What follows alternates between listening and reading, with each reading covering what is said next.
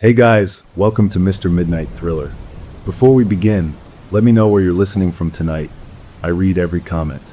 If these stories help you relax or fall asleep, feel free to like, share, or subscribe, only if you feel this channel deserves it.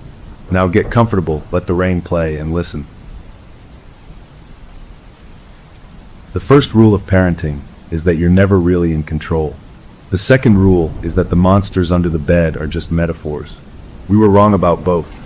It started with a giggle from the playroom at 3 in the morning. I'm just a regular guy, my name is David, and that night I was just a thirsty dad stumbling to the kitchen. But that sound, that tiny laugh in the deep dark, stopped me cold. My heart started doing that stupid thumpy dance against my ribs. I crept to the playroom door, my brain already trying to explain it away. Maybe she left a cartoon on. Maybe it was a dream.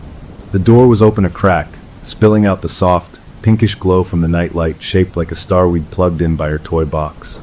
I peeked in. There she was, my 5-year-old, sitting cross-legged on the floor in her footy pajamas.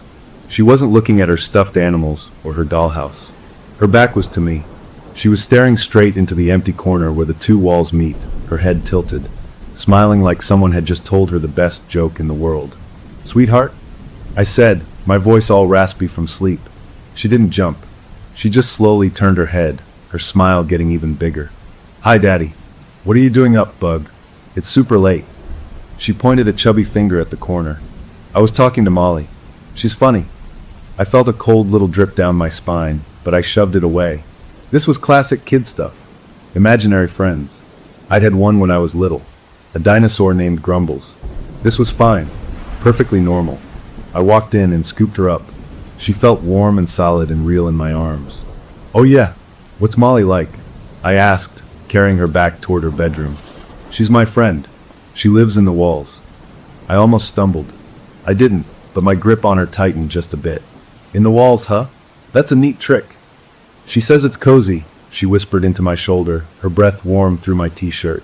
I tucked her back into bed, smoothed her hair, and told her Molly probably needed to sleep too. She nodded seriously, her eyes already closing. "Okay. Night, Daddy. Tell Mommy I said hi to Molly." I stood there in the dark of her room for a minute, watching her chest rise and fall. My wife was sound asleep, dead to the world. I didn't wake her.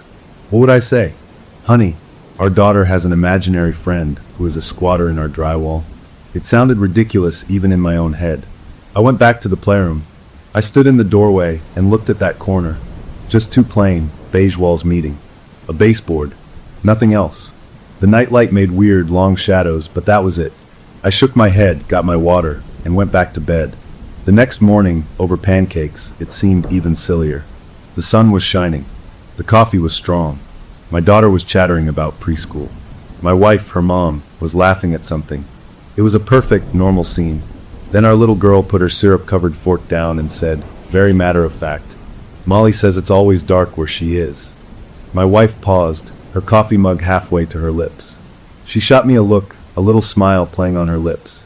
"Imaginary friend," her look said. I gave a tiny shrug back. "See? Told you." But then our daughter continued. "And the dirt tastes like old pennies." My wife's smile froze. The mug didn't move. Her eyes, which had been on me, slid slowly to my face. I saw the amusement drain out of them, replaced by something else. A flicker of something cold. Because I knew, and she knew, exactly what our daughter was describing. A month before, a pipe under the house had sprung a leak. I'd had to crawl under there to fix it. It's a space maybe 2 feet high, just a dark, cramped cavity between the floor of our house and the earth. And it is always, always dark down there. Pitch black. And the smell, it's damp, mineral, like wet concrete and metal. Like old pennies. I had come out covered in gray, gritty dirt, spitting the taste of it out of my mouth. Our daughter had never been under the house. She'd been at her grandma's the weekend I did the repair. We never talked about it, because who talks about the taste of crawl space dirt? "That's quite an imagination, sweetie," my wife said, her voice a little too high. She put her mug down carefully. Our daughter just beamed, proud of herself, and went back to stabbing her pancakes. That was the first crack. The rest of the day, we did the parent dance. We rationalized. We quoted articles we'd half remembered about creative development and healthy social exploration. We decided, over a hushed conversation while loading the dishwasher, to play along. To indulge it. Treat it like a game. So at dinner, we asked about Molly. What does Molly like to play? My wife asked, passing the peas. Our daughter thought about it. She likes quiet games, and she says we can't put toys in the corner. That's her spot. We agreed. Of course. We didn't want to upset her. We moved the little toy bin a foot away from the corner. Just like that, we physically cordoned off a part of our home for an entity. We gave it territory. It felt stupid, but also strangely necessary. Like following a rule we didn't understand. After we put her to bed that second night, I felt a low, persistent itch between my shoulder blades. A protective instinct, I told myself. Just my dad radar pinging. I went out to the garage, to the far wall where the metal hatch to the crawl space was set into the concrete foundation. It was a heavy, square thing like a submarine door, with a big brass padlock securing it shut.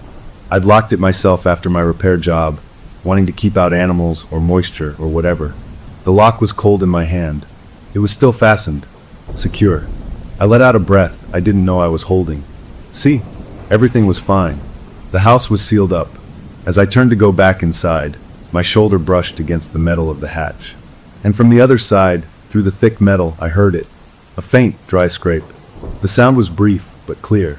It wasn't a pop or a creak from the house settling. It was a deliberate, dragging sound, like something with long, hard fingernails had slowly, gently, drawn a single line across the inside of the hatch. I stood there, my blood turning to ice water. I didn't move. I barely breathed. I listened so hard my ears hurt. Nothing. Only the hum of the garage freezer. My mind scrambled. A tree root. A rat? But rats don't have fingernails that scrape. And roots don't move once. I forced myself to walk back into the house, to lock the door from the garage behind me. I didn't tell my wife. What was I going to say? I heard a creepy noise. She'd tell me it was the house, the pipes, the wind. And she'd be right. She had to be right. The next few days, Molly became a third member of the family. Our daughter talked about her constantly. Molly didn't like loud noises. Molly thought her green dress was pretty. Molly said the vacuum cleaner was too loud. We nodded and smiled, but the air in the house started to feel different. It felt watched. I found myself avoiding that corner in the playroom, giving it a wide berth like it was a wasp's nest. My wife started glancing at the walls, her eyes tracing the lines where they met the ceiling, a little frown on her face. She mentioned a damp patch on the playroom wall, the one that shared a side with the crawl space, that we could never seem to paint over properly. It was just a faint shadow, but she kept looking at it now. I couldn't shake that scraping sound.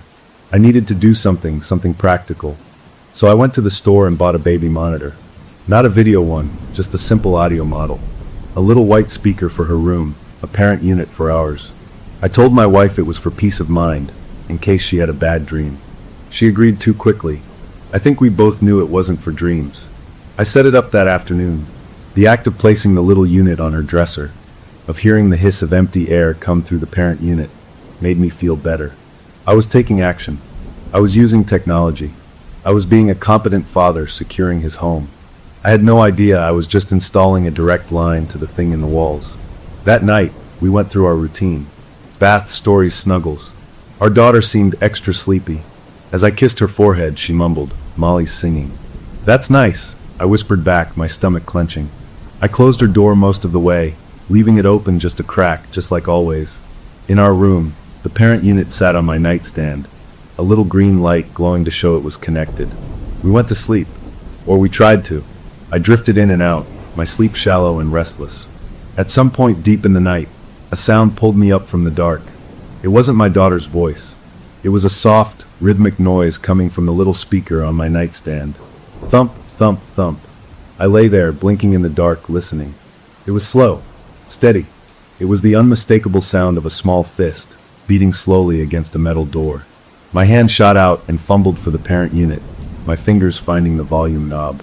I turned it down, then up, as if that would change what I was hearing. Thump, thump, thump. It was faint, but clear. It was coming from her room. But her room didn't have a metal door. The only metal door in the house was in the garage. I sat bolt upright. My wife was still asleep beside me. I swung my legs out of bed, my feet hitting the cool floor. I had to check. I had to see. I crept out of our room and down the short hall. Her door was still ajar. The thump, thump, thump was slightly louder here, not coming from the monitor now, but seeping out from her room. My heart was hammering so hard I thought it would crack a rib. I pushed the door open slowly. The room was bathed in the soft blue light of her moon and stars nightlight. She was in bed, asleep. Her covers were pulled up to her chin, one hand tucked under her cheek.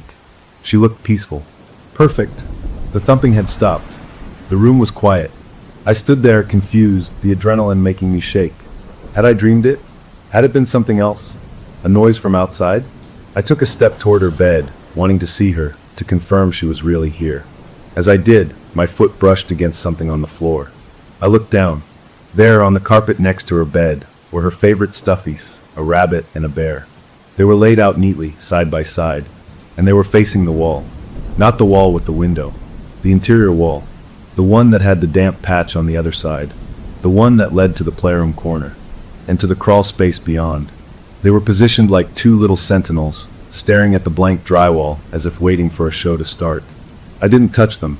I just backed out of the room, pulling the door closed until the latch clicked with a finality that echoed in the hall. I went back to my bedroom, my legs feeling like wood. The parent unit was quiet now, just emitting a soft, empty hiss. I got back into bed and stared at the ceiling, listening to that hiss and the sound of my own breathing. I didn't wake my wife. I just lay there, knowing in my bones that the rules had changed. The game wasn't a game anymore, and we had already given away the first move. The house was quiet, but it was the kind of quiet that feels full, like the pause before a thunderclap. Everything was in its place. My family was safe in their beds, and I had never been more certain that we were not alone. We started calling it sleepwalking because being summoned wasn't in any of the parenting books. The night after I found the stuffed animals on guard duty, I woke up to an empty space next to me. My wife was gone too. A bolt of pure panic shot through me, but then I heard her voice, hushed and tense, from the hallway. "Honey, in here." I scrambled out of bed. She was standing in the doorway of our daughter's room, her hand over her mouth. The bed was empty, the covers thrown back. "She's not here," my wife whispered, her voice cracking. We moved together, a two-person search party in the dark, our hearts pounding a frantic rhythm. We checked the playroom, the bathroom, the living room.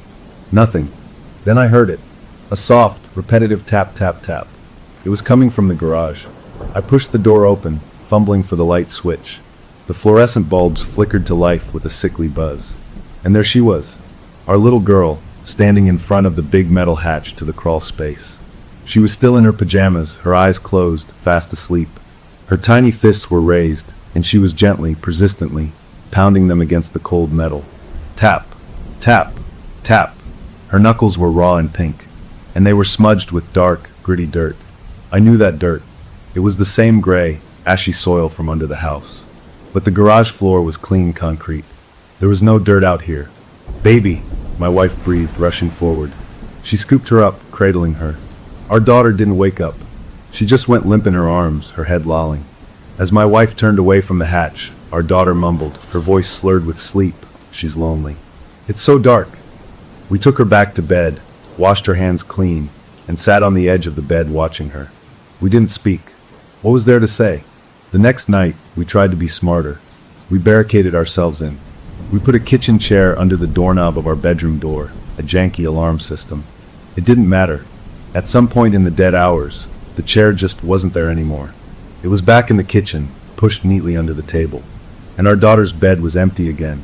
This time, we found her in the hallway closet, the one under the stairs, her face pressed against the inside of the door, her palms flat on the wood. She was whispering, a fast, eager chatter we couldn't understand. It was like she was on a play date in there. The night after that, she made it to the basement door, her fingers curled around the knob, trying to turn it. She was a sleepwalking compass needle, and true north was always a locked door, a closed-off space, a threshold to somewhere we didn't want her to go. We were fraying, coming apart at the seams. My wife made an appointment with the pediatrician. We sat in the cheerful, sticker-covered exam room and laid it out. The imaginary friend, the sleepwalking, the things she said. The doctor, a nice woman with a kind smile, listened carefully. She checked our daughter's eyes, her ears, her reflexes. She asked her about Molly. Our daughter, swinging her legs, happily described her friend in the walls. The doctor nodded, made a note. Then she turned to us, her expression professional and calm. "Nothing physically wrong," she said. "This is very common. Vivid imagination, maybe some anxiety manifesting. Could be something at preschool. A change in routine. She suggested a child therapist if it continued, offered pamphlets on healthy sleep habits. We left with a prescription for reassurance, but it felt like ash in our mouths. Our terror had been diagnosed as an overreaction. Science had no box to check for thing in the crawl space. The divide between us started that afternoon. My wife wanted action. Direct, physical action. "We need to open that hatch," she said, her voice low and fierce in the kitchen. "We need to go down there with flashlights and see what's really there. Rip it out." I argued for reason, or what was left of it. And if we find nothing? Or worse, if we find something and make it angry? Maybe we call someone. A priest. Or that therapist. "A therapist can't fix this," she snapped, and it was our first real fight about Molly. A crack in our united front, and the cold air of fear blew right through it. After that, I went to the hardware store. I bought the biggest, meanest-looking padlock I could find. It was hardened steel, advertised as weatherproof and tamper-resistant. It felt solid and cold in my hand, a symbol of control. I installed it on the crawl space hatch that evening, right over the old brass one. I made a show of it, snapping the shackle into place with a loud, satisfying click that echoed in the garage. I jangled the keys. "There," I told my wife. "Nothing is getting through that." She looked at the new lock, then at me, her eyes hollow. She didn't say anything. She just walked back inside. That night, we huddled around the baby monitor like it was a campfire telling us our fate. We listened to the rustle of our daughter's sheets, her soft snores.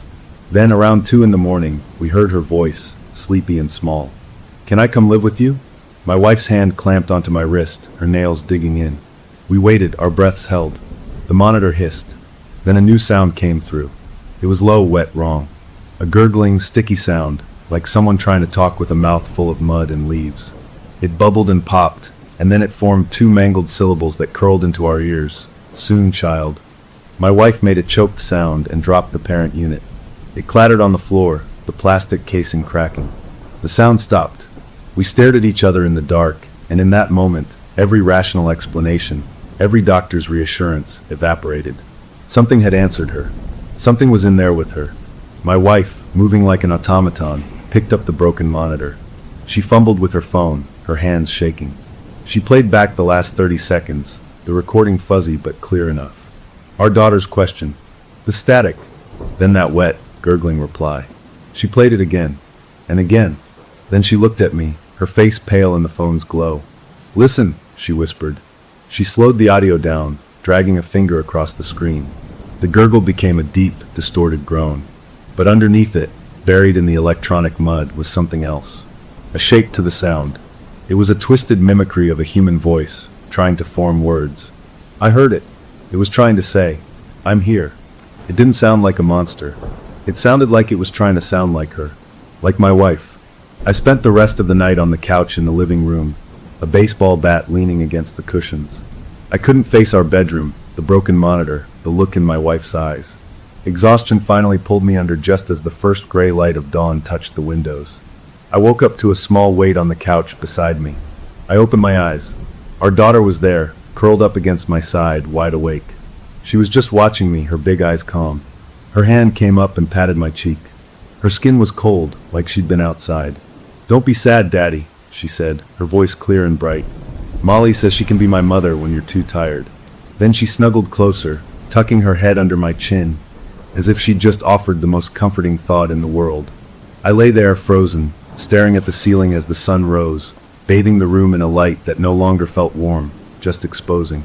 The new lock was on the hatch, the doors were all closed, but the real barrier had been breached. It wasn't in the walls anymore. It was in her head, and it was learning how to use her voice to tear ours out. There are 3 types of locks. Ones that keep people out, ones that keep things in, and ones that are just polite suggestions to whatever lives in the dark. After my daughter's chilling announcement on the couch, a kind of grim numbness set in. We moved through the next day like ghosts in our own home. We didn't talk about what she'd said. We didn't talk about the gurgling voice on the monitor. We just did the motions. Breakfast, getting dressed, playing with blocks on the living room floor, always steering her away from the playroom corner. The massive new padlock on the crawl space hatch became a weird touchstone for me. I'd go out to the garage just to look at it, to see its cold, steel face staring back, telling me I had secured something. It was my totem of denial. The day after the dawn couch conversation, I needed to fix a leaking sink trap. I headed to the garage to get my toolbox. My eyes went straight to the hatch, as they always did now. And my heart just stopped. The padlock wasn't locked. The big, hardened steel shackle was pulled out, hanging loose on the hasp. The lock itself was just sitting there open. I knew, with a certainty that turned my bones to ice, that I had locked it. I had made a point of it every single night, checking it like a ritual. I stood there, my tool forgotten in my hand. I walked over slowly, my knees feeling weak. I reached out and touched the lock. It was cold. I lifted it. It wasn't broken. There were no scratches, no marks of a tool. It was just opened. I fumbled in my pocket for the key, a special small key on its own ring. It was still there. I shoved the shackle back into the body of the lock and turned the key. It clicked, locking again. But the act felt meaningless. It had already been undone. I backed away, my eyes fixed on the hatch. Nothing moved. No sound came from behind it, but the message was clear. Your rules don't apply here. I didn't tell my wife about the lock. I couldn't. She was hanging on by a thread. Instead, I forced myself to go back inside and fix the sink, my hands trembling the whole time. Later that afternoon, I found my daughter in the playroom. She wasn't looking at the corner. She was on the rug, carefully drawing with her crayons. But she wasn't drawing on paper. She was drawing on a long, gray, twisted stick she held in her other hand. I knelt down beside her. "What you got there, Bug?" She held it up proudly. "Molly gave me a present. It's for drawing." I took it from her gently. It wasn't a stick. It was too straight in some places, too jointed in others. It was brittle and dry like old bone. It was segmented like a giant insect's leg, and one end was stained a rusty, flaky brown. It smelled, a damp, earthy smell, like the worst part of a forest floor, and underneath it, a sharp, coppery tang I recognized but didn't want to name. My stomach rolled. "Where did you get this?" I asked, keeping my voice level. "Molly put it in my toy box," she said, going back to her coloring. "She finds neat stuff." I walked to the kitchen trash can, my skin crawling. I threw the thing in, pushing it down under coffee grounds and eggshells. I washed my hands 3 times, scrubbing under my nails. As I turned off the water, a sound started. It was a sharp, furious scratching from inside the wall. Not a random settling noise. This was fast, angry, deliberate. It came from directly behind the kitchen trash can, right where I had just thrown her present away. It went on and on, a relentless scraping of something hard against the inside of the drywall, for what felt like an hour, but was probably only a minute or 2. Then it stopped, abrupt and complete. My wife came into the kitchen, her face white. "What was that?" All I could do was shake my head. That night, my wife broke. We were cleaning up after a quiet, tense dinner. Our daughter was playing with her dolls. My wife just sank to her knees in front of her, right there on the living room floor. She took our little girl's hands in hers. Her voice was desperate, pleading. "Sweetie, please, what does Molly want? Just tell Mommy. What does she want?" Our daughter stopped moving her doll. She looked down at her mother with an expression that was too calm, too patient for a 5-year-old. She said it plainly, like she was explaining why the sky is blue. She wants a family. She's been alone since the old people went away. The words hung in the air. My wife rocked back on her heels as if she'd been pushed. The old people. We bought the house from a family estate. The realtor said the previous owner, an elderly woman, had moved to a specialized care facility out of state. We'd never thought twice about it, until now. After our daughter was in bed, I went to the town's public records website. It took some digging, past the basic sale information. I found a local news digest, a small paragraph from a few years back. It wasn't about a move. It was an obituary. The elderly woman had died in the house, of natural causes, and she hadn't been found for nearly 2 weeks. 2 weeks, alone in this house. A cold wave washed over me. She hadn't gone away. She had stayed. And something else had stayed with her, or maybe had been waiting for her. And now it was lonely. Rationality was a distant memory. I wasn't trying to prove anything to a doctor or a priest anymore. I needed to prove it to myself. I needed to see. I found my old smartphone in a drawer, one with a decent camera and a lot of storage. I charged it up. I downloaded a motion-activated security app. That night, after everyone was asleep, I did a crazy thing. I set the phone on a bookshelf in the hallway, pointed so it could see my daughter's bedroom door and the door to our room at one end, and the entrance to the living room and the garage door at the other. It was a perfect crossroads. I turned off all the lights, and let the phone's night vision take over. Its little green power light glowed in the dark like a cynical eye. I went to bed, but I didn't sleep. I stared at the ceiling, listening to the house. It was a quiet night. No sleepwalking, no tapping, just the normal creaks and groans of a house at rest, or pretending to rest. In the morning, I waited until my wife took our daughter outside to play in the backyard. I grabbed the phone from the shelf. My hands were slick. I opened the app. It had recorded 3 motion events. The first was just me, walking down the hall to bed, looking like a ghost in the green-tinted night vision. The second was my wife, getting up to use the bathroom around 1 a.m. The third was at 3:07 a.m. The timestamp glowed in the corner. The hallway was empty, a tunnel of green and black. Then, from the bottom of the frame, a shadow moved. It didn't walk into view. It unfolded. It seeped out from the darkness under the small hall table we kept by the garage door. It was long and thin, a stain of deeper black against the dark floor.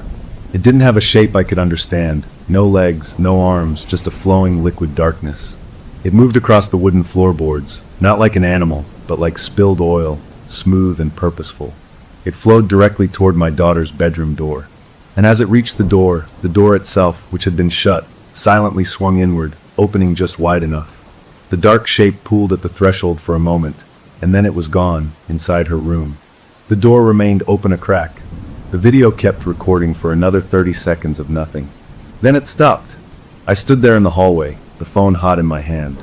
I felt the world tilt. I had proof. Undeniable, digital proof. It wasn't sleepwalking. It wasn't imagination. Something was coming out of the bones of the house and going into my daughter's room at night. I didn't feel vindicated. I felt gutted. The last of the safe, explainable world drained away through a hole in the floor, and I was left standing in the cold, real truth. I had to show my wife. This would end the arguing. This would make us unified again in our terror. We would have to leave. We would have to run. As I turned to go find her, a small, dry sound made me jump. It came from the wall to my left, the one that separated the hallway from my daughter's room. It was a faint, papery whisper, so close it sounded like it was right beside my ear, speaking through the plaster. It was 3 words, clear and cold. I see you. I dropped the phone. It clattered on the floor, the screen going black. I didn't pick it up. I just backed down the hall, my eyes locked on the innocent-seeming wall, until my back hit the front door. The house was still. The sun shone through the windows. From the backyard, I could hear my daughter laughing. But inside, the hallway felt like a tunnel that led somewhere else entirely, and I had just looked down its length and seen the destination. We bought the camera to prove nothing was there. The video proved we were already sharing our home.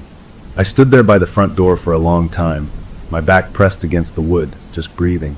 The whisper in the wall had faded, but its meaning was stuck in my head, a cold splinter in my brain. I see you. It knew I was watching. It didn't care. Maybe it even wanted to be seen. I finally forced myself to move. I picked up the phone from the floor. The screen was cracked, a spiderweb of lines over the frozen image of the empty green hallway. But it still worked. I tucked it into my pocket like it was a live grenade and went to the backyard. My wife was pushing our daughter on the swing. She saw my face and her smile vanished. She knew. "Honey, can you go collect some pretty rocks for Molly?" she said to our daughter, her voice too bright. Our little girl hopped off the swing and skipped toward the flower bed. My wife walked to me, her eyes searching mine. "What happened?" I pulled out the phone. "We need to watch this." Inside. We went to the kitchen, the heart of the house, where the lights were bright. I felt like a fool for thinking brightness mattered anymore. I set the phone on the table, found the right video, and handed it to her. I watched her face as she watched it. I saw the confusion at first, the squint at the greenish gloom. Then I saw the exact moment she saw the shadow detach from under the table. Her lips parted. Her hand flew to her mouth. Her eyes went wide, glued to the screen as the thing flowed across the floor. When the door swung open by itself and the darkness slipped inside, a small, wounded sound escaped her throat. She put the phone down, pushing it away like it was on fire. She looked at me, and in her eyes, the last flicker of doubt, the last hope for a normal explanation, went out. It was like watching a light being switched off in a faraway window. "It's real," she said. It wasn't a question. "It's in her room." "It was," I said, and it talked to me, through the wall. After. She just nodded, as if that was the only logical next step. The crisis was no longer about our daughter's imagination. It was about a literal, physical infestation. The thing in the walls was real, and it was interacting with our child. The parental switch flipped from fear to a frantic, electric need for action. "We have to leave," my wife said, her voice low and urgent. "Right now. We pack a bag and we go. To my mom's. To a hotel. Anywhere." "Yes," I said. It was the first thing we'd agreed on completely in days. We moved fast, a coordinated team of pure panic. We didn't discuss it. We just started. She ran upstairs and began throwing clothes into suitcases. I went to the hall closet and pulled out our big duffel bags. Our daughter came in from outside, her hands full of dirty pebbles. "Look what I found for Molly's collection." "That's great, sweetie," my wife called down, her voice strained. "Why don't you go watch a cartoon? Mommy and Daddy are doing a project." She seemed happy with that and plopped down in front of the TV. We worked around her, a whirlwind of zippers and folded fabric. We were escaping. The plan was simple, beautiful in its clarity. Get in the car and drive.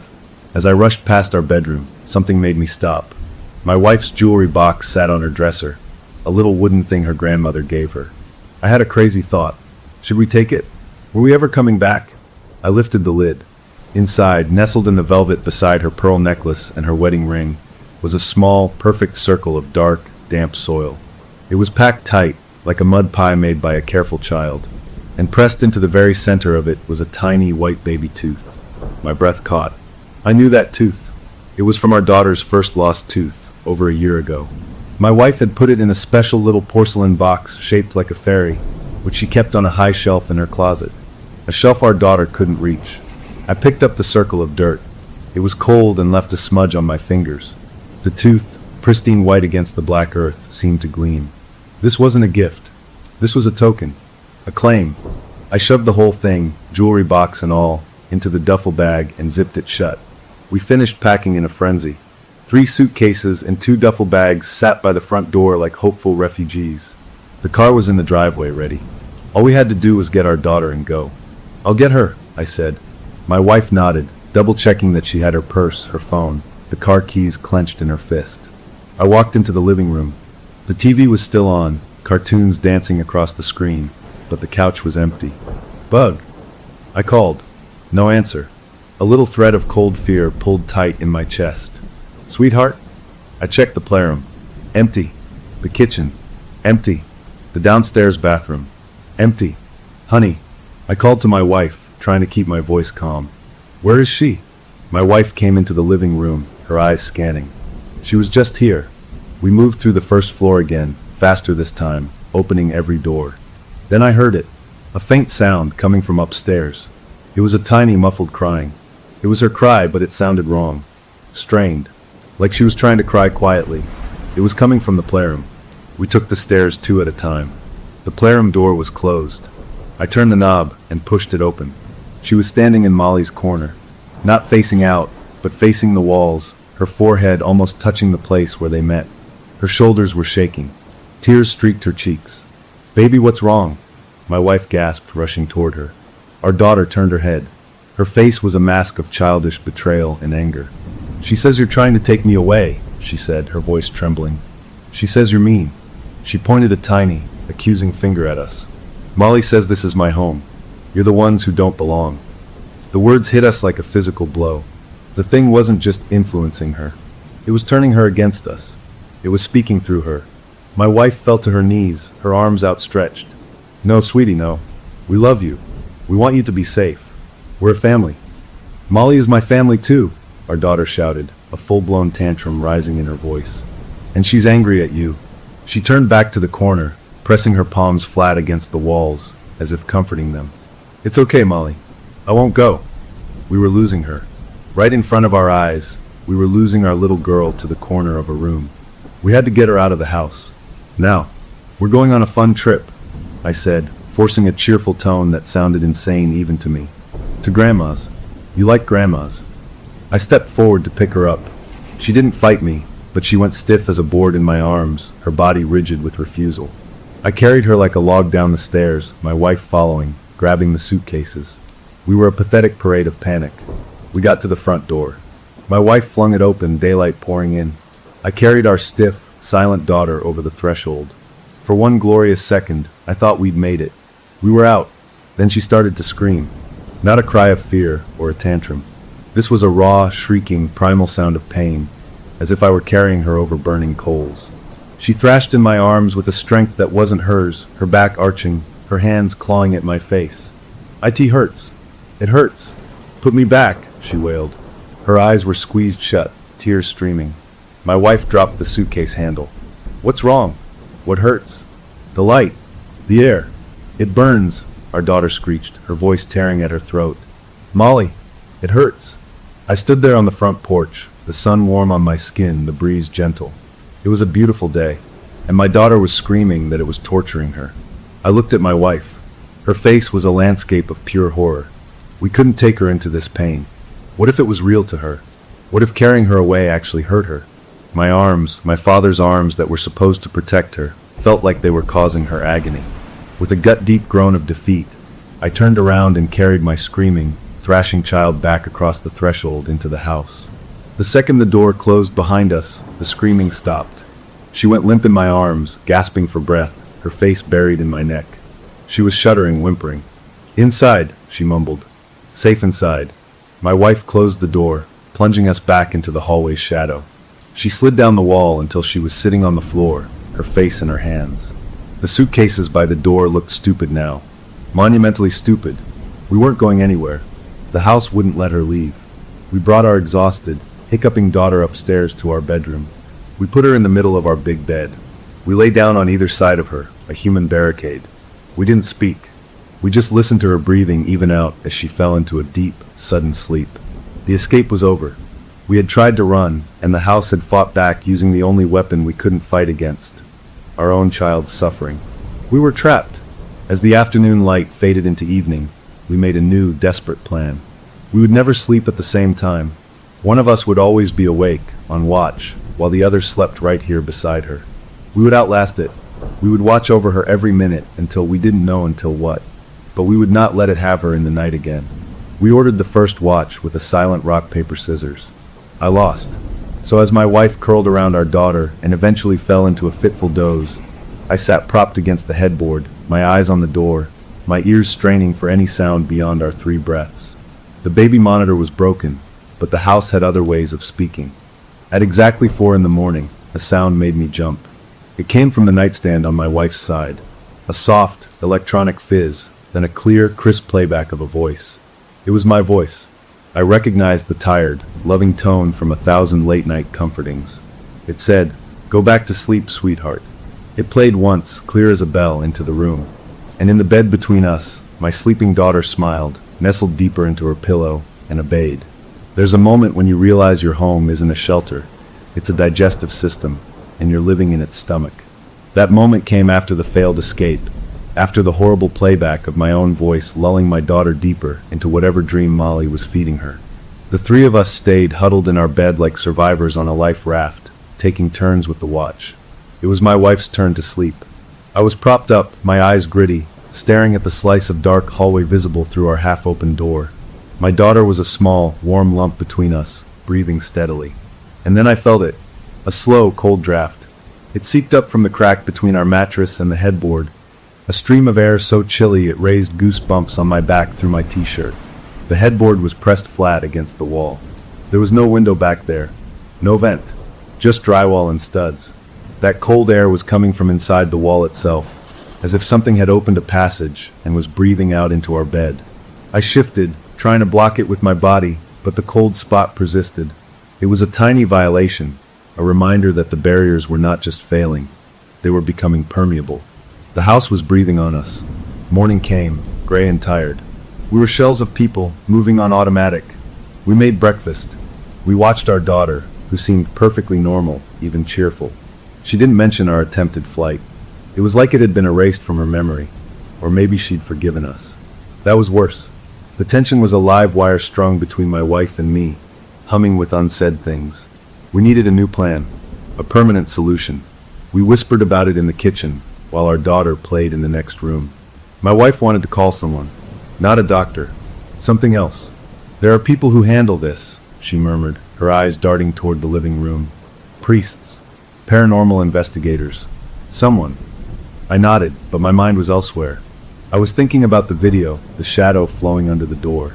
I was thinking about direct action. If it was physical, it could be fought. Maybe. The division was still there, a crack we couldn't seal. The day dragged on. In the afternoon, my wife went upstairs to take a shower, a moment of normalcy that felt brave. I was on the couch, pretending to read a magazine, my senses tuned to my daughter building a block tower nearby. Then I heard a sound from upstairs. A thump. Not loud, but definite. Then the shower was still running, but I couldn't hear the water hitting the tub anymore. A different sound. A panicked, muffled cry. I was on my feet in an instant. "Stay here." I barked at my daughter, and I took the stairs 2 at a time. Our bedroom door was closed. I threw it open. The room was empty. The bathroom door was open, the shower still spraying into an empty stall. "Honey," I called, my voice cracking. No answer. A cold dread, sharper than any before, pierced me. I ran to my daughter's room. Empty. The playroom. Empty. I was shouting now my wife's name, a raw, scared sound. I ran back to our room, my brain firing in a million directions. Then I saw it. The closet door. Our walk-in closet. It was wide open, and the inside was wrong. The clothes, usually hanging neat, were shoved roughly to the sides. And in the back wall of the closet, the drywall was torn away. A ragged, jagged hole had been ripped open, about the size of a laundry basket. It wasn't a clean break. It looked clawed out. Bits of white plaster and pink insulation lay scattered on the carpet like confetti. And the hole led into blackness. Into the space inside the walls. I didn't think. There was no plan. My wife was gone. The house had taken her. I dropped to my knees and crawled into the hole. The space was tight, dusty, and dark. My shoulders brushed against wooden studs. Cobwebs stuck to my face, thick and old. The only light came from the closet behind me, fading quickly. I could see the ghostly pink tufts of insulation between the studs. The air was stale and cold and tasted of dust and mold. I crawled forward, my heart hammering against the floorboards just above my head. "Can you hear me?" I yelled, my voice muffled and flat in the cramped space. No answer. I kept going, turning my head to try and see. Then my hand landed on something that wasn't wood or insulation. I fumbled, picked it up. It was a strip of flannel, light blue with little clouds on it. It was from my wife's favorite pajama pants. It was snagged on a protruding nail, torn clean off. A few inches beyond it, in the thick layer of dust on a horizontal beam, was a handprint. I stared at it. It was a fresh mark, fingers splayed. But it wasn't right. The fingers were too long, too thin. And there were too many knuckles. Each finger seemed to bend in 2 extra places. It wasn't a human hand. Something had crawled through here, dragging my wife, and it had paused to press its long, twisted hand down right beside her torn clothing. A wave of nausea hit me. I couldn't go further. The tunnel narrowed, branching off into absolute blackness. I was in the guts of the house, and I was lost. I backed out, scrambling, desperate for the light of the closet. I tumbled out onto the carpet, gasping, covered in grime and webs. I had to find my wife. The house had taken her into its walls. I ran, stumbling down the stairs. "Mommy's gone," my daughter said, looking up from her blocks. She didn't seem worried.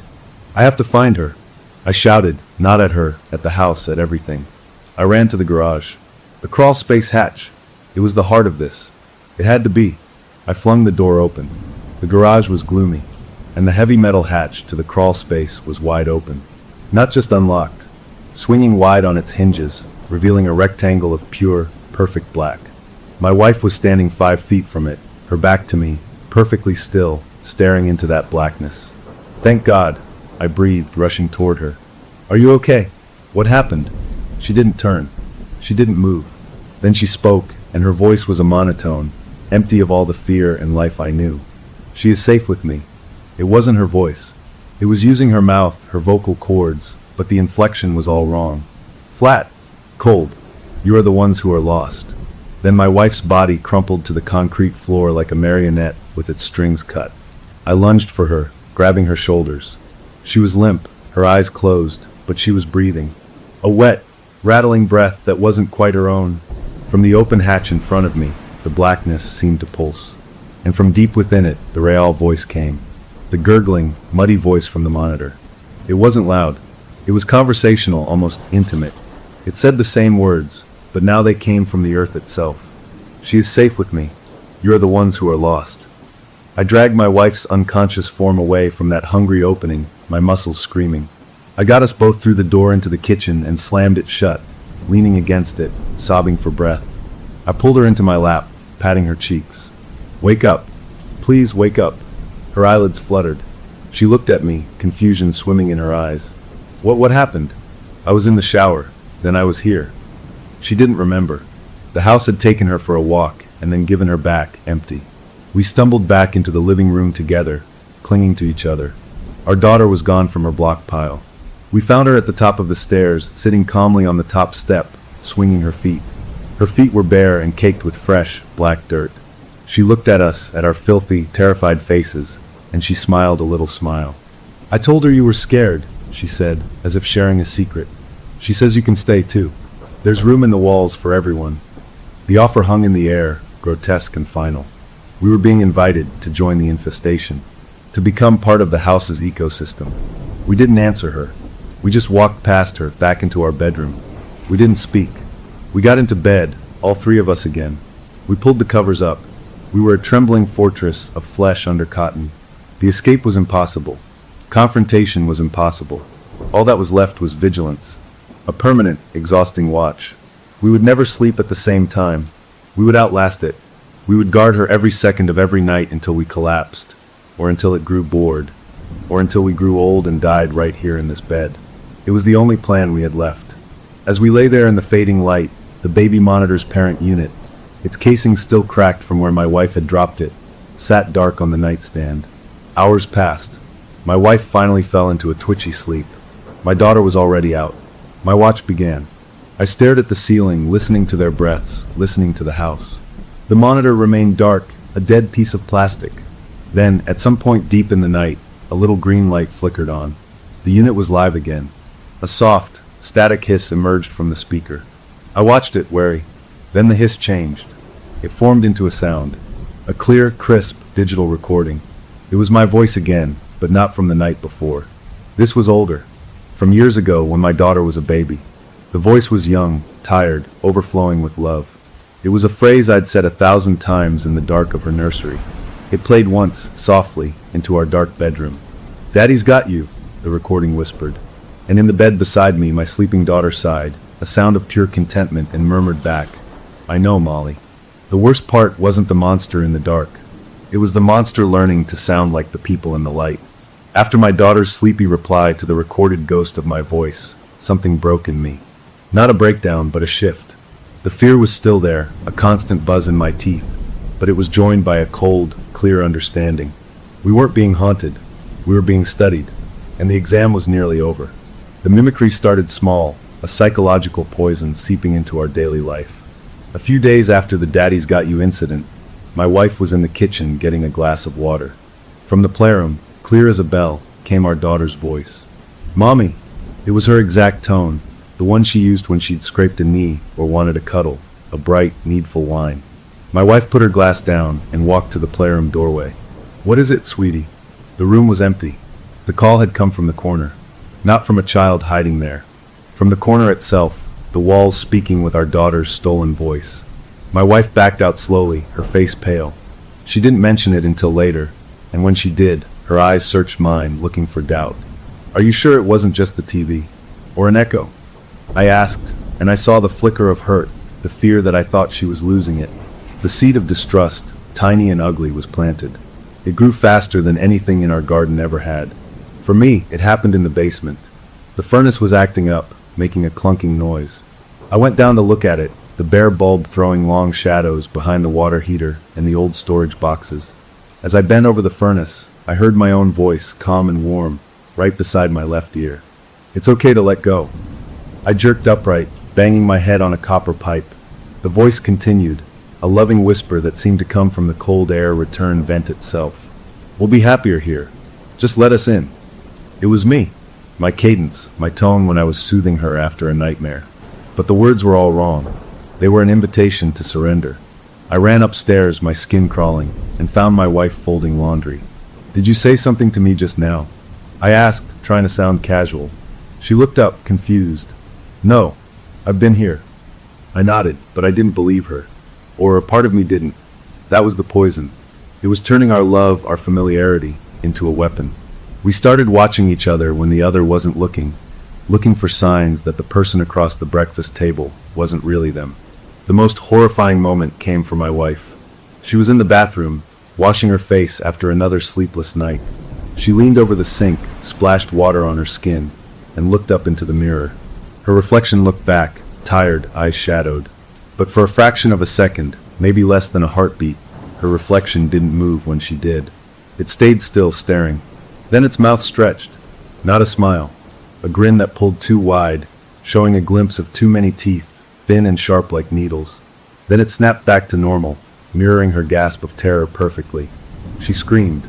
I found her on the bathroom floor, shaking, pointing at the mirror, which now showed only her terrified, real face. It smiled at me, she kept saying. It had her smile, but it wasn't her. She meant our daughter. The thing was learning our faces, our expressions, and twisting them. Our daughter was changing too. She became a messenger, a little ambassador for the thing in the walls. She didn't just talk about Molly anymore, she delivered decrees. Molly says you're too loud at night, she'd tell us, her small face serious. Molly is hungry. She likes it when we're quiet. She started refusing my wife's touch sometimes, flinching away from a hug as if burned. She would set 2 places at her little tea table. One for her, one for Molly, always with the second chair facing the forbidden corner. We were being conditioned. Our behavior was being modified by a third party we couldn't see, using the one person we couldn't ignore. One afternoon, I found myself alone in the garage, staring at the closed crawl space hatch.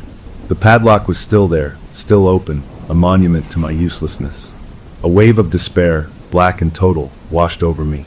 I was so tired, so desperately, bone-deep tired of being afraid in my own home. I took a step toward the hatch. I didn't open it. I just knelt in front of it, close enough to feel the cool metal radiating. In a low voice, a voice of defeat, I spoke to the black seam around the door. What do you want? I whispered. Just tell me. Make me understand. I waited. There was no gurgle, no whisper. But after a moment, I heard a sound. A soft, rhythmic sigh. It was the sound of breathing, but slow, slower than any human could manage. In, out. And with each exhale, the fine dust on the concrete floor in front of the hatch stirred. It puffed up, little clouds of gray, and as the dust settled, it wasn't random. It seemed to form letters, shapes. I stared, my eyes aching. One word, formed from the disturbed filth. It was faint, maybe my mind making patterns from chaos, but I saw it as clear as if it had been written. Belong. That was the answer. It didn't want to scare us away. It wanted us to stay, to become part of it. The division between us, husband and wife, was now a canyon. She wanted to fight, to find someone who knew how to fight this. An exorcist, a shaman, someone with holy water and chants. I was sinking into a terrifying resignation. One night, after another tense, wordless dinner, I snapped. Maybe we should just listen to it. The words burst out of me, harsh and loud. My wife stared at me, as if I'd grown a second head. What are you saying? It knows her. I cried, gesturing toward our daughter's room. It knows her better than we do now. It talks to her all night long. Maybe we need to try to communicate. To negotiate. The word felt foul in my mouth. My wife's face went from shock to revulsion. Negotiate? With the thing that's stealing our daughter? Have you lost your mind? It was our worst fight yet, not shouts but hisses, full of tears and terrible, whispered accusations. We were splintering, and the thing in the walls was the wedge. The mimicry got bolder. A few days later, my wife was putting away laundry. She opened my sock drawer and let out a small, choked sound. Every single pair of my socks, every one, was tied together. Not just knotted. Tied in intricate, impossibly tight little bows, the kind that take patience and small, clever fingers to execute. They were knotted so tightly she had to cut them apart with scissors. Our daughter couldn't tie bows that well yet, but something with nimble, patient hands could. The message was clear. It could touch our things. It could get that close, anytime it wanted. Our vigilance was a joke to it. The final straw for our sense of reality came on a Thursday night. It was my wife's watch. I was in a deep, dead sleep, the kind that comes from utter exhaustion. I was dreaming of nothing, a blank, black peace. Then a sound pulled me up. It was singing. A soft, sweet, gentle singing coming from the baby monitor. It was my wife's voice, singing our daughter's favorite lullaby. The one she'd sung every night for years. Hush now, my baby, don't make a peep. The love in the recorded voice was so real, so palpable, it ached. I smiled in my sleep, soothed by it. Then my brain caught up. The monitor. The singing. I forced my eyes open. The room was dark. The monitor on my nightstand glowed with its little green eye, the lullaby threading softly through the room. I turned my head on the pillow. My wife was lying beside me, fast asleep. Her lips were together, sealed. Her chest rose and fell with the slow, deep rhythm of unconsciousness. The singing was not coming from her. It was coming from the walls, from the vents, from the very air, using a perfect recording of her most tender sound to serenade us in the dark. I reached out and shook her shoulder hard. She woke with a start. "Wah! Listen," I whispered, my voice raw. The lullaby continued for another line, then faded into static, and the green light on the monitor went out. "Was that you?" I asked, though I knew the answer. She looked at me, her eyes wide with a horror that mirrored my own. "I was asleep," she breathed. "You know I was asleep." We lay there, not touching, staring at the ceiling. The trust was gone. Completely. We could no longer trust our own ears, our own eyes, our own memories. The monster wasn't just in the walls. It was in our heads, wearing our voices, replaying our love back to us as a weapon. It had won without ever showing us its face. The only thing left was the terrible, unspoken question that hung between us in the dark. If it could sound like us, could it look like us too? And if it could, how would we ever know the difference?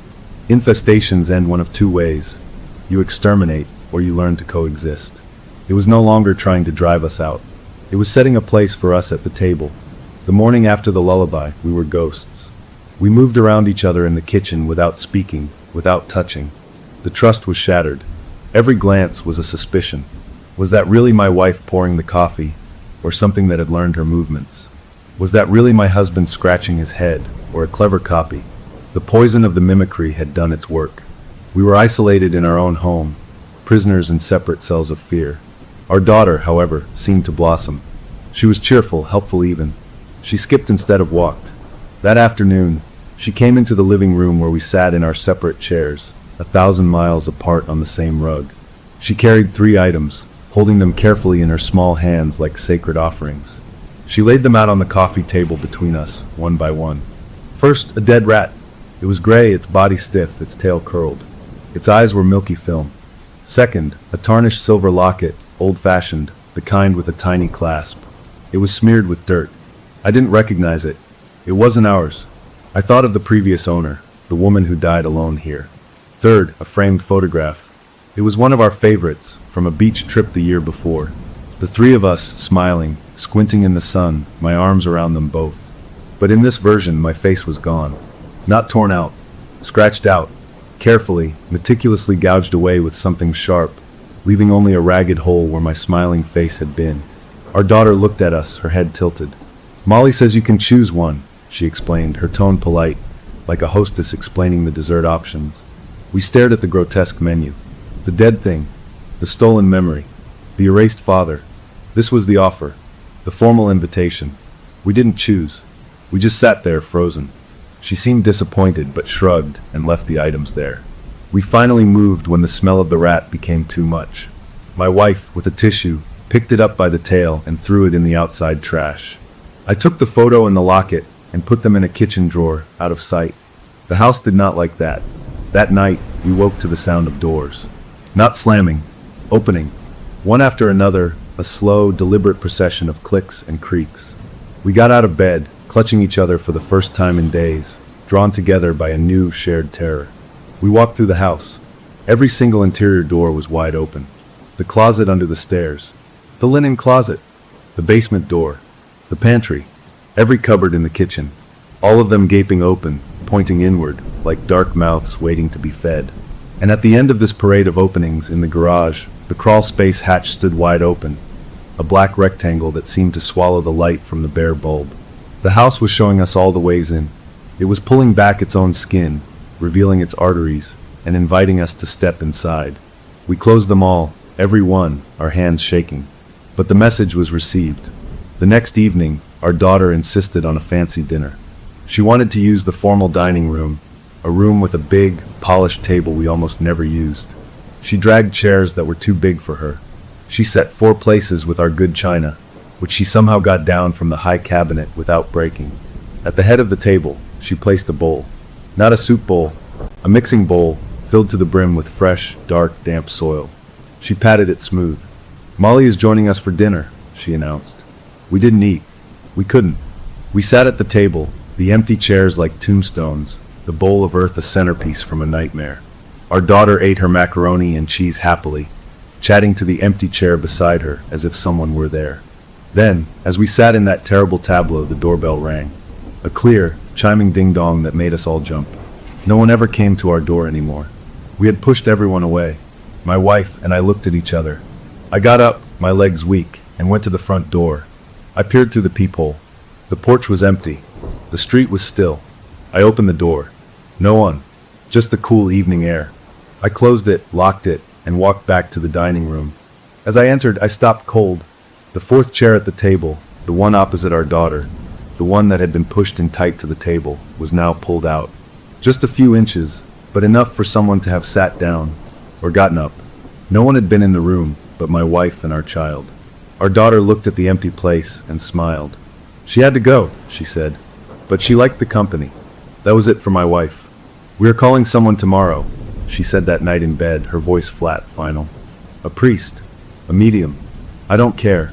We're getting this thing out of our house." I didn't argue. I just stared at the wall. But a different idea, a dark, crazy idea born of exhaustion and despair, was rooting in my mind. What if you couldn't get it out? What if this was just the ecosystem of this house, like mold in the bathroom, and we were the irritants? What if the only way to end the fear was to accept the offer? I didn't say this. I just nodded. The next day, we caught our daughter doing something that broke the last of my wife's heart. She was kneeling by the heating vent in the living room, carefully pushing little pieces of her turkey sandwich through the metal grill, into the dark duct below. "What are you doing?" my wife asked, her voice trembling. "Molly is hungry," our daughter said, not looking up. "You aren't feeding her right." My wife reached for her. "Stop that! We don't feed things in the vents." Our daughter yanked her arm away, a shocking gesture of rejection. Then she did something she hadn't done since she was 2. She threw a full, screaming tantrum. She threw herself on the floor, kicking and wailing. "You're starving her. You're mean. I want my other mother. Molly is my real mother now." The words were like physical blows. My wife staggered back, her hand over her mouth, tears streaming down her face. She ran from the room. I was left with my screaming child, who was now not just influenced by the thing in the walls, but had fully, emotionally transferred her allegiance. That was my breaking point. A red, roaring rage filled me, burning away the fear, the despair, the crazy thoughts of negotiation. This thing was taking my child.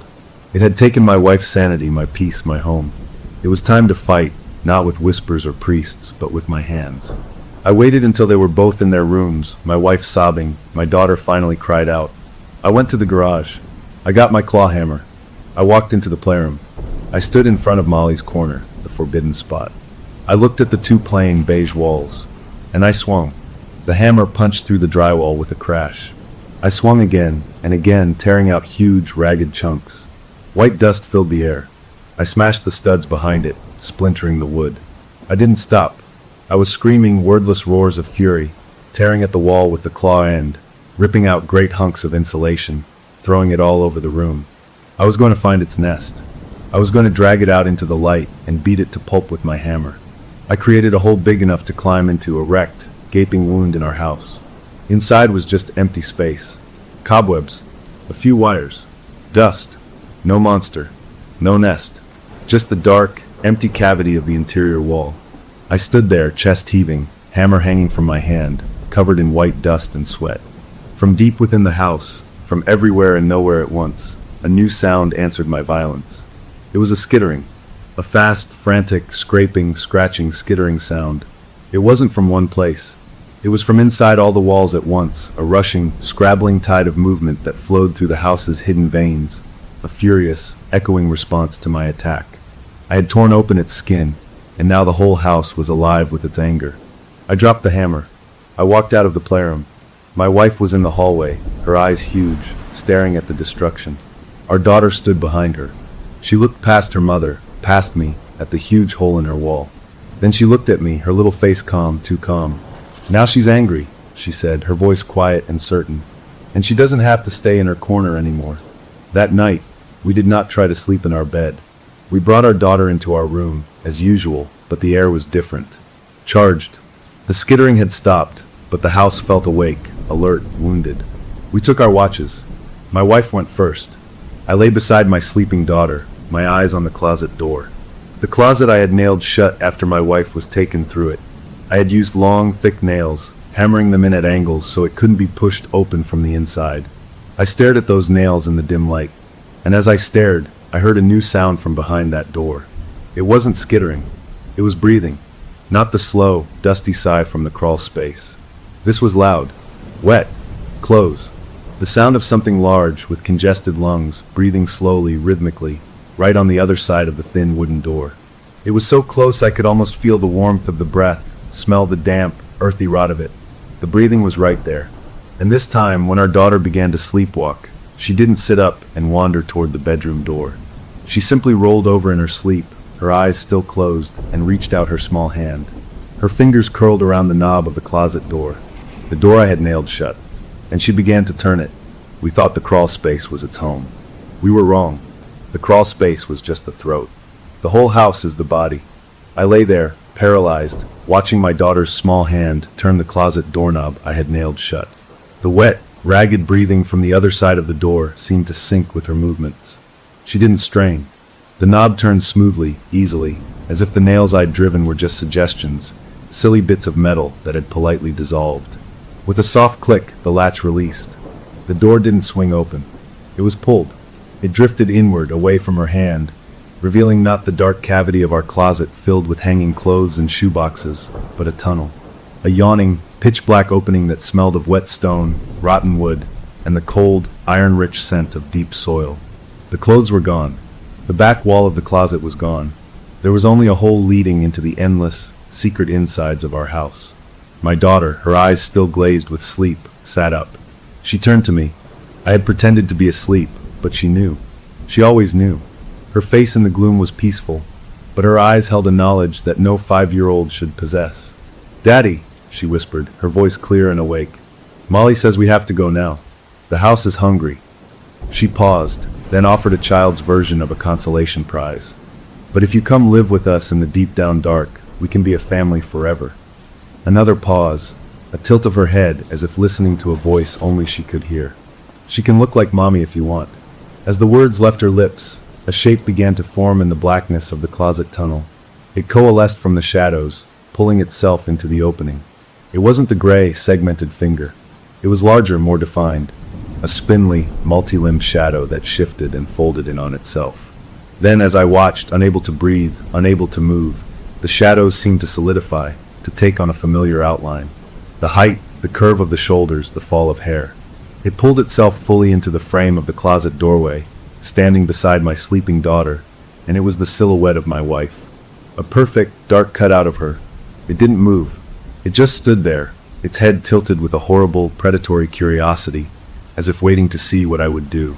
My real wife stirred then, woke from her exhausted sleep, and saw it. She saw the thing wearing her shadow standing next to our child. A choked, guttural scream was torn from her throat, a sound of pure, unfiltered terror. The thing that looked like her turned its head toward the sound, and it smiled. A crack split the lower part of its dark face, a jagged line that stretched far too wide. No light came from within, just a deeper blackness. That smile was an abyss. My wife's scream cut off, strangled by fear. All sound in the house ceased. The faint hum of the refrigerator in the kitchen stopped. The ticking of the hall clock vanished. The gentle rustle of night wind outside the window disappeared. The world narrowed to the 3 of us in the bed and the 2 figures in the closet doorway. The only sounds were the wet, eager breathing of the thing and a new one. A slow, steady drip, drip, drip of something cold and liquid falling from the ceiling vent above our bed, striking the covers with soft, precise taps. This was the event horizon, the point of no return. The offer was on the table, not with dead rats or scratched photos, but in flesh and shadow. Assimilation or oblivion. Follow my daughter into the dark and become part of the house's permanent collection, or try to grab her and run, triggering a finale I knew would be swift and violent. I locked eyes with my real wife across the expanse of the bed. A silent, desperate conversation passed between us in a fraction of a second. Her eyes were wide pools of terror, but in them, I saw a fierce mother's love that outshone the fear. I saw a shake of her head so slight. "Don't let her go." I gave a tiny, almost imperceptible nod. "I won't." Our daughter reached out. With her left hand, she took one of the thing's long, gray hands. Its fingers, too many joints, curled around her small ones with a terrible gentleness. Then she stretched her right hand out toward me in the bed. Her face was a heartbreaking mix of a child's loving expectation and something utterly, chillingly alien. "Come on," she whispered, her voice so normal, so sweet. "It's time to come home."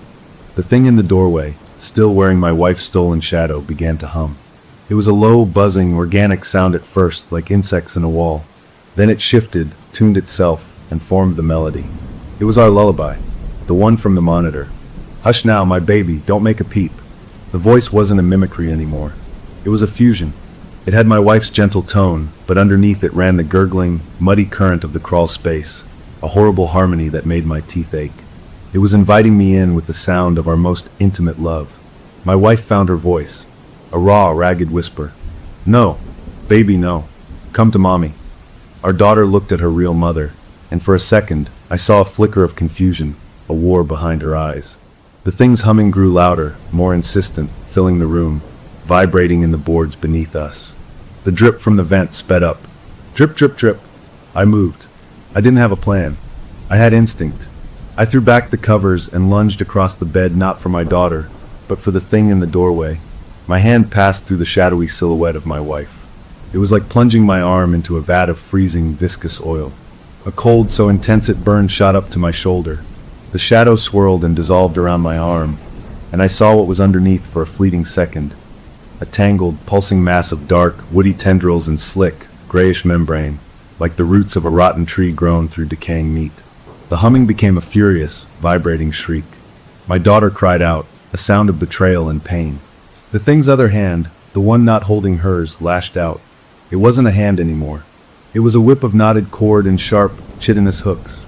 It wrapped around my forearm, yanking me off the bed and onto the floor with a force that knocked the wind from me. I was being pulled into the closet, into the tunnel. My wife screamed again, but this time it was a battle cry. She scrambled across the bed and grabbed our daughter around the waist, pulling her back, trying to break her grip on the thing's hand. Our daughter wailed, caught between two forces. The thing in the doorway was strong, impossibly strong. I dug my heels into the carpet, but I was sliding toward the black opening. I could smell the rot, feel the cold air flowing out. My wife wrapped both arms around our daughter and pulled with all her might. For a second, our daughter was a rope in a tug of war. Then, with a sound like tearing Velcro and breaking twigs, her small hand came free from the thing's grasp. The thing shrieked, a sound of pure, scalding rage that wasn't a sound at all but a pressure in my skull. It yanked hard, and I slid another foot into the closet, the threshold right in front of my face. My wife didn't hesitate. She let go of our daughter, who fell sobbing on the bed, and she threw herself at the thing. She didn't go through the shadow. She went for the center of the swirling darkness, arms flailing, nails scratching. She connected with something solid. She let out a grunt of effort and pain, but she shoved with all her weight. The thing, off balance, its focus split, stumbled back a step into the tunnel. Its grip on my arm loosened for a fraction of a second. I ripped my arm free. I felt hooks tear through my skin, a hot, wet line of fire from wrist to elbow. I scrambled back, crab walking on the floor, pushing with my legs. My wife fell backward onto the floor beside me, her hands scratched and bleeding, her face splattered with something black and foul-smelling. The thing in the doorway gathered itself. The shadow of my wife was gone completely now. It was a column of furious, shifting darkness, studded with glimpses of wrong shapes, a coiled limb, a snapping mouth, a cluster of staring, sightless nodes. It took a step forward, back into our room. This was it. It was coming out, not to invite, to take. And then our daughter spoke. She was standing on the bed, tears streaming through the dirt on her cheeks, her little fists clenched. She wasn't looking at us. She was looking at the thing, and her voice was not her own. It was a channel, a conduit for the voice of the house. It was the gurgle, the whisper, the hum, and her own voice, all twisted into one commanding tone. No! The thing froze. It quivered, a vibration of frustrated power. "This one is mine," the composite voice spoke through her. "You are too loud. You break the walls. You are not for the deep down dark. You are for the edges. The quiet places. Go back." She pointed a trembling finger at the closet tunnel. "Go back and be quiet, or I will make you be quiet." The thing in the doorway seemed to hesitate, to wilt. The furious energy bled out of it, replaced by something else. Something like resentment and fear. It looked at my daughter, at this small vessel that held the authority of the house itself, and it shrank back. With a final, wet, sucking sound, it retreated into the tunnel. The closet door swung shut. Not with a bang. With a soft, definitive click. The nails were back in the wood, bent and twisted, but holding it fast. The dripping from the vent stopped. The hum of the fridge returned. The world rushed back in, loud and shocking. My daughter collapsed on the bed, unconscious or asleep, we couldn't tell. My wife and I crawled to each other, clutching our bleeding arms, holding onto each other, shaking too hard to even cry. We had faced it. We had fought. And we had survived because the house, in its own twisted logic, had chosen our daughter over us. She was its favorite, its true belonging. We were just the noisy guests. The sun rose. We cleaned our wounds. We watched our daughter sleep, her face peaceful, no dirt on her hands or feet. The playroom corner remained, but the hole I'd made was still there, a stark reminder. We didn't speak of what to do next. There was no next. We knew now. We could not leave her, and the house would not let us take her. We were stuck in a terrible, permanent equilibrium. We were the caretakers of the chosen one, living on the sufferance of the walls. That evening, as I made a simple dinner, my daughter came into the kitchen.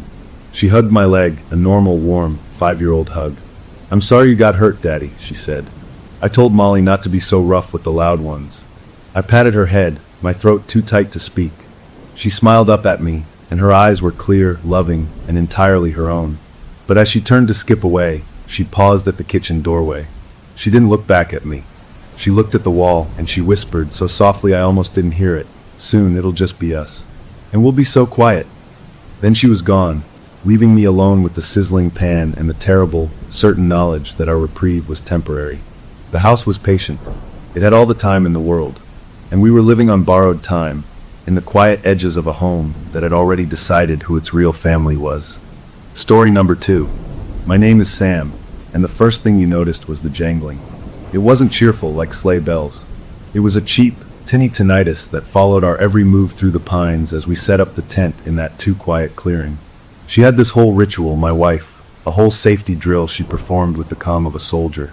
I watched her clip a canister of bear spray to her own belt loop, then to mine, her fingers cool and efficient.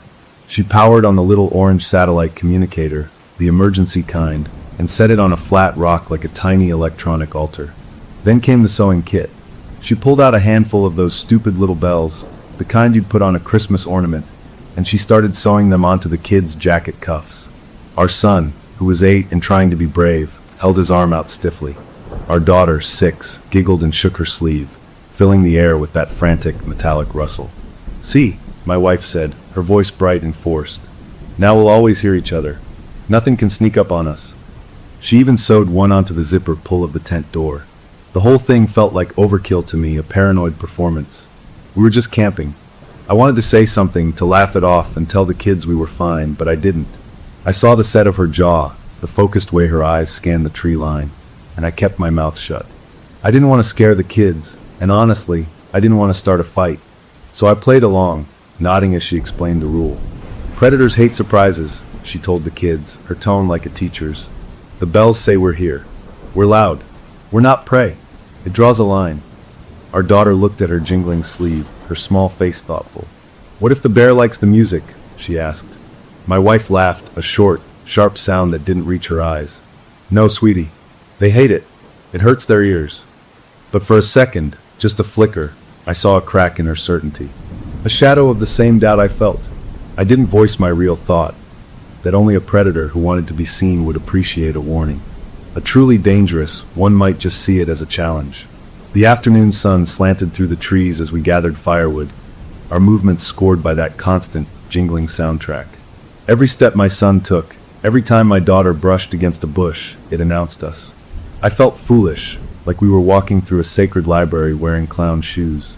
By the time we got the fire going and the hot dogs roasted, the sound had baked into the background, just part of the forest's noise alongside the chirping birds and the sigh of the wind in the high branches. We made s'mores, the kids got sticky, and for a little while it felt normal. It felt good.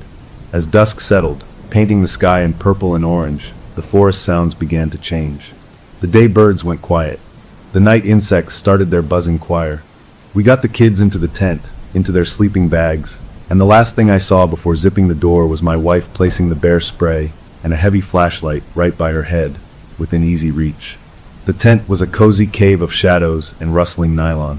The kids whispered for a while, their voices small, until their breathing evened out into the deep, slow rhythm of sleep. My wife and I lay there in the dark, listening. The forest was alive with normal sounds. An owl called a soft, questioning hoo-hoo. Something small, a mouse or a chipmunk, scurried through the dry leaves nearby. The wind picked up a little, making the tent fabric flap gently. It was all okay. It was all just camping. Then my wife's hand found mine in the dark. Her grip was tight. "You think I'm being crazy?" she whispered, her voice so low I barely heard it over the rustling. "No," I whispered back, but it was a lie. "It's just a lot. The bells. It feels like we're announcing ourselves." "That's the point," she said, but her voice lacked its earlier conviction. "We established the boundary. We make the rules here." I didn't argue. I just held her hand, feeling the rapid pulse in her wrist. We lay like that for what felt like an hour, listening, and then gradually the sounds began to fade. First the owl stopped. Mid-call, it just stopped. The insect buzz softened, then cut out completely like someone had thrown a switch. The wind died down to nothing. The leaves stopped moving. The only sound was the soft shush-shush of our own breathing and the faint, almost musical jingle from one of the kids' jackets as he shifted in his sleep. The quiet wasn't peaceful. It was total. It was a vacuum. Every muscle in my body went tight. My wife's hand became a vice around mine. Her breathing turned shallow and quick next to me. This wasn't right. Forests are never this quiet. Something was out there, and everything in it was holding its breath because of it. I thought about the bear spray, about the axe I'd left leaning against a tree outside. I thought about joking, about saying, "Well, this is creepy, let's pack up at first light." But the words died in my throat. I looked at the dark lumps of my sleeping children, then at my wife's profile, a pale moonlit curve against the tent wall, rigid and alert. I had to be strong. I couldn't be the one who spooked. "Just the forest holding its breath," I whispered, forcing my voice to be calm. "Maybe a big animal walked through. A deer. It'll pass." She didn't answer. She just listened. The quiet pressed in on us, a physical weight on the tent. I strained my ears until they ached, trying to hear anything beyond the thunder of my own heartbeat in my skull. Then from the woods came a sound. It wasn't a growl. It wasn't a scream. It was a single dry crack, a branch breaking, but it was too loud for a raccoon, too solid for a falling pine cone. It was the kind of sound made by weight, deliberate weight. It came from the deep trees, from the direction opposite the little stream we'd found earlier. The direction we hadn't explored, the dark part of the tree line we'd never even looked at. My wife's fingernails dug into my palm. The sound didn't repeat. The forest stayed in that awful, waiting quiet. After a few minutes, the normal sounds began to trickle back, one by one, hesitant at first. A single cricket, the whisper of leaves.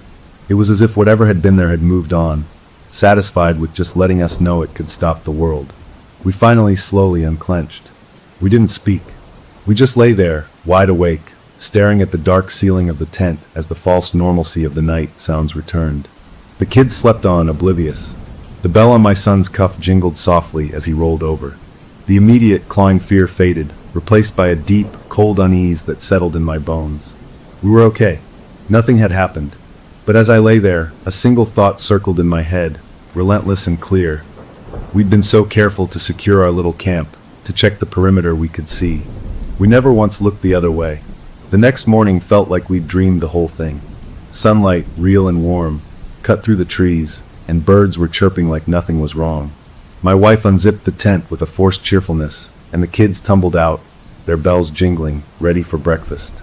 We didn't talk about the quiet or the branch that broke. We just moved through the motions of making oatmeal on the camp stove, the normal sounds of clinking spoons, and the hiss of the propane, helping to push the night away. My wife kept glancing at the tree line, her eyes doing that constant scan, but her smile for the kids was steady. I told myself it had been a deer, maybe an elk, something big but normal. The forest was just being a forest. We spent the day close to camp. We tried to skip stones on the stream, we collected pine cones, and all the while those bells on their jackets jangled, a sound I was starting to hate. It felt less like a safety measure and more like a leash, tying us to a spot we'd announced to everything in the woods. My son, though, was quieter than usual. He didn't race ahead on the little paths. He stayed close, and a few times I caught him staring into the trees, not looking at anything in particular, just staring. I ruffled his hair. "You okay, buddy?" He nodded, not looking at me. "It's really big out here," he said, his voice small. I agreed that it was, and tried to sound like that was a good thing. The sky began to change in the afternoon. The blue turned a sickly yellow-gray, and the wind picked up, not a gentle breeze, but a gusty, insistent push that made the tall pines sway and groan. The temperature dropped fast. We got the kids back to the tent, just as the first fat drops of rain spattered on the nylon roof. Then the storm hit in earnest. It didn't feel like weather. It felt like an attack. The rain hammered the tent canvas, a pounding, relentless drumbeat that drowned out all other sound. The wind shoved at the walls, trying to find a way in, making the whole structure shudder and strain against its guy lines. The kids huddled between us, wide-eyed. My wife had the flashlight on, casting crazy, jumping shadows. And the bells went insane. With every gust, every tremor of the tent, the bells on the jackets hanging from the gear loft and the one on the zipper pull went into a frantic, chaotic jangle. It was a tinny, screaming soundtrack to our fear. We were in a tiny ship in a roaring ocean, and we were ringing like crazy. I hated it. In the middle of the storm's rage, something else decided to pay us a visit. It started during a brief lull, a moment where the wind dropped just enough to hear the pounding rain. Beneath that sound, I heard it, not the wild, random jingling of our storm-shaken bells. This was different. A soft, rhythmic jingle-jangle, jingle-jangle. It had a pattern. 2 steps, a pause, 2 steps. It was moving. My eyes locked with my wife's across the tent. She heard it too. Her face went pale in the flashlight glow. The sound wasn't coming from the tent. It was outside. It was describing a slow, patient circle around us, just beyond the rain fly. Jingle-jangle. Pause. Jingle-jangle. Pause. My whole body froze. Every muscle locked solid. My breath stuck in my throat. The bear spray was in the corner. The axe was outside, useless. My instinct was to shout, to roar, to scare it away, but a deeper, older part of my brain screamed that movement was death. I was a statue, only my eyes moving, tracking the sound as it moved from the front of the tent, past my side, towards the back where my wife and the kids were. She reached out in the dark and grabbed my hand, squeezing so hard the bones ground together. Her whisper was thin, stretched tight. "It's just a curious raccoon. A big one. It'll leave." It was the first time her safety speech sounded like a prayer, not a fact. The circling stopped, right by my head, on the other side of the thin nylon wall. The rain pattered against the fly. Then I heard it, a wet, snuffling sound, a deep pulling in of air. Not a sniff, but an investigation. I felt the warmth of its breath through the fabric, a damp heat. And I smelled it, a faint, sour odor of wet dirt and something underneath, something sweet and gone bad like rotten fruit. The nylon wall moved. Just a little, a gentle push, a dent inward right near my ear. It was pressing its nose against our home. My heart was a frantic animal, trying to escape my chest. My son whimpered, and my wife shushed him, her hand clamping over his mouth gently.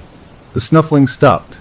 For what felt like an hour, there was nothing but the rain and our own choked breathing. Then the bells jingled. Once, twice. A calm, almost polite sound.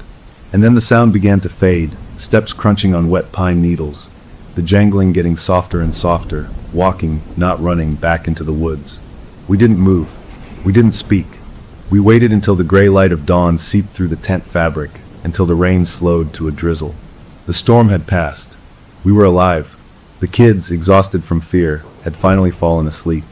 My wife and I looked at each other, our faces hollow with lack of sleep and terror. "A raccoon," she said again, but it was a question. "A really big one," I agreed, my voice rough. We had to believe it. We had to move. We had to get out of the tent. I was the one who had to go first. My hands were shaking as I reached for the tent zipper. The bell on it jingled, a cheerful, normal sound that now felt like a mockery.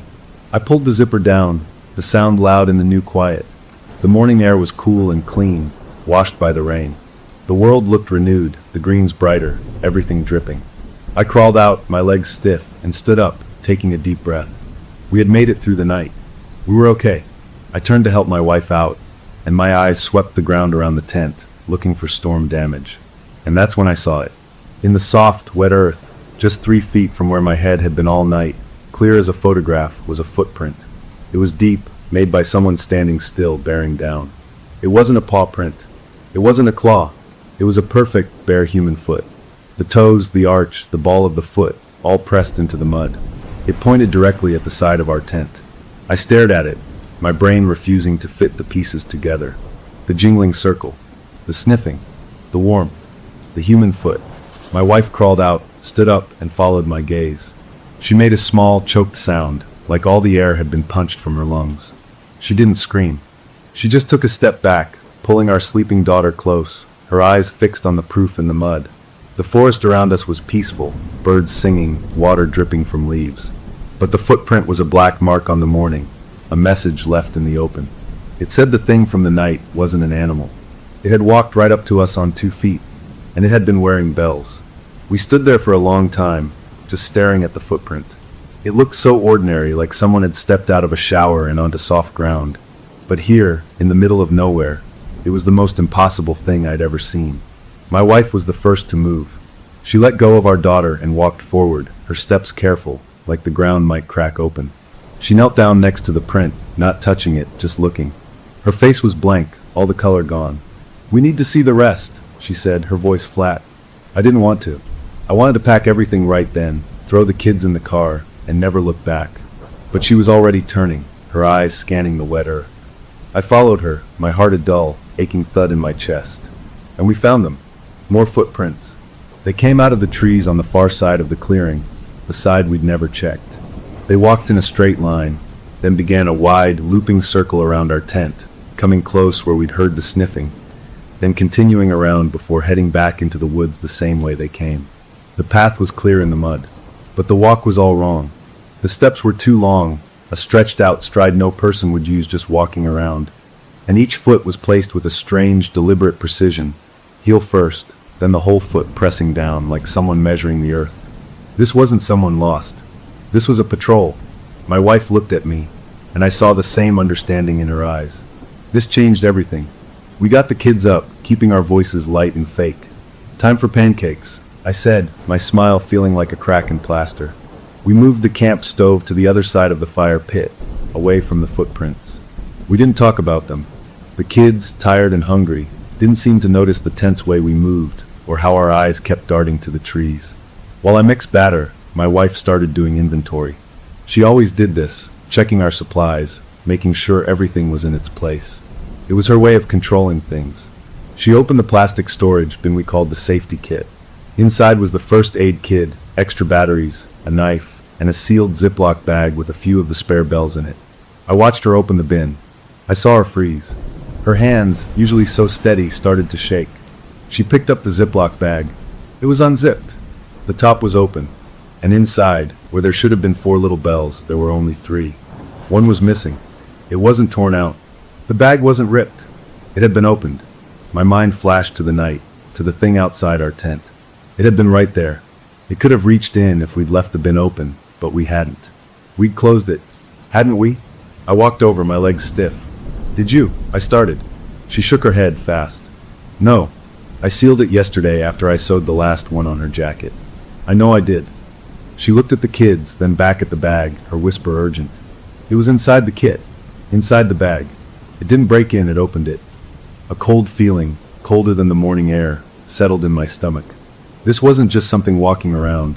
This was something that had been inside our perimeter, that had handled our things, that had taken a piece of our stupid safety ritual.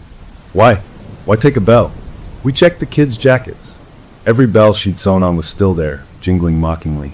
The one missing was an extra, meant for the food bag we'd hung in a tree. The thing had taken a trophy.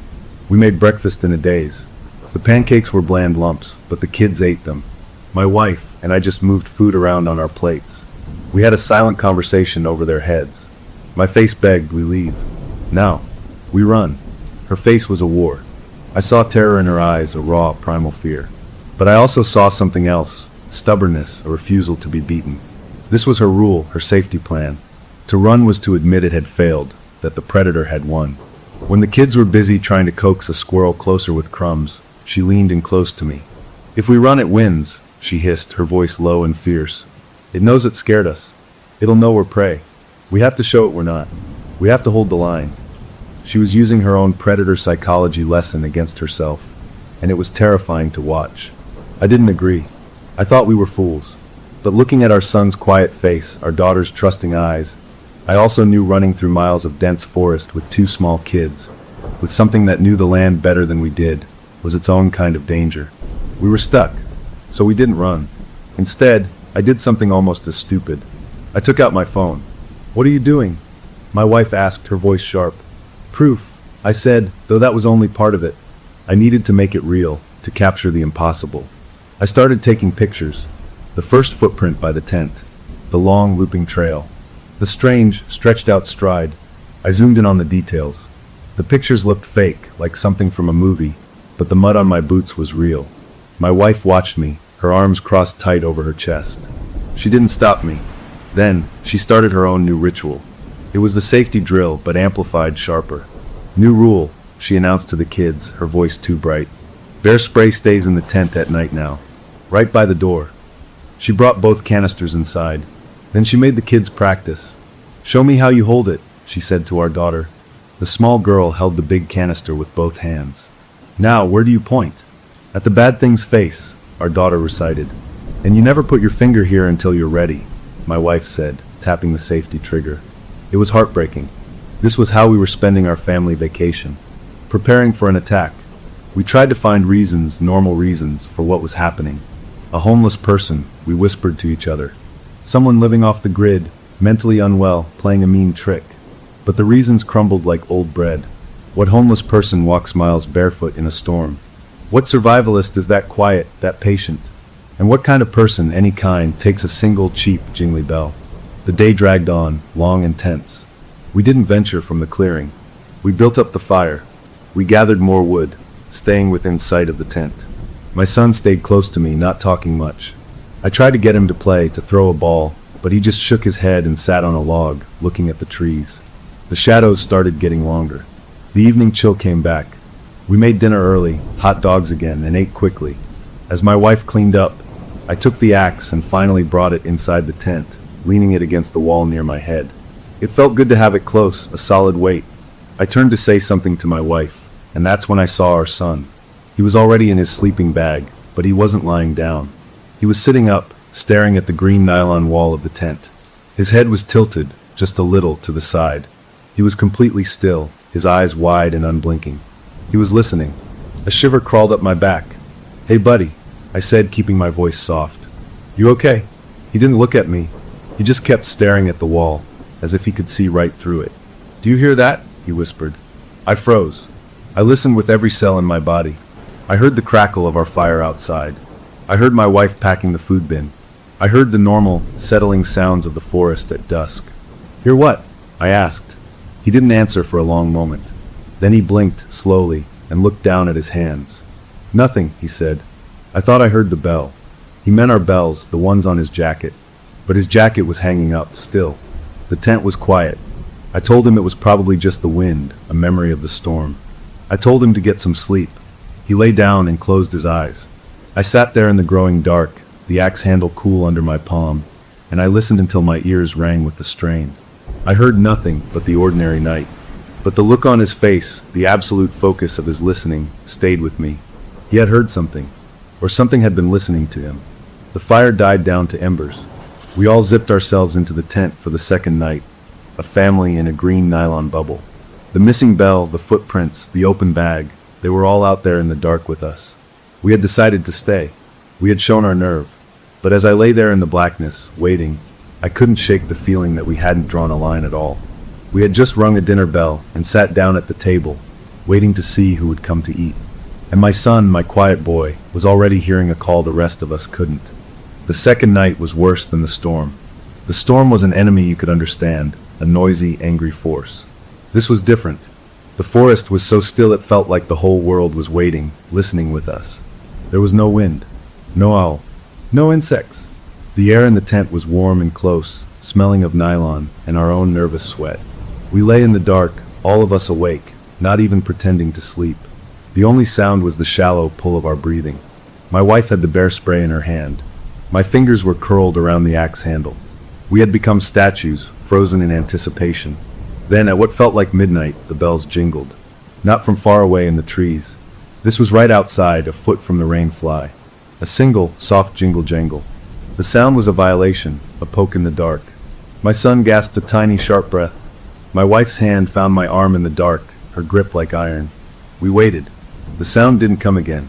For a few heartbeats, there was just that pressing, watchful calm. Then a voice cut through the dark.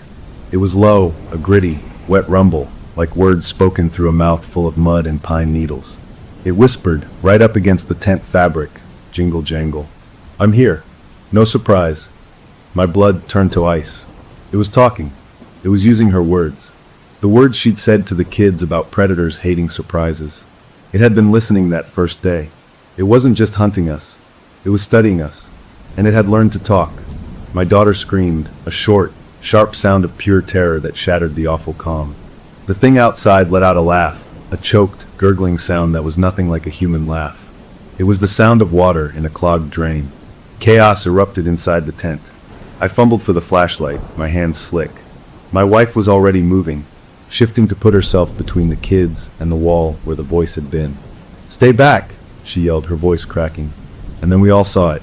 The zipper on the tent's inner door, the one right by our feet, started to move. The little metal pull began to slide down. Slowly. Not a yank. Not a tear. A smooth, steady unzipping. Someone was opening the door from the outside. No! I roared, scrambling forward, the axe forgotten. I grabbed for the zipper pull, trying to yank it back up. But it kept moving, the teeth separating with a low, rasping buzz. My wife swung the flashlight beam toward the door, her hand shaking. The circle of light landed not on the door, but on our son. He was sitting up in his sleeping bag. His face was pale, his eyes wide and blank, like he was watching a TV screen only he could see. His small hand was stretched out. His fingers were curled around the zipper pull on the inside of the tent. He was the one opening the door. Stop! My wife cried, her voice breaking. Baby, stop! He didn't look at her. He just kept pulling, his movements mechanical, like a little robot. The zipper was halfway down now, a black gap opening to the even blacker night outside. I lunged across the tent and grabbed his wrist. His skin was cold. Buddy, let go! I said, my voice a harsh whisper. He blinked, slowly, and his eyes seemed to focus on mine for a second. A tremor went through him. He gave me a bell, he said, his voice small and flat, a recording. He said to practice. Then his eyes went distant again, and his fingers tightened on the pull. My wife was already tearing his sleeping bag apart, her hands frantic. She grabbed his pillow, a small camping pillow, and ripped the case open. Something fell out into her lap, glinting in the flashlight beam. It was a bell, but it wasn't one of ours. Ours were shiny and cheap. This one was tarnished, a dull, old brass color. It was tied to a thin, dirty leather cord like a necklace. It was a trophy from somewhere else, from someone else. And he'd been sleeping on it. My wife made a sound, a raw, wounded thing from deep in her throat. She threw the bell across the tent, like it was a spider. It hit the wall with a soft thunk and lay there. I finally pried my son's fingers from the zipper. He didn't fight me. He just went limp, his blank stare fixed on the roof of the tent. I zipped the door shut with frantic, jerky motions, my heart hammering against my ribs. Once it was closed, I grabbed the axe and shoved the handle through the two zipper pulls, barring the door shut. We sat there, panting, listening. The thing outside didn't roar. It didn't shake the tent. We heard that wet, gurgling chuckle again, low and close. Then, the sound of bare feet on pine needles. Crunch, crunch, jingle-jangle. It was walking away, but not back toward the trees. The steps moved in a slow circle around our tent again, a full, lazy loop, the bells on it jingling a soft, taunting melody. Then, finally, the sounds faded, not into the distance, but just away, as if it had stepped into a hole in the world. We were left in a wreckage of terror. My daughter was sobbing, curled into a ball. My wife held her, rocking back and forth, but her eyes were on our son. He just lay there, staring up, tears now leaking from the corners of his eyes, tracking through the dirt on his face. The immediate danger had passed. The thing was gone. The door was barred. We were safe for now. But something had broken. The thing hadn't just gotten close. It had gotten inside. It had reached into my son's mind and turned his hand against us. It had planted its own poison seed right in our nest. My wife clutched our daughter, her own tears silent. I moved over to my son, putting a hand on his cold cheek. Hey, I whispered. "You're okay. You're here with us." He turned his head slowly to look at me. The confusion and fear in his eyes were his own again, not that terrible blankness. "Dad," he whispered, his voice cracking. "I'm sorry. I'm so sorry." He showed me how. In my dream. He's in the trees. He started to cry then, real, shuddering sobs of a scared little boy. I pulled him close, holding him tight, feeling his small body shake. We had survived the attack. We were all together in one piece. But as I held my son, feeling the tremors run through him, I knew the real damage wasn't to the tent. The fortress we had to protect wasn't made of nylon and zippers anymore. It was made of trust, of safety, of the belief that our own minds were our own. And that fortress had a crack in it now, a crack as thin as a zipper's track, and something from the trees had already slipped through.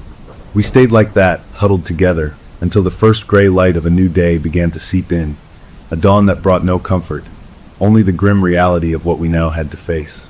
The morning after was brittle, like thin ice over a deep, dark pond. We didn't talk much.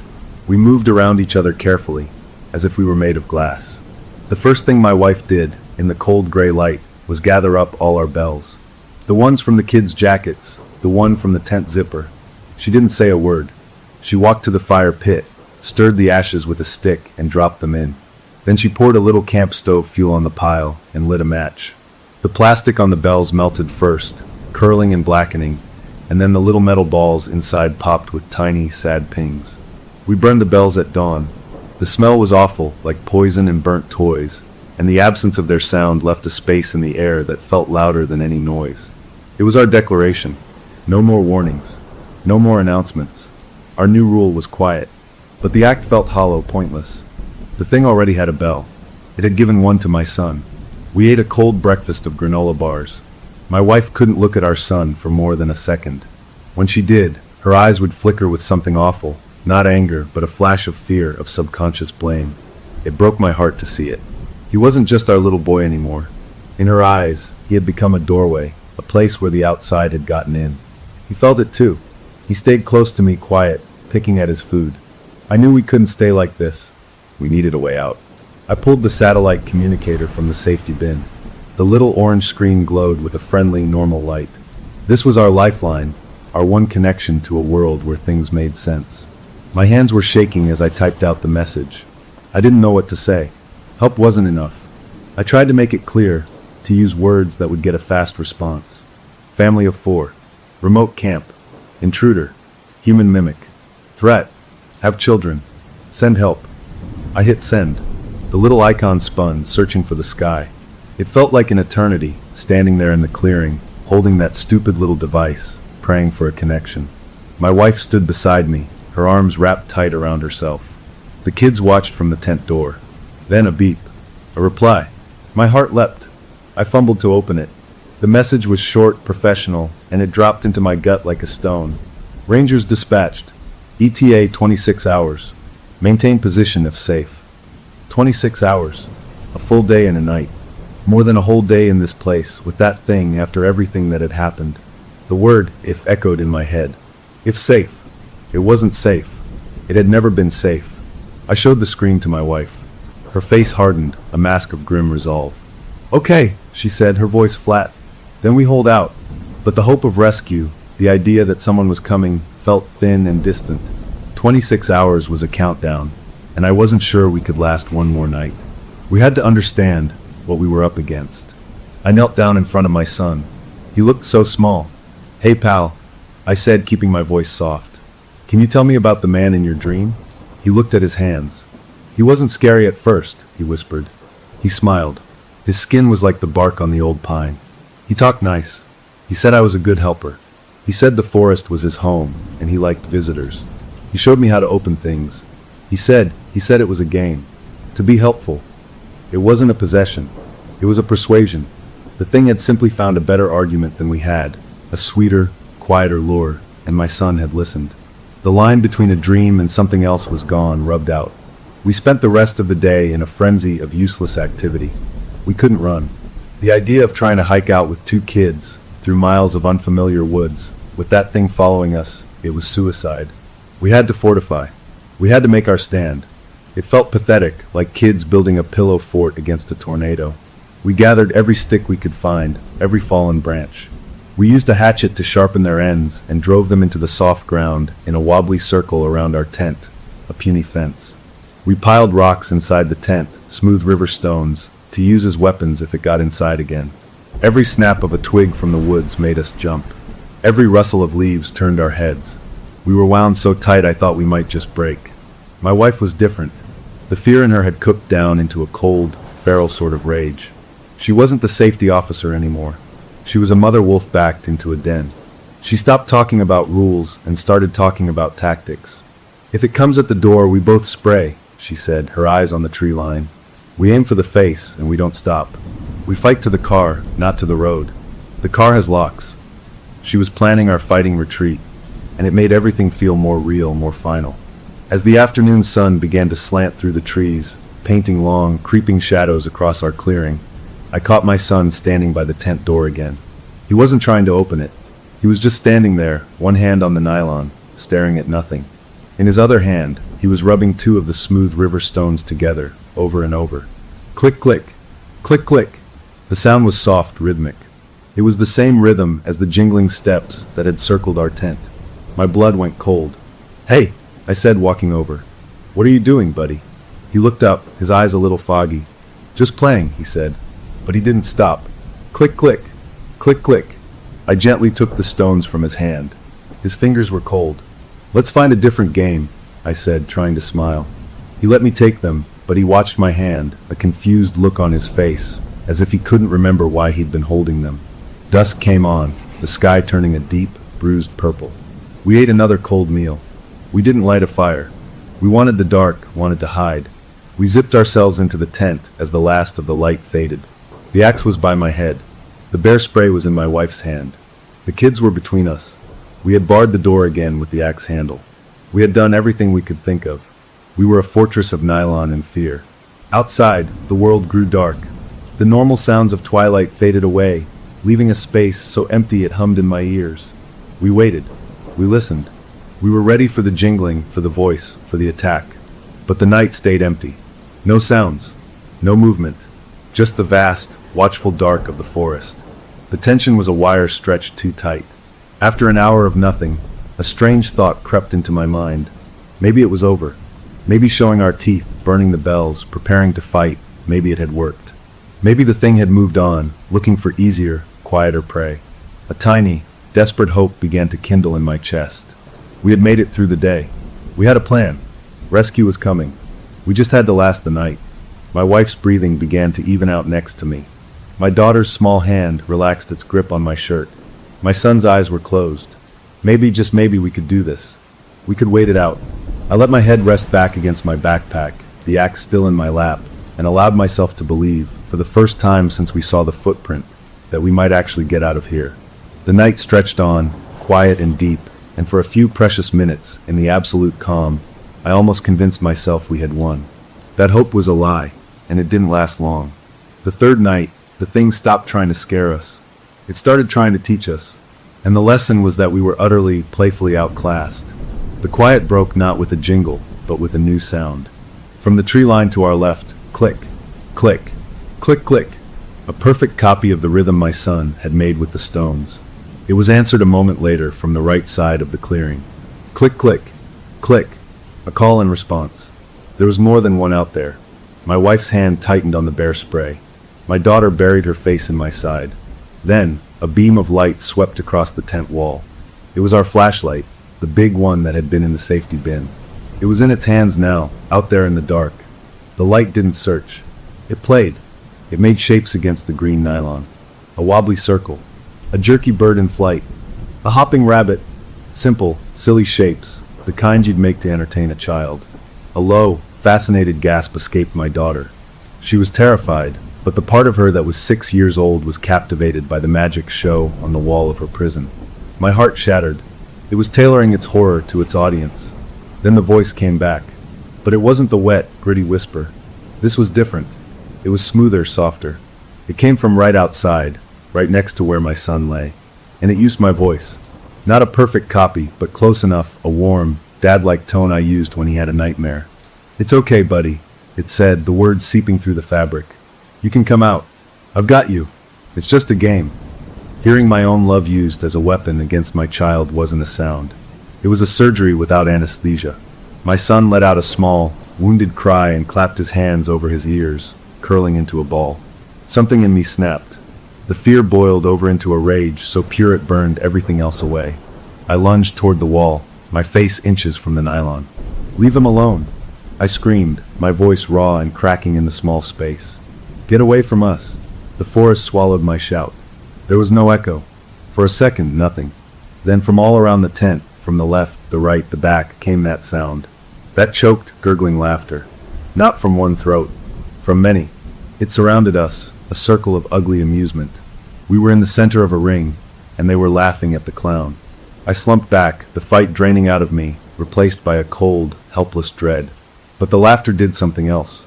It broke the last of my wife's fear. I saw it happen. In the dim glow from the flashlight shapes still dancing on the wall, I saw her face change. The terror melted away, replaced by a cold, hard clarity. The mother wolf was gone. Now she was a hunter.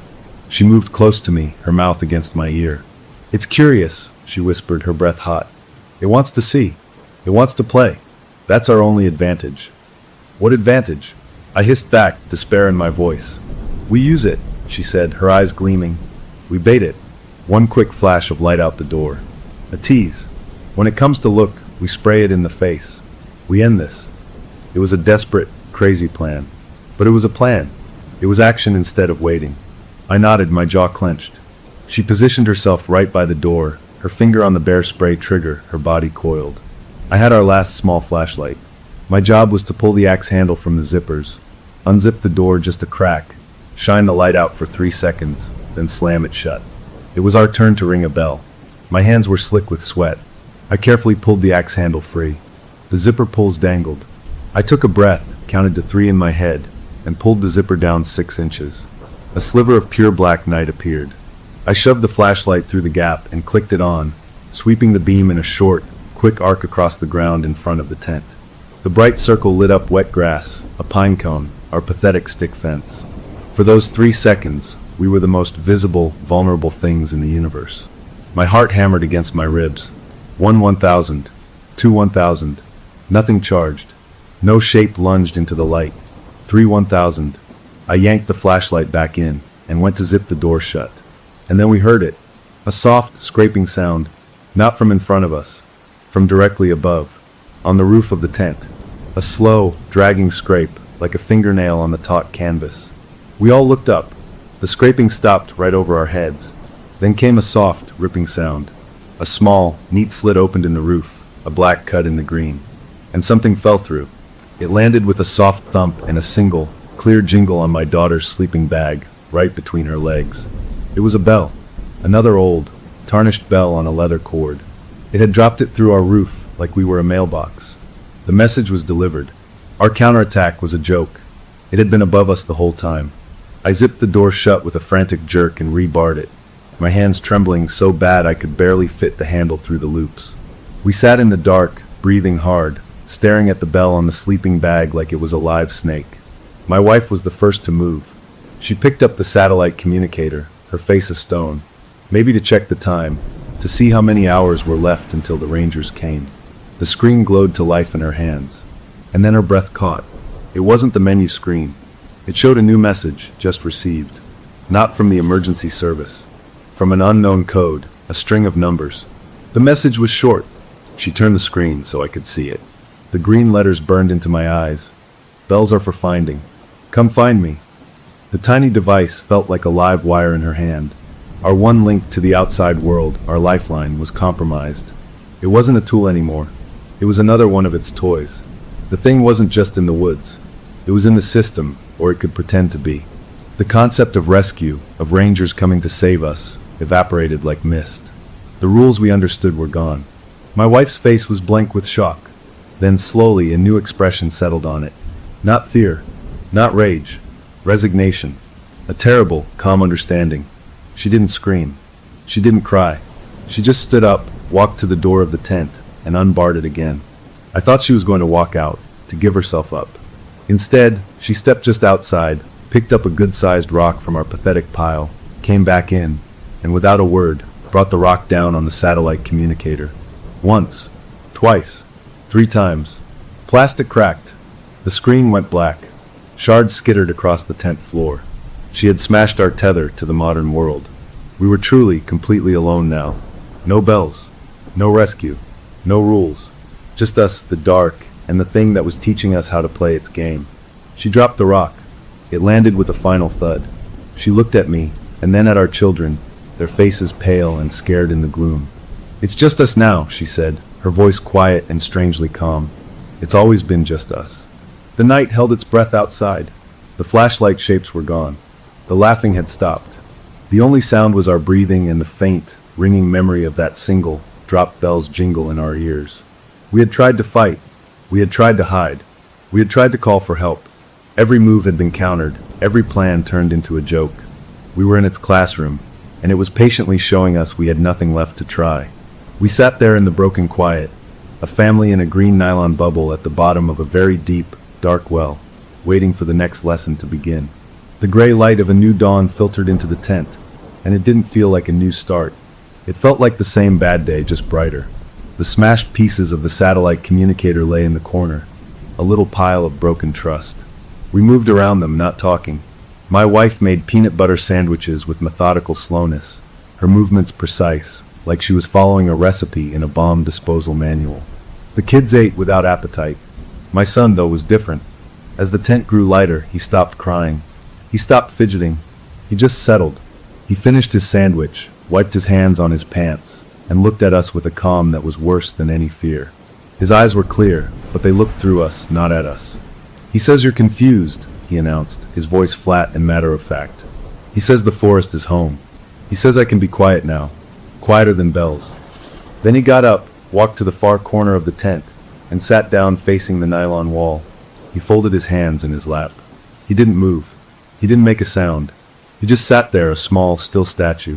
My wife made a choked sound and started toward him, but I put a hand on her arm. This wasn't a tantrum. This wasn't our boy being stubborn. This was something else. It was a withdrawal. The thing had found a better argument, a promise of peace, of belonging, and he was listening. He was choosing its quiet over our chaos. The fracture between us, the crack the thing had made, was now a canyon. We couldn't carry him if we ran. He wouldn't come. We either had to wait for him to wake up from this trance, or we had to try to force him, to drag our own son kicking and screaming through the woods. Every parent bone in my body ached, but the survival instinct was a cold, sharp knife beside it. We were trapped not just by the thing in the woods, but by our own child. I couldn't sit still anymore. The tent felt like a coffin. I needed to see, to do something, even if it was stupid. "I'm going to look around," I whispered to my wife. "Just at the edge of the clearing. I need to think." Her eyes were wide with warning, but she just nodded, her hand going to the axe. She would stay with them. I picked up the bear spray, its weight familiar and comforting in my hand, and I unbarred the door. The morning air was cool and fresh, a mockery. I stepped out, my senses screaming. Every shadow seemed to move. Every leaf seemed to watch.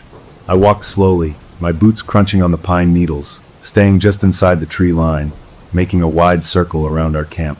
I wasn't looking for the thing. I was looking for anything, a clue, a weakness, a way out. I moved past the spot where we'd seen the first footprint. The rain had softened it, but the shape was still there, a ghost in the mud.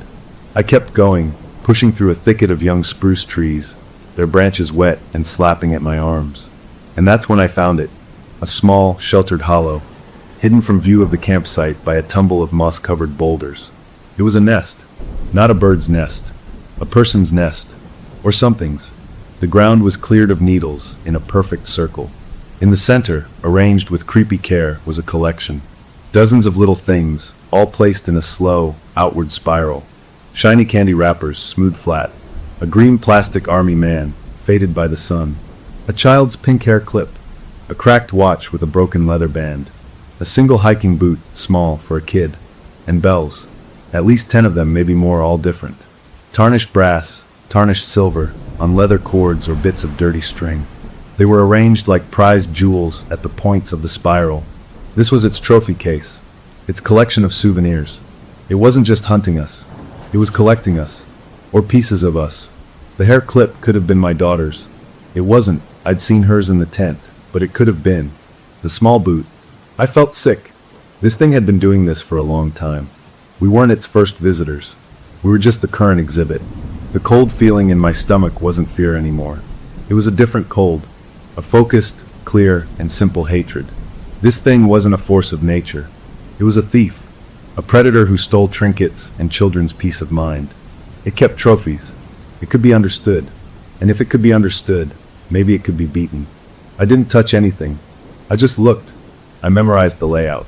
And then, against every sane thought in my head, I reached down and picked up one of the bells from the outer edge of the spiral. It was cold and rough against my palm. I wasn't taking a trophy. I was taking a tool. I slipped it into my pocket. The weight of it was all wrong. I turned and made my way back to camp, my mind working in a way it hadn't for days. I was no longer thinking about defense. I was thinking about offense. When I got back to the tent, my wife was at the door, the axe in her hand, her face tight with worry until she saw it was me. "Anything," she whispered. I looked at my son, still facing the wall in the corner. I looked at my daughter, clutching her stuffed rabbit, her thumb in her mouth, a habit she'd given up years ago. I looked at my wife, the fierce, tired love of my life, backed into a corner. I made a decision. I wouldn't tell her about the nest. Not the details. The horror of that collection would break her, and I needed her strong. I needed her here with them. "Nothing new," I lied, my voice steady. "But I've been thinking. We can't wait for it anymore. Waiting is what it wants. It's playing with its food." She searched my face. "What are you saying?" I pulled the stolen bell from my pocket. I held it up. It jingled, a soft, dirty sound. "It likes games," I said. "It likes to be the teacher. So I'm going to give it a new game. One it didn't plan." Understanding dawned in her eyes, followed by pure terror. "No, you can't go out there. Not alone. Not at night.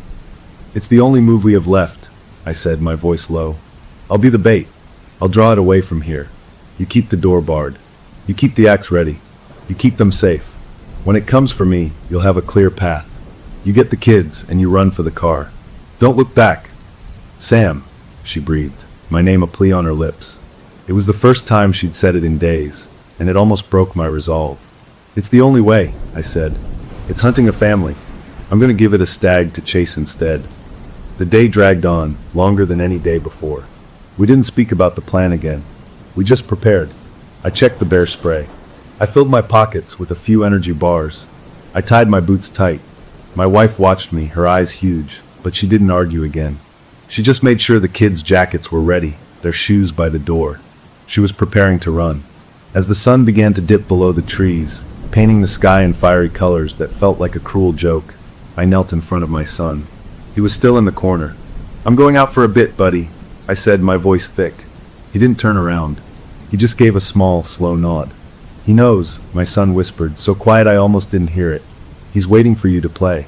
I kissed the top of his head. I hugged my daughter so tight she squeaked.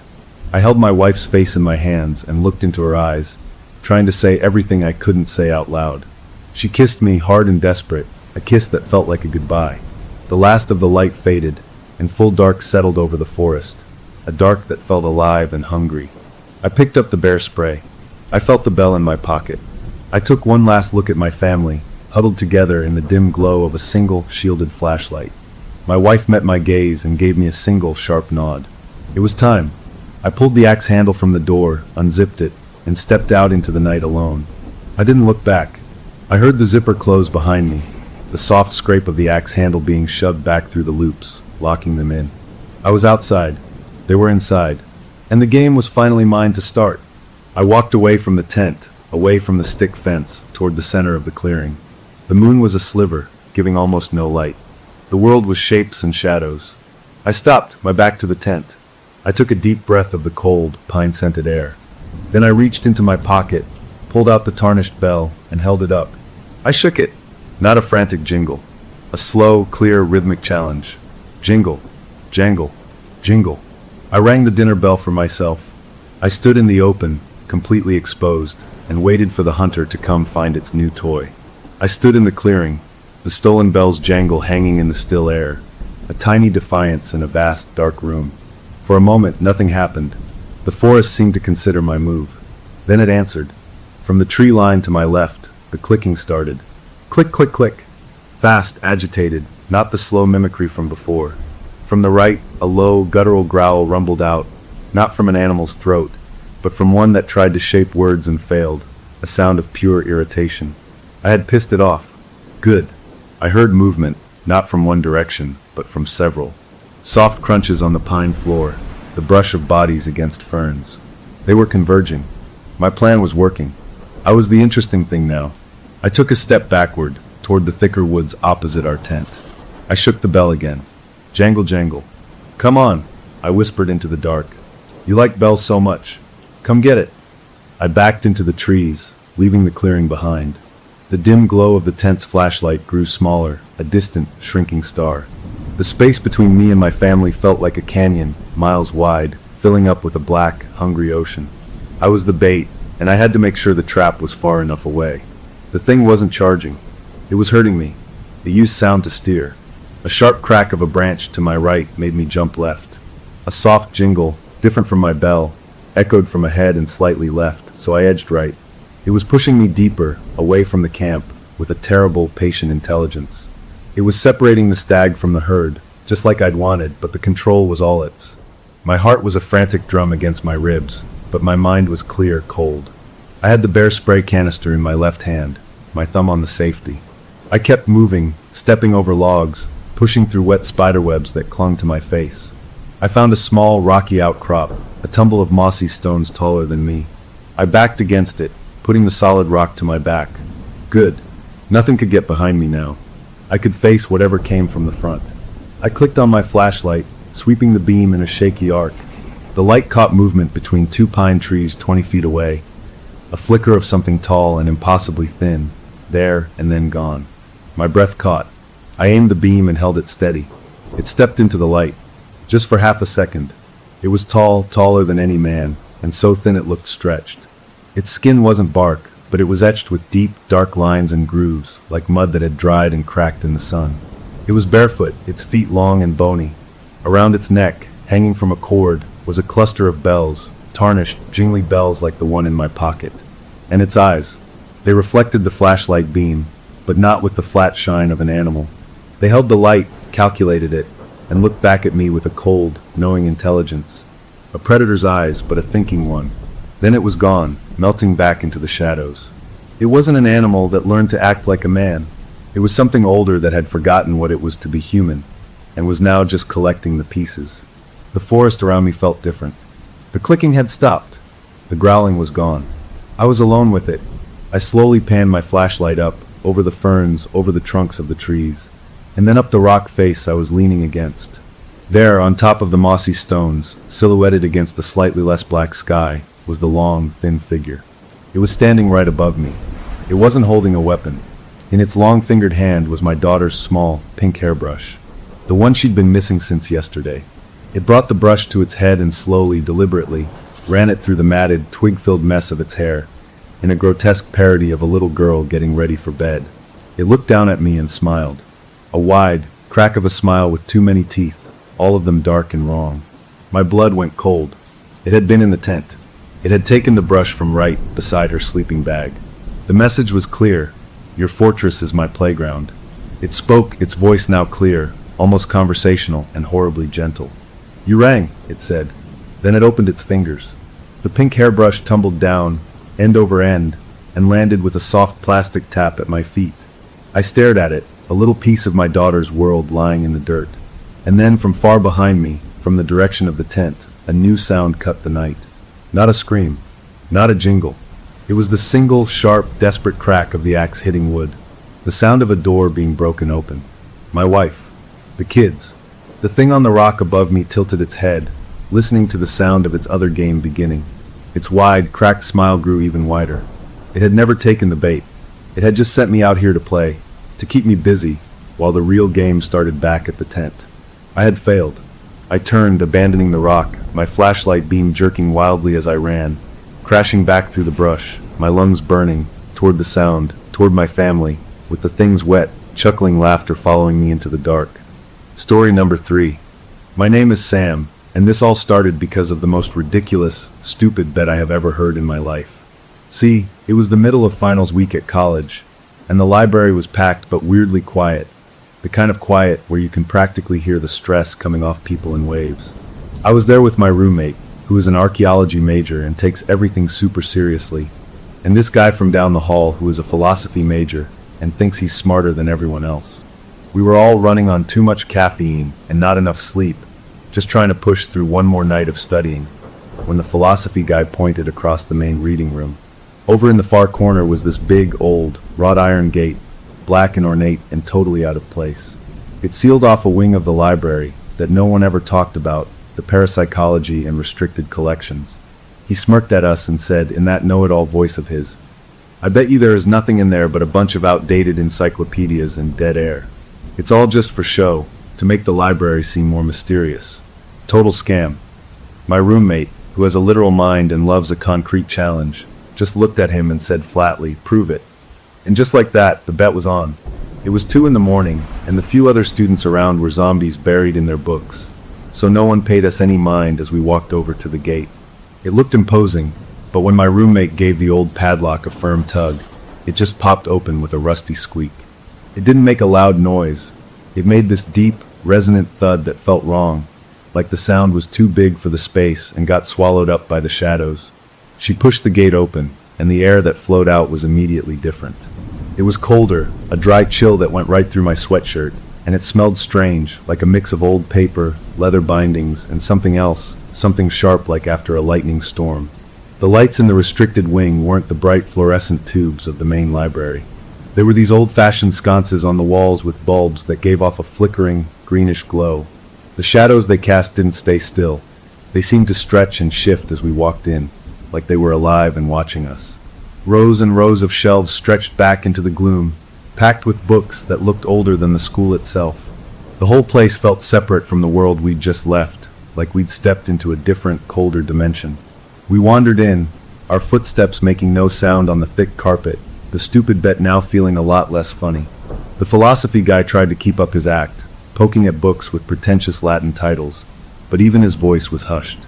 My roommate was in her element, her eyes scanning everything with a scholar's intensity. We turned down an aisle that seemed darker than the others, and at the very end was a single, heavy wooden desk, like something a Victorian librarian would use. It was dusty and bare except for a single deep drawer. My roommate, without a word, walked up and pulled the drawer open. It slid out smoothly, which was surprising given how old everything looked. Inside, under a stack of yellowed academic journals, was a Ouija board.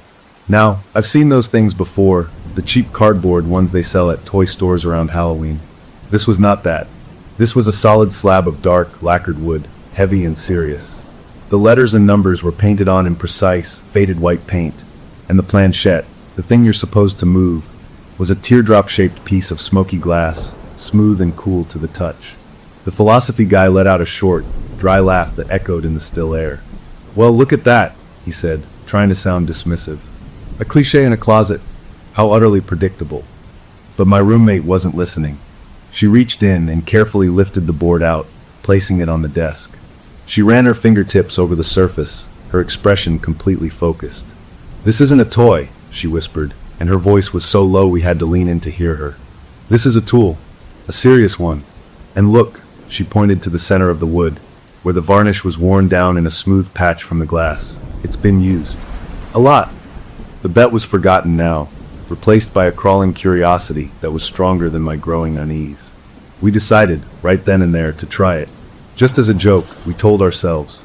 A stress reliever. A sociological experiment, the philosophy guy said. Historical reenactment, my roommate called it. I was just the literature major along for the ride, the one who would probably write about it later. We cleared a space on the dusty desk, put the board down, and placed our fingertips lightly on the edges of the glass planchette. It felt silly and childish. The philosophy guy, with a smirk, asked the first question. "Is anyone there?" For a long moment, nothing happened. Then, the glass under our fingers twitched. It wasn't a shake or a wobble from our nervous hands. It was a sudden, sharp jerk. Then it began to move, sliding across the polished wood with a purpose that didn't feel like any of us were guiding it. It went to the letter T, then H, then E. We watched, spellbound, as it spelled out the entire word THE. It didn't stop. Librarian, the librarian. We all stared at the word, and then the philosophy guy burst out laughing, a loud, nervous sound that shattered the quiet. The library ghost has a job title. That's hilarious. My roommate and I joined in, the laughter bubbling up mostly from relief. It was just a coincidence, our muscles twitching, our subconscious minds playing a trick. That's what I desperately wanted to believe. But the laughter died in our throats, cut off as if by a knife, because the planchette kept moving. It left the word and slid smoothly, quickly, to the section of the board with numbers. It went to B, then F, then to the numbers 1, 0, for 3. It paused, moved to a dot, then went to the letters A, and then 4 and 7. It stopped. We took our hands off, like the glass had suddenly become red hot. What was that? I asked, my voice barely a whisper. My roommate, her face pale in the greenish light, was already deciphering it. BF1043. A 47, she said, her tone flat. It's a Dewey Decimal Call number. For a book. The philosophy guy recovered first, his bravado rushing back in. So it gave us a book number. Big deal. Probably some boring old text on spiritualism. But the chill in the air felt deeper now. This wasn't a word, it was an address. A specific location in this maze of forgotten knowledge. The bet was no longer about proving something was a scam. It was about following a trail we didn't understand. We had to find the book. It felt less like a choice and more like the next inevitable step. Using the dim lights and the faded labels on the ends of the shelves, we navigated deeper into the restricted stacks. The aisles felt narrower, the ceiling lower. Finally, we found the right section. BF for philosophy, psychology, and parapsychology. Row 1043. We walked down the line, our eyes scanning the spines until we found it. A 47. The book was thinner than I expected, bound in dark blue cloth that was fraying at the edges. The title stamped in gold on the spine was almost completely worn away. Carefully, my roommate pulled it from the shelf. The title on the front cover was clearer, On Spectral Convergence by Alistair F. We looked at each other. The philosophy guy took it from her, flipping it open. The pages were brittle and yellow. He turned to the front, where an old paper pocket was glued inside the cover, the kind they used for checkout cards before computers. A single, yellowed card was inside. He slid it out. There was one entry, written in a precise, spidery hand with fountain pen ink that had faded to a rusty brown. It had a date, October 31st, 1923. No name was written in the borrower's space. It was just that one date, hovering alone in the past. A book checked out on Halloween a century ago and never returned, or maybe returned to this isolated shelf to wait. The philosophy guy grinned, all his fears seemingly converted into a performative thrill. Well, he said, pulling out his modern student ID card from his wallet. For the aesthetic. Before we could say anything, he marched over to the ancient, standalone computer terminal near the restricted section entrance. A machine that looked like it was from the 1990s and was only used for inventory. He scanned the book's barcode, then his ID. The machine beeped, a low and accepting sound. A line of text flashed on the green-on-black screen. Item checked out. He tucked the book under his arm like a trophy. Let's get out of this creepy place. I've got a philosophy paper to not cite this in. We left, walking back through the gate, which we closed but didn't relock. The main library felt warmer, brighter, noisier with the quiet rustle of normal students. We went back to our dorm, the strange events in the restricted stacks already starting to feel surreal, like a shared dream diluted by the approaching dawn. The philosophy guy took his new prize book to his own room. My roommate and I collapsed into our beds as the sun came up, exhausted. As I drifted off, the last thing I thought about was that checkout card. It wasn't the spooky Ouija board message that stuck with me. It was the empty borrower's line. In a place that so meticulously cataloged everything, why was that space blank? Who had taken that book out on a Halloween night 100 years ago? And what had happened to them? The question followed me into sleep, a tiny, cold hook in the back of my mind, waiting to be tugged. For the next couple of days, nothing happened at all. Life went back to normal, or as normal as it gets during finals week.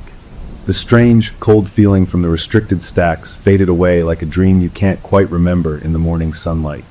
The philosophy guy from down the hall even brought the book, On Spectral Convergence, to our dorm common room a few times. He'd read passages out loud in a dramatic voice, stuff about psychic resonance and thought forms, and we'd all laugh. It became a joke, a weird trophy from our little adventure. We called it his ghost book. He'd leave it lying around on coffee tables, a conversation piece. Exams loomed, And that was a real, pressing terror that pushed the weirdness of that night into the background. My roommate and I buried ourselves in textbooks and flashcards, and the memory of the Ouija board and the greenish lights felt distant, almost silly. Then, on a perfectly ordinary Tuesday morning, the scream happened. It came from down the hall, from the communal bathrooms. It wasn't a shout or a yell. It was a raw, piercing sound of pure, unthinking horror, the kind that freezes your blood. We all spilled out of our rooms.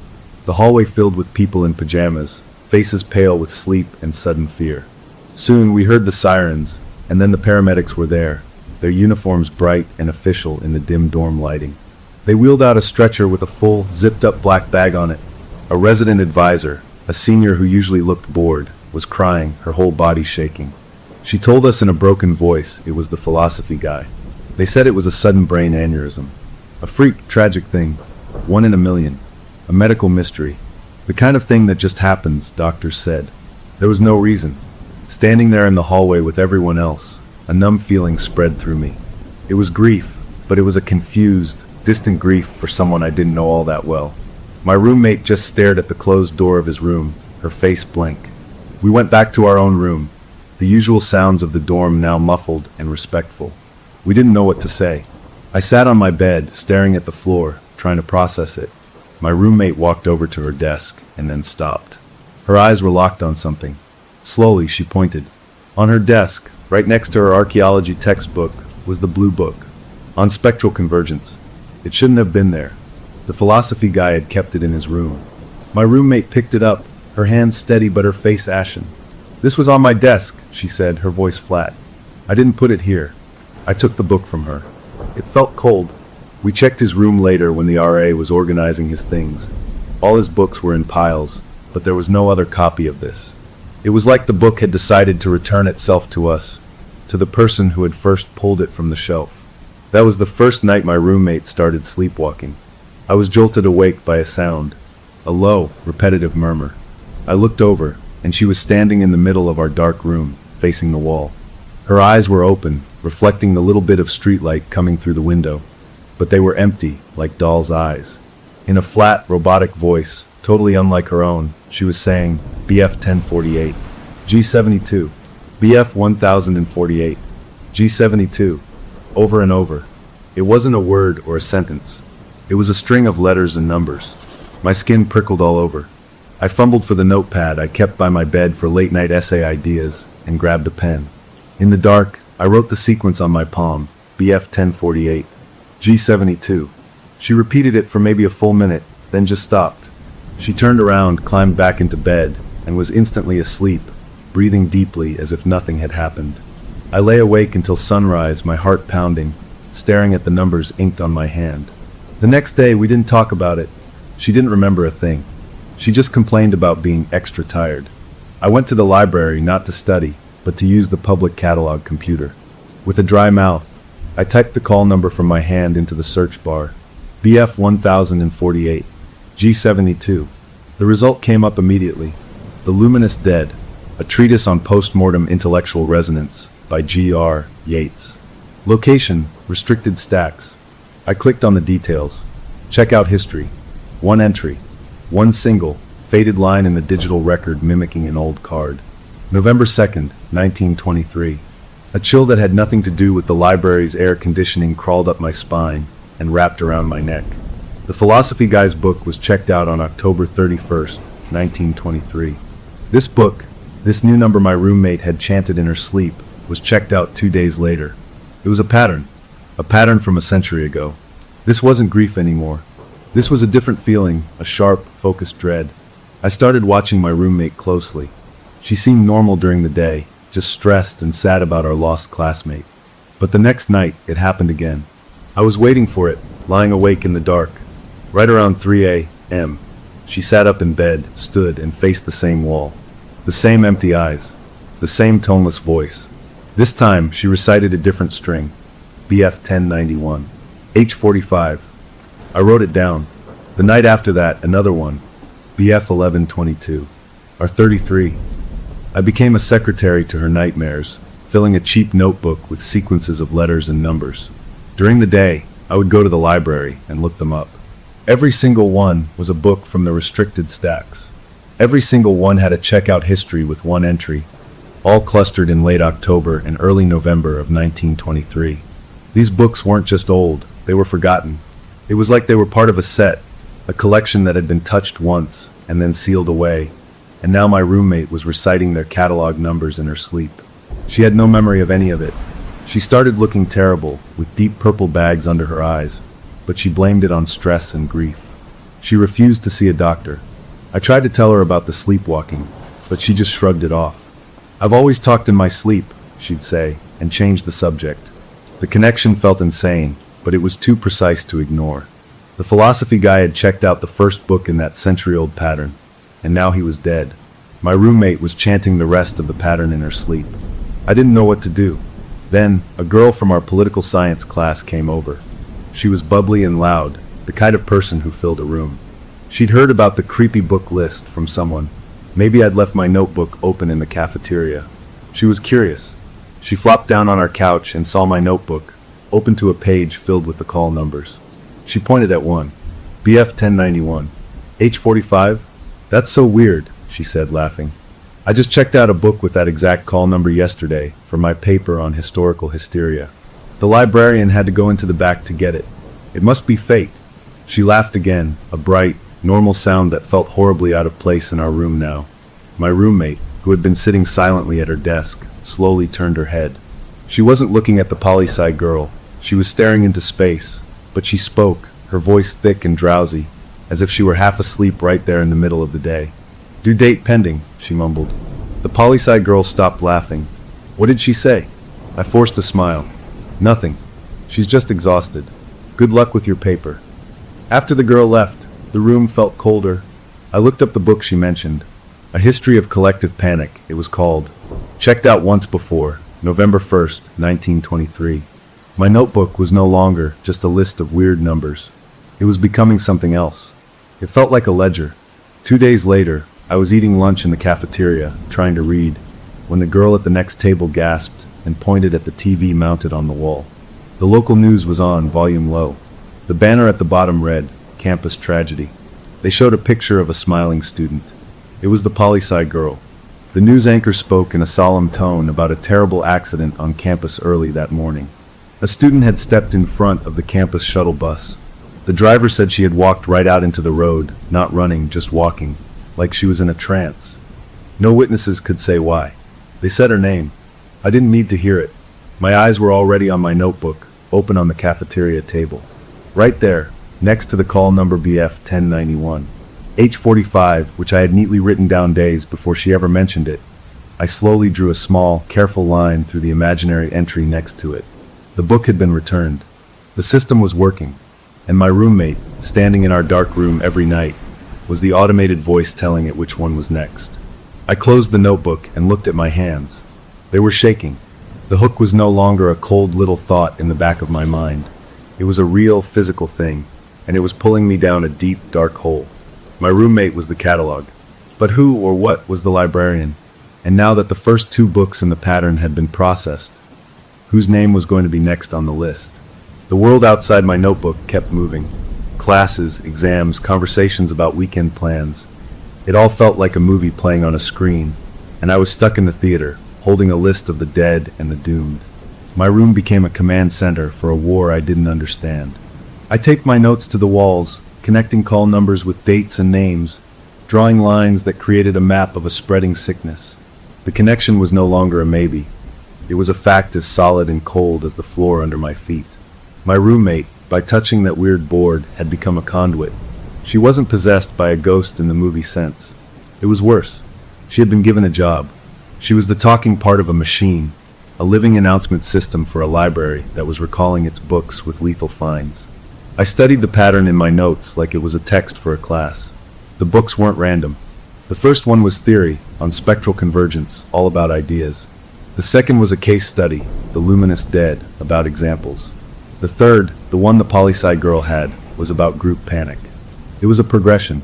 It was moving from the general to the specific, from what is this to how does it work to what does it look like in people.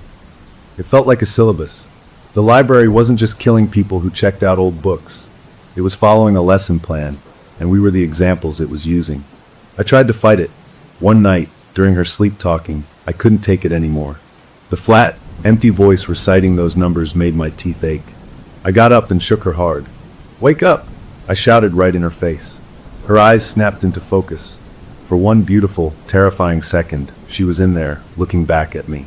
And what I saw in her eyes wasn't sleepiness. It was pure, undiluted terror, a kind of horror so deep it seemed to have no bottom. Her hand flew up and grabbed my wrist, her nails digging into my skin hard enough to draw little beads of blood.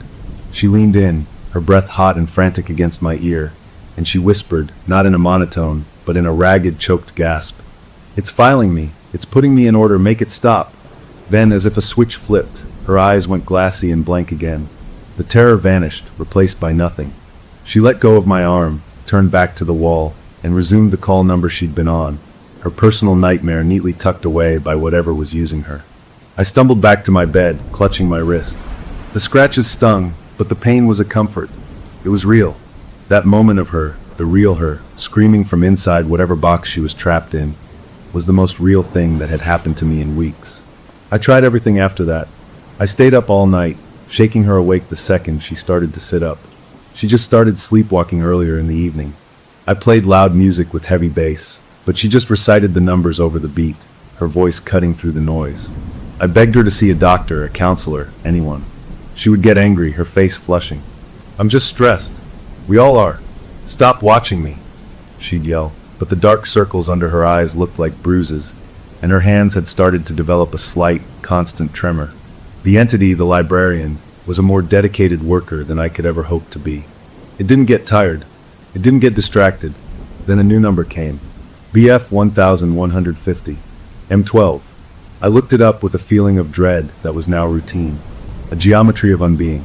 The catalog showed the last person to even pull up the digital record, weeks ago, was a shy astronomy postgrad I knew from the writing center. A brilliant guy who liked to map stars and spoke in soft, precise sentences. He hadn't checked the book out physically. He'd just looked at the listing online. Was that enough? Did browsing the catalog count? I didn't know the rules, and not knowing was its own kind of torture. I saw him in the cafeteria 2 days later, sitting alone with a notebook full of complex equations. I walked over, my heart thumping against my ribs. I had to warn him, but as I got closer, he looked up and smiled his gentle smile. "Hey," he said, "you're into weird old books, right?" He pointed at his notebook, but he wasn't pointing at an equation. He'd scribbled a call number in the margin. BF 1150. M12. "I just found the most fascinating text in the catalog," he said, his eyes bright with academic curiosity. "Something about theoretical void spaces. It's in the restricted section. It's like it was waiting for me to ask the right question." My mouth went dry. The words of warning died in my throat. What would I even say? "Don't check out that book, it might kill you"? He'd think I was insane. And if I did stop him, would the system just find another name linked to that call number? Would it come for me instead? My silence in that moment felt like a stone I was swallowing, and it settled in my gut, cold and permanent. I just nodded and mumbled something about it sounding interesting, then walked away, feeling like I had just signed his death warrant. I had to know more. I had to go back to the source. I went to the restricted stacks alone during daylight hours, pretending to need a specific journal for a paper. The atmosphere had changed. Before, it felt watchful. Now it felt openly unfriendly. The greenish lights flickered in a steady rhythm as I walked down the aisles, like a slow, blinking warning. The air felt pushy, like when you're underwater and you can feel the pressure all around you. I walked to the desk where we found the board.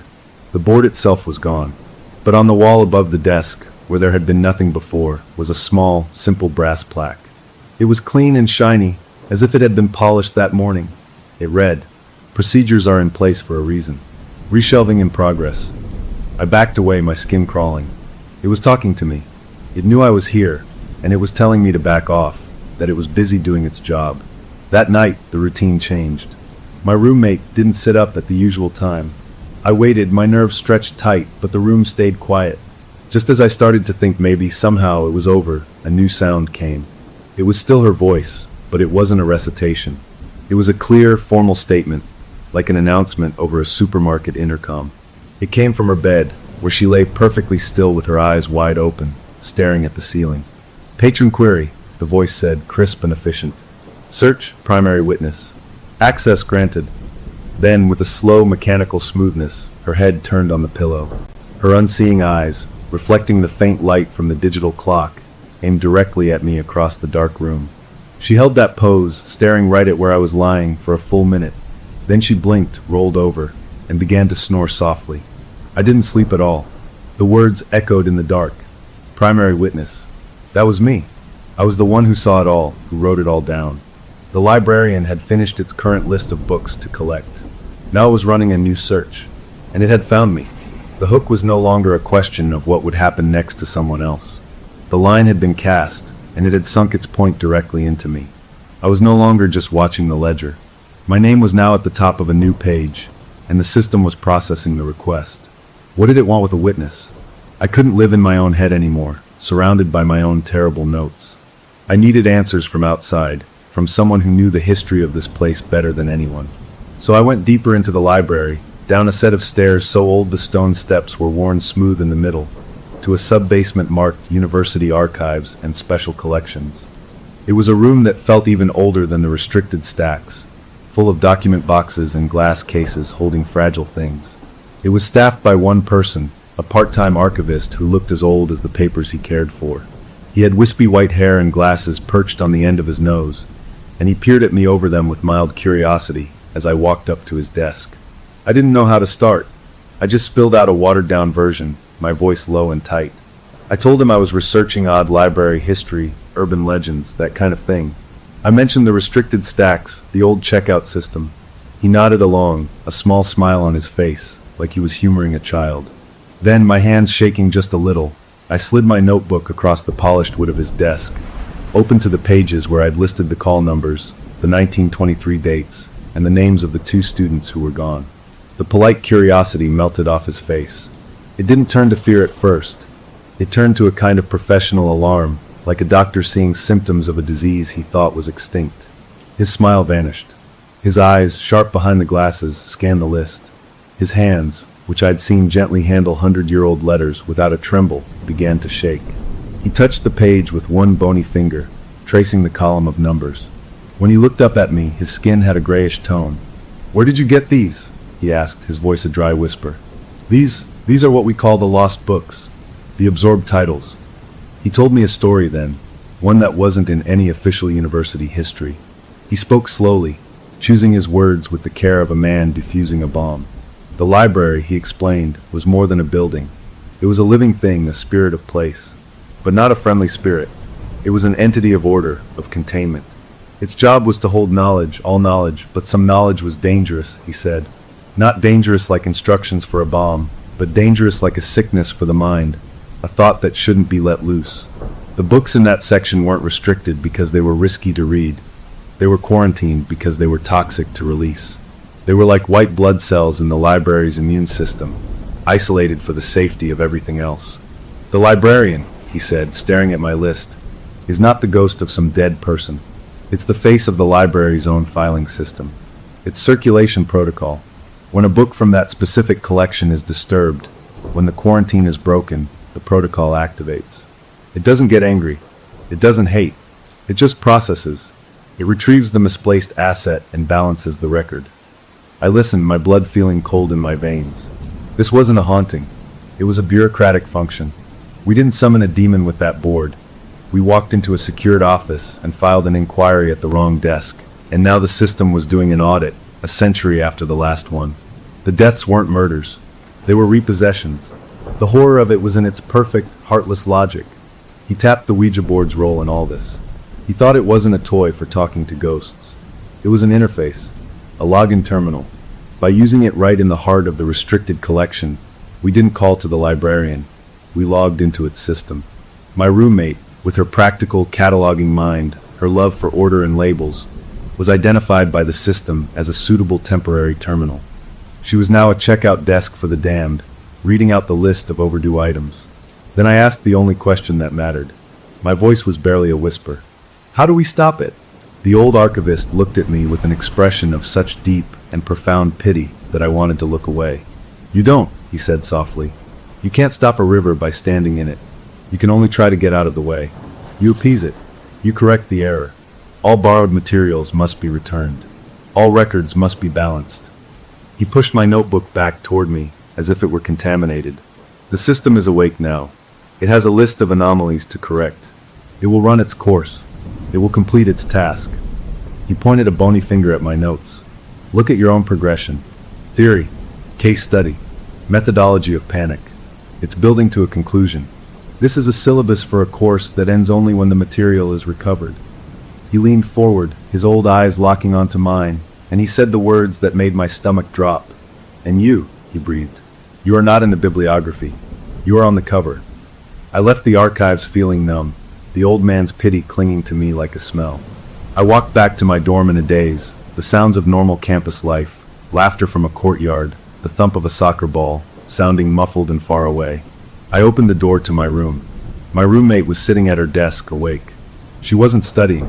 She was just sitting, staring straight ahead at the blank wall. She didn't turn when I came in.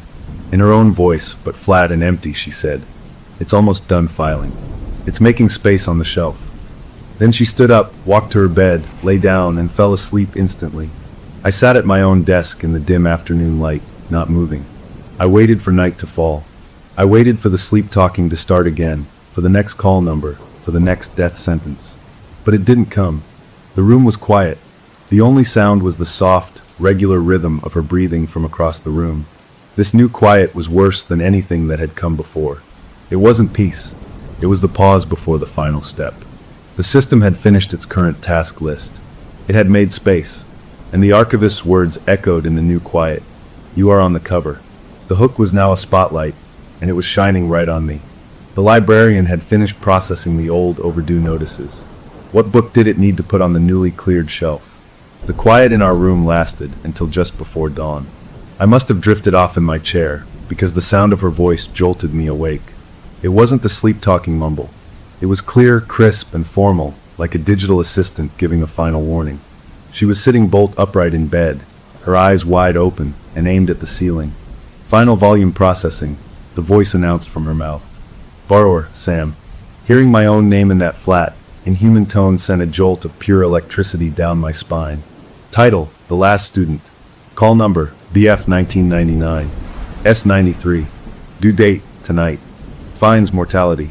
Status, checked out. Then she lay back down and was asleep, breathing normally, as if she'd just commented on the weather. I sat there frozen, my heart hammering so hard I could feel it in my throat. My name. It knew my name. It had given my name a call number. BF 1999. S93. The Last Student. I was a book. I was the final volume. And my due date was tonight. I moved on pure, frantic instinct. I ran to the library as the first gray light of morning touched the windows. I didn't care about rules anymore. Using every trick and code the old archivist had unknowingly hinted at, I hacked my way into the library's deepest, most hidden catalog files on a public terminal. My fingers flew over the keys. I searched for BF 1999. S93. The entry existed. The Last Student. Author, anonymous. Publication date, blank. Checkout history, one line. A digital timestamp from last night. Borrower ID, my student number. A book that hadn't existed until the system created it for me. For me. I abandoned the terminal and ran for the restricted stacks. The main gate was closed but unlocked.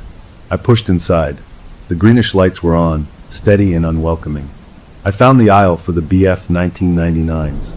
The shelves held books with grand, ominous titles about final things and ultimate truths. I found the space between BF 1999, S92 and BF 1999, S94. It was empty. A gap. Just a blank space on the shelf waiting to be filled. A choked sound, part sob, part laugh, escaped my lips. Of course it wasn't here. It was checked out. To me.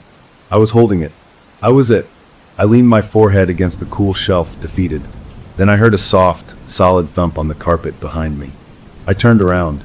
In the exact center of the aisle, where there had been nothing a second before, lay a book. It was slim, bound in a creamy, smooth material that looked like vellum, the kind used for old important documents. It had no dust jacket. On the spine, in neat, new-looking gold foil letters, was the call number, BF 1999. S93. I bent down and picked it up. It was warm, as if it had been sitting in a patch of sun, but there was no sun down here. The warmth felt wrong, like a living thing. I was holding my own death warrant, delivered directly to me by the library's delivery system. The walk back to my dorm was a blur. The book in my hands felt like it weighed 100 pounds. What was I supposed to do? Open it? Was my fate sealed the moment I read the first page? Maybe the act of opening it was the fine being applied. Or what if I didn't open it? What if I burned it or threw it in a river? Would that break the rules, or would it just make the fines worse? My mind spun with terrible options. I pushed open the door to my room. My roommate was sitting up in bed, awake. She looked at me, and for the first time in weeks, her eyes were clear. They were filled with tears. "It's gone," she whispered, her voice cracking. The pressure, the filing, the numbers in my head, it stopped. I can think again. She was crying with relief, her shoulders shaking. But then her eyes, those clear, freed eyes, flicked down to the book in my hands. Her relief twisted into something else, a deep, instinctual disgust, like she was looking at a poisonous spider.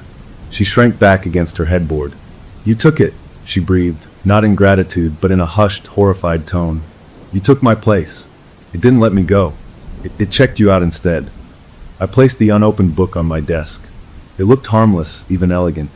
We didn't speak much that day. She moved around the room like a ghost herself, fragile and quiet, stealing glances at the book and then quickly looking away, as if it hurt her eyes. She was free, and I was now the terminal, the item, the problem. As evening fell, she got into bed and fell into a deep, peaceful sleep almost instantly, a sleep she hadn't had in so long.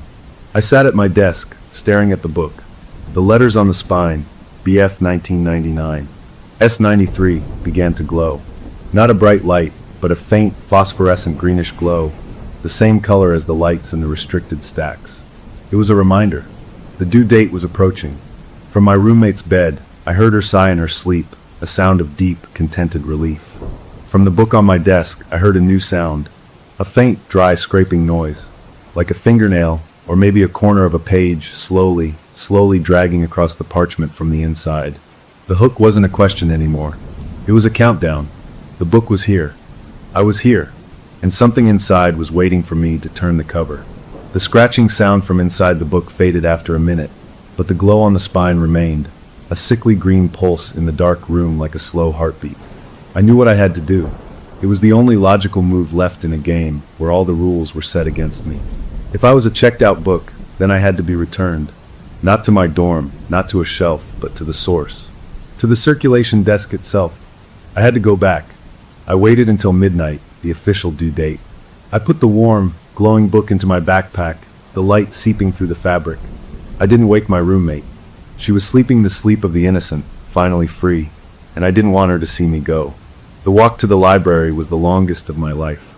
The campus was empty, the paths lit by pools of orange light from street lamps. Every shadow felt like it was watching. The main library doors were unlocked, which was normal for finals week, but the grand reading room was deserted. I walked straight to the wrought iron gate of the restricted stacks. It stood wide open, inviting. The greenish lights inside were blazing steadily, not flickering, casting long, straight shadows that looked like prison bars on the floor. The air hummed, a low static buzz that made the fillings in my teeth ache. It was expecting me. This was the return desk. I stepped inside, the buzz growing louder. I walked to the old wooden desk where it all began. The Ouija board was gone. In its place, set neatly into the wood, was a modern-looking touchscreen monitor, glowing with a soft blue light. It looked utterly out of place. On the screen was a simple, clean interface. At the top, in a calm font, it read, "Return item." Below that was a box with a blinking cursor next to the words, "Scan barcode" or "Enter call number." At the bottom of the screen was another field that said, "Patron name/ID for discharge." A keyboard was depicted on the screen. My mouth went dry. I understood. It wasn't asking me to scan the book. The book was just the ticket, the receipt. I was the item.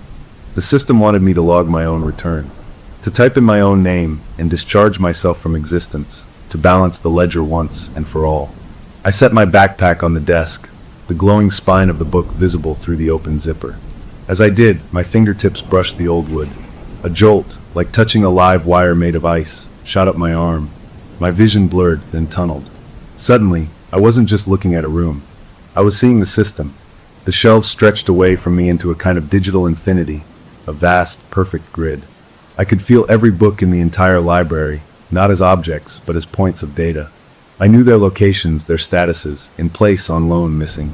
It was beautiful in a terrifying way, this immense, silent order. And in the middle of all that perfect, structured information, I could feel a single, glaring error. A pulsing, bright red point of light. Overdue. It was me. The knowledge flooding into my mind was dizzying, intoxicating. I understood the library's purpose completely. It wanted to contain chaos, to file every messy, curious human thought into its proper place. The peace it offered was the peace of a problem solved, a question answered and closed forever. The urge to just give in, to type my name and let the perfect order swallow me, was incredibly strong. It would be so easy. The pain, the fear, the guilt of watching others get checked off the list, it would all just stop. My finger hovered over the digital keyboard on the screen, right over the S for my name. But as I floated in that river of data, I felt something else.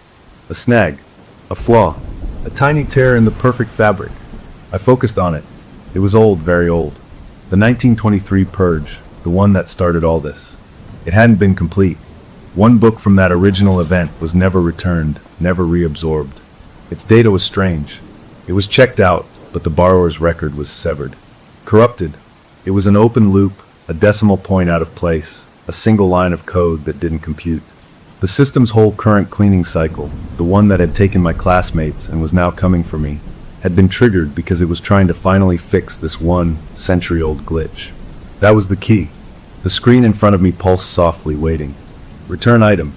All I had to do was type my name and hit enter. The piece it promised was a vast, quiet nothing. It was so tempting. Instead, I moved my shaking finger. I ignored the return prompt. I went to the search bar. With my mind still half connected to the library's consciousness, I typed a new command, not with my fingers but with a thought, feeding it the fractured data I'd glimpsed. Search, circulation anomaly. Date, October 31st, 1923. Status, lost/not absorbed. The blue interface screen flickered violently. The clean lines and boxes dissolved into a scramble of jagged pixels and gibberish. Then lines of text, corrupted and glitching, began to scroll upward. They stuttered and jumped, finally resolving, freezing on a single, impossible line. Call number, BF101. 1. N0N. Title, The Forgotten Name. The hook was no longer a countdown to my end. It was a frayed thread, a single line of misprinted text in a universe of perfect print. There was a book that got away, and if I could find how it broke the rules, maybe I could break them too. The call number on the glitching screen made no sense. BF101. 1. N0N. The N0N looked wrong, like a computer error, a zero where an O should be. The forgotten name. I stared at it, my mind still reeling from the connection to the library's mind. The record for this book on the screen was ghostly, faded, like the system was trying to delete it and couldn't quite manage. The digital checkout card was blank. No name, no date, just an empty white space where the borrower's identity should have been. This was the glitch, the tear in the system. Someone back in 1923 had checked out this book and then somehow erased themselves from the record, leaving a ghost book behind, a problem the library had been trying to solve for 100 years. I was still partly connected, my thoughts tangled in the library's data streams. I didn't search for databases now. I pushed deeper, searching for impressions, for the memory of a thing that was meant to be forgotten. A book's memory is its words. The memory of a lost book is the shape of the hole it left. In the flood of perfect information, I felt for a cold spot, an absence. It was like feeling for a draft in a sealed room. And I found it. Not a shelf location, but a feeling, an image that pushed into my head, a dark, cramped space. Not inside the library proper, but outside it. A space behind a loose stone at the base of the library's oldest exterior wall. A section that had been buried and built over by a new wing decades ago. The book wasn't on a shelf. It wasn't stolen. It had been hidden, interred, like a body. The connection broke then, snapping back with a force that felt like a rubber band popping against my brain. I staggered, my vision swimming, and a hot trickle of blood ran from my nose onto the polished wood of the desk. I wiped it away with a trembling hand. The modern touchscreen monitor was gone. The old Ouija board was back, sitting innocently on the desk. But I had a location. The book wasn't in the library stacks. It was in the walls. To find it, I had to get outside, to a part of the building that was probably off limits, under construction, or just forgotten. And I had to do it before the sun came up, before my personal due date passed and the fines were applied. But moving toward this anomaly, this glitch, was the biggest rule break I could possibly make. I wasn't returning myself. I was chasing a bug in the program. I grabbed my backpack with my own glowing book in it and took a step away from the desk. A wave of pressure hit me, a wall of invisible resistance pushing against my chest, trying to shove me back toward the screen that was no longer there. It was a physical no. A silent alarm was screaming in the still air, a sound I felt in my bones rather than heard. The steady green lights in the sconces began to strobe, flashing on and off in a frantic, chaotic rhythm. I was no longer an item awaiting return. I was an item in active rebellion against the catalog. I pushed forward, leaning into the pressure. It was like wading through deep water made of glue. My ears popped. The library around me began to change. As I stumbled back out through the wrought iron gate and into the main reading room, books didn't just fall from shelves behind me, they were pushed. Whole sections teetered and spilled onto the carpet with loud, flat slaps. The familiar path to the library's side exit, a door that led to a delivery alley, seemed to twist. I'd run down this corridor 100 times. It was straight. Now it curved to the left. I turned a corner, and instead of the exit door, I found myself facing another long aisle of stacks. The library was rearranging itself around me, a labyrinth with a furious mind, trying to trap me, to confuse me back to the desk. The air grew colder, not the dry chill of before, but a wet, biting cold that seeped through my clothes and carried a strange smell like old snow and printer ink. I ran, ignoring the twisting halls, following not my memory of the building's layout, but the pull of that cold, empty spot I'd felt in the data, the location of the hidden book. I found a maintenance door marked electrical and slammed through it, bursting out not into the alley, but into a dim, cavernous space filled with heating ducts and pipes, the building's innards. I was underneath the library itself, in a crawl space between the old foundation and the newer addition. It was dank and dark, the only light coming from a few bare bulbs covered in wire cages. I remembered the image from my vision, the oldest exterior wall. I moved along the rough stone foundation, my hands brushing against cold, damp rock, looking for anything loose. And then I saw it. One stone, slightly different in color, not quite fitted flush with its neighbors. I dug my fingers into the gritty gap around it. They were raw and bleeding by the time I got a good grip. With a grunt, I pulled. The stone shifted, then came free with a gritty scrape, much lighter than it looked. Behind it was a small, dark cavity, and inside, wrapped in wax canvas that was brittle with age, was a rectangular shape. I reached in and pulled it out. It was a book, the forgotten name. But as I pulled it free, a new sound echoed from the main part of the library above me, through the floor. A deep, rhythmic, pounding thump. Thump. Thump. It wasn't footsteps. It was slower, more methodical. It sounded like something immense made of sliding shelves and stamping date-due cards was moving, and it was coming toward the maintenance door I'd used.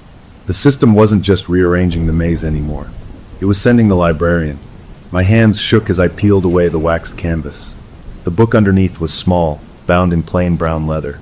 It looked ordinary. I opened it. The pages were blank. Every single one. From the first page to the last, there was nothing. No text, no illustrations, not even lines. Just empty, creamy paper. My heart, which had been pounding with a wild hope, sank. A blank book. This was the glitch that could save me. But then I looked inside the front cover. There, written in that same familiar, spidery, faded fountain pen ink from the 1923 checkout cards, was a single sentence. It wasn't a title or an author's name. It was an instruction. It read, "To escape the catalog, you must become a book without a title. The penalty is the price. The method is in the margins." I stared at the words, then at the blank pages, then back at the words. The penalty is the price. The method is in the margins. But the pages had no margins. They were just blank. The deep, pounding thump from above grew louder, closer. It was on the other side of the maintenance door now. I could hear the squeal of metal hinges protesting. The hook was no longer a thread to follow. It was a pounding on a door, and the door was about to break. I had the blank book. I had the cryptic clue, and I had maybe 1 minute to figure out what the margins meant before the librarian itself walked in and checked me out for good. The blank pages stared back at me a taunt. The method is in the margins. But there were no margins. Just emptiness. The deep, pounding thump was right outside the metal maintenance door now. I heard the squeal of the latch giving way, the sound of metal bending. The door didn't burst open. It simply darkened. A shape filled the doorway. It wasn't a person. It was a distortion, a man-shaped patch of nothing that drank the light from the bare bulbs. The air around it warped, pulling itself into neat, straight lines, like reality itself was being filed into order. It held no weapon. In its hands was a ledger, glowing with that same sickly green light from the stacks. It extended a hand toward me, not to grab me, but open-palmed, waiting to receive the overdue item. The pressure to just hand myself over was immense, a weight on my chest squeezing the air from my lungs. This wasn't a monster to fight. It was the final notice. I had seconds. I looked at the two books I held, the blank forgotten name and my own warm, glowing book, The Last Student, its title bright on the spine. The clue screamed in my head. The method is in the margins. Not these margins, the margins of my story. My life was the text. My name on the cover was the title. To be a book without a title. I didn't have time to think. It was a crazy, desperate guess. I slammed the two books together, front cover to front cover, the blank one and my own. With a yell that was part terror, part last-ditch defiance, I wrenched them apart like I was tearing the binding of a single thick volume. For a heartbeat, nothing happened.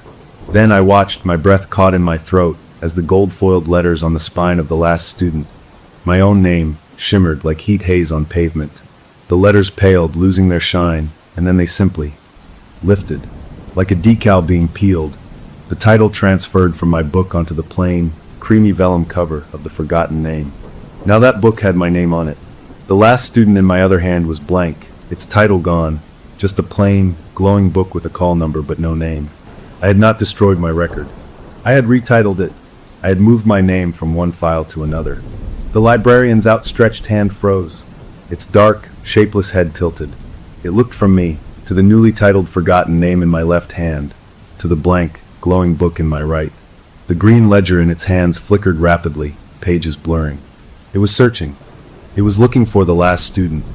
But that call number now pointed to a blank text, a null entry. It was searching for my name, and it found it attached to a corrupted, glitching record from 1923. The forgotten name record, a ghost in the machine with no checkout history. I existed in the system twice, and both entries were now wrong. The blank book at my feet, my original book, now truly titleless, began to crumble. It didn't burn or dissolve. It just fell apart into fine, gray dust like ash until there was nothing left. A searing pain lanced through me, but it wasn't in my body. It was in my mind, in my memory. It felt like threads being pulled, like the details of a dream dissolving as you wake up. I saw a flash of my roommate's face, but I couldn't remember her major. I thought of my first day of classes, but I couldn't picture the building. I wasn't dying. I was being misfiled. I was becoming a glitch myself. As the pain faded, leaving a hollow, ringing feeling in my ears, the librarian didn't roar in anger. It stuttered. Its whole form flickered, pixelating like a bad video call. A sound erupted from it, not a scream, but a deafening, chaotic shriek of 100 different noises. The beep of a scanner, the slam of a date stamp, the rustle of pages, the squeal of a moving book cart, all blaring at once in a wave of pure, discordant system error. Then it was gone. The doorway was empty. The pounding stopped. The pressure vanished.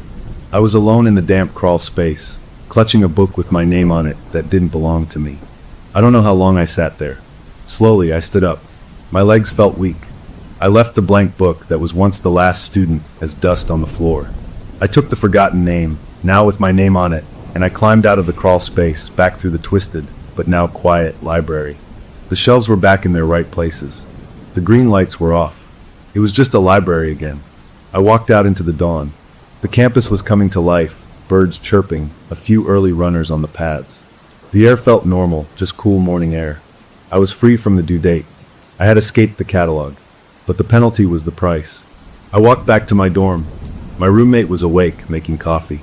She looked at me, saw the old book in my hands, and her eyes widened for a second with a flicker of something. Fear, maybe, or recognition. Then it passed, and she smiled, a normal, tired smile. "You're up early. Big exam today," she asked. I opened my mouth to answer, to tell her everything. But I stopped. When I tried to think of her, my friend, the person who went through all this with me, the details were fuzzy. I knew she was my roommate. I knew I cared about her. But when I tried to remember her favorite subject, what she wanted to be, the specific sound of her laugh, the memories were soft, out of focus, like a photograph taken in low light. Yeah, I finally said, my voice sounding strange to my own ears. Big exam. I looked down at the book in my hands, the book with my name on it that was a century old. I was not a student anymore. I was barely a person. I was a lost entry, a living typo in the world's catalog. I had no due date. But as I stood there in the morning sun, I knew, with a certainty that was colder than the library's chill, that somewhere deep in the vast, orderly mind of that building, a new audit had just been scheduled. A search for inconsistencies. A hunt for errors. And I was the biggest error of all. The story felt complete, a circle closed with a cost paid. I had survived. But as I tried to recall my own middle name, and found the memory slippery and distant, I understood the hook wasn't gone.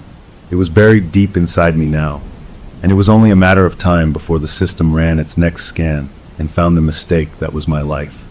Story number 4. My name is Alex, and it all started with a joke. My husband came home that Tuesday night with that grin, the one he gets when he thinks he's being clever, and plopped this dusty cardboard box on our kitchen counter. A trophy, he announced, and pulled out the ugliest thing I had ever seen, a cheap plastic Ouija board, the kind you would buy at a Halloween store, with a weird dark burn mark seared into one corner. Old man Marconi's, he said, laughing. The crazy guy from the boarded-up house on Elm. He told the paramedics he used it to talk to his business associates. I thought we could get a laugh out of it. He put it up on the mantle like it was some kind of weird art piece, and I remember feeling this little cold tickle in my stomach, just for a second, looking at it. But I shook it off. I called myself silly. It was just a piece of junk from a sad old man's house. My husband is a cop, and he brings home weird stories and weirder bits of evidence sometimes. This was just another one. We ordered pizza and forgot about it. That was the first mistake, laughing it off like it was nothing. A few days later, I woke up with a stiff neck, slumped over the kitchen island. The clock on the microwave said 4:13 a.m. I never get up in the middle of the night. My head felt fuzzy, like I was swimming up from a deep, deep pool, and under my elbow was a napkin from the holder. It was covered in these frantic, swirling lines drawn in blue pen, loops and circles, and what looked like streets. I just stared at it. I did not remember getting up. I did not remember drawing. I must have been sleepwalking, which I had not done since I was a kid. I showed it to my husband when he woke up, joking, "Guess I am channeling my inner cartographer." He chuckled, but his eyes got that look, the cop look, and he studied the napkin for a long time before he said, "Huh, that is weird, babe." He took the napkin and pinned it to the fridge with a magnet, right next to the grocery list, and we went about our day. But I kept catching him looking at it. A week went by, normal and quiet, and then he came home from work really late. He was quiet, too quiet. He made himself a coffee even though it was past 9, and he opened his laptop at the table. I was reading on the couch. After a few minutes, I heard him whisper, "No way." I looked over. He was staring from his laptop screen to the napkin on the fridge, back and forth. His face was pale. "What is it?" I asked. He just waved me over. On his screen was a satellite map of the city, a grid of streets. He pointed to a section on the map, then to a similar set of swirls on my napkin. "See this curve? And this intersection?" I squinted. One particular loop on my napkin was a perfect match for the street layout around an old warehouse district on the west side. "That is impossible," he said, more to himself than to me. "That is the old granary building. My unit has had the area under passive surveillance for weeks. We think it is a stash house for counterfeit pills, but we have not had enough for a warrant." He looked at me, and his eyes were wide with something that was not quite fear, but was not excitement either. It was disbelief. "How could you know that?" "I did not know," I said, and my voice sounded small. "I was asleep. It is just a coincidence. It has to be." He nodded slowly, but he did not believe it. He took the napkin down from the fridge and carefully put it in a clear plastic folder, the kind he uses for evidence. He did not say anything else about it that night, but the air in the house felt different, charged, like before a thunderstorm. I tried to forget it. I told myself it was stress, a fluke, my brain mixing up things I had heard him talk about in my sleep. But then, a week later, he came home early. He burst through the door. His face was pale, but his eyes were blazing. He did not say hello. He just held up his phone for me to see. The screen showed a local news headline: "Major fentanyl bust in West Side warehouse. Police seize millions in street drugs." My heart just stopped. He scrolled down to show the address. It was the same one. The exact same warehouse from the satellite map. He looked from the phone to me, and he whispered, "We got the warrant because of your map." The captain said an anonymous tip came in with a perfect sketch of the property layout. They thought it was a rival dealer. I just stood there cold all over. I did not send any tip. I did not even know the address. The only thing I had done was sleepwalk and scribble on a napkin.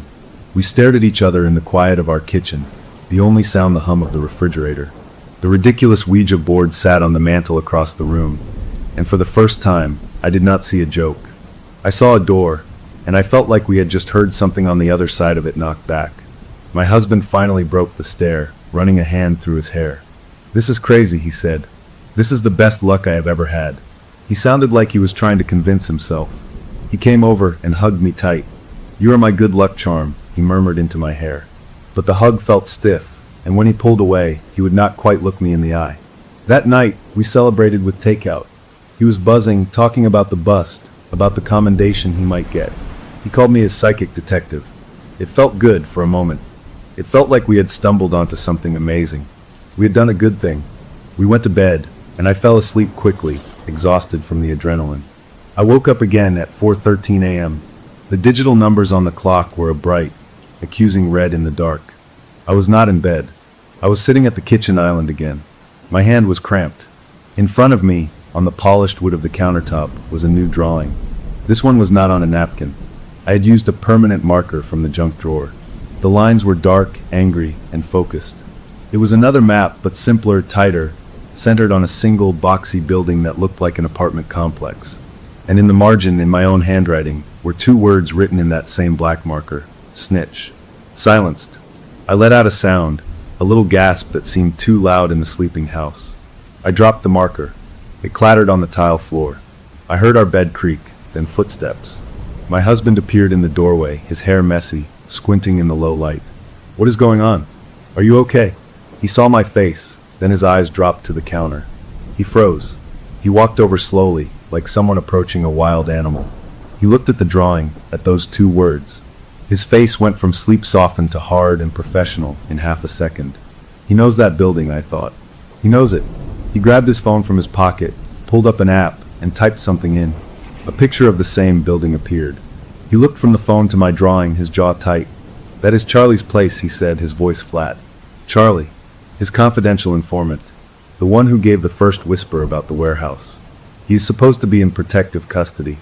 I just shook my head, wrapping my arms around myself. I was so cold. He did not say another word. He turned and ran back to the bedroom. I heard him throwing on clothes, the jingle of his keys. He sprinted back through the kitchen, grabbing his jacket. "Stay here. Lock the door. Do not answer for anyone but me." And then he was gone. The front door slammed shut, and the lock clicked into place. I was alone. I stood there in the silence, staring at the black words on my counter. Snitch. Silenced. I had written them. My hand had done it. But I did not think them. I did not know them. It felt like someone had used my body like a rented car and left this terrible message behind. I did not clean it up. I could not touch it. I just sat on the couch in the dark, waiting, watching the window for his headlights. The minutes stretched into an hour. I jumped at every little sound, the house settling, a branch tapping the window. Finally, I saw the familiar glow of his car pulling into the driveway. The engine cut off. The door opened and closed. His footsteps were slow, heavy coming up the walk. The key turned in the lock. He came in. He did not look at me. He did not say a word.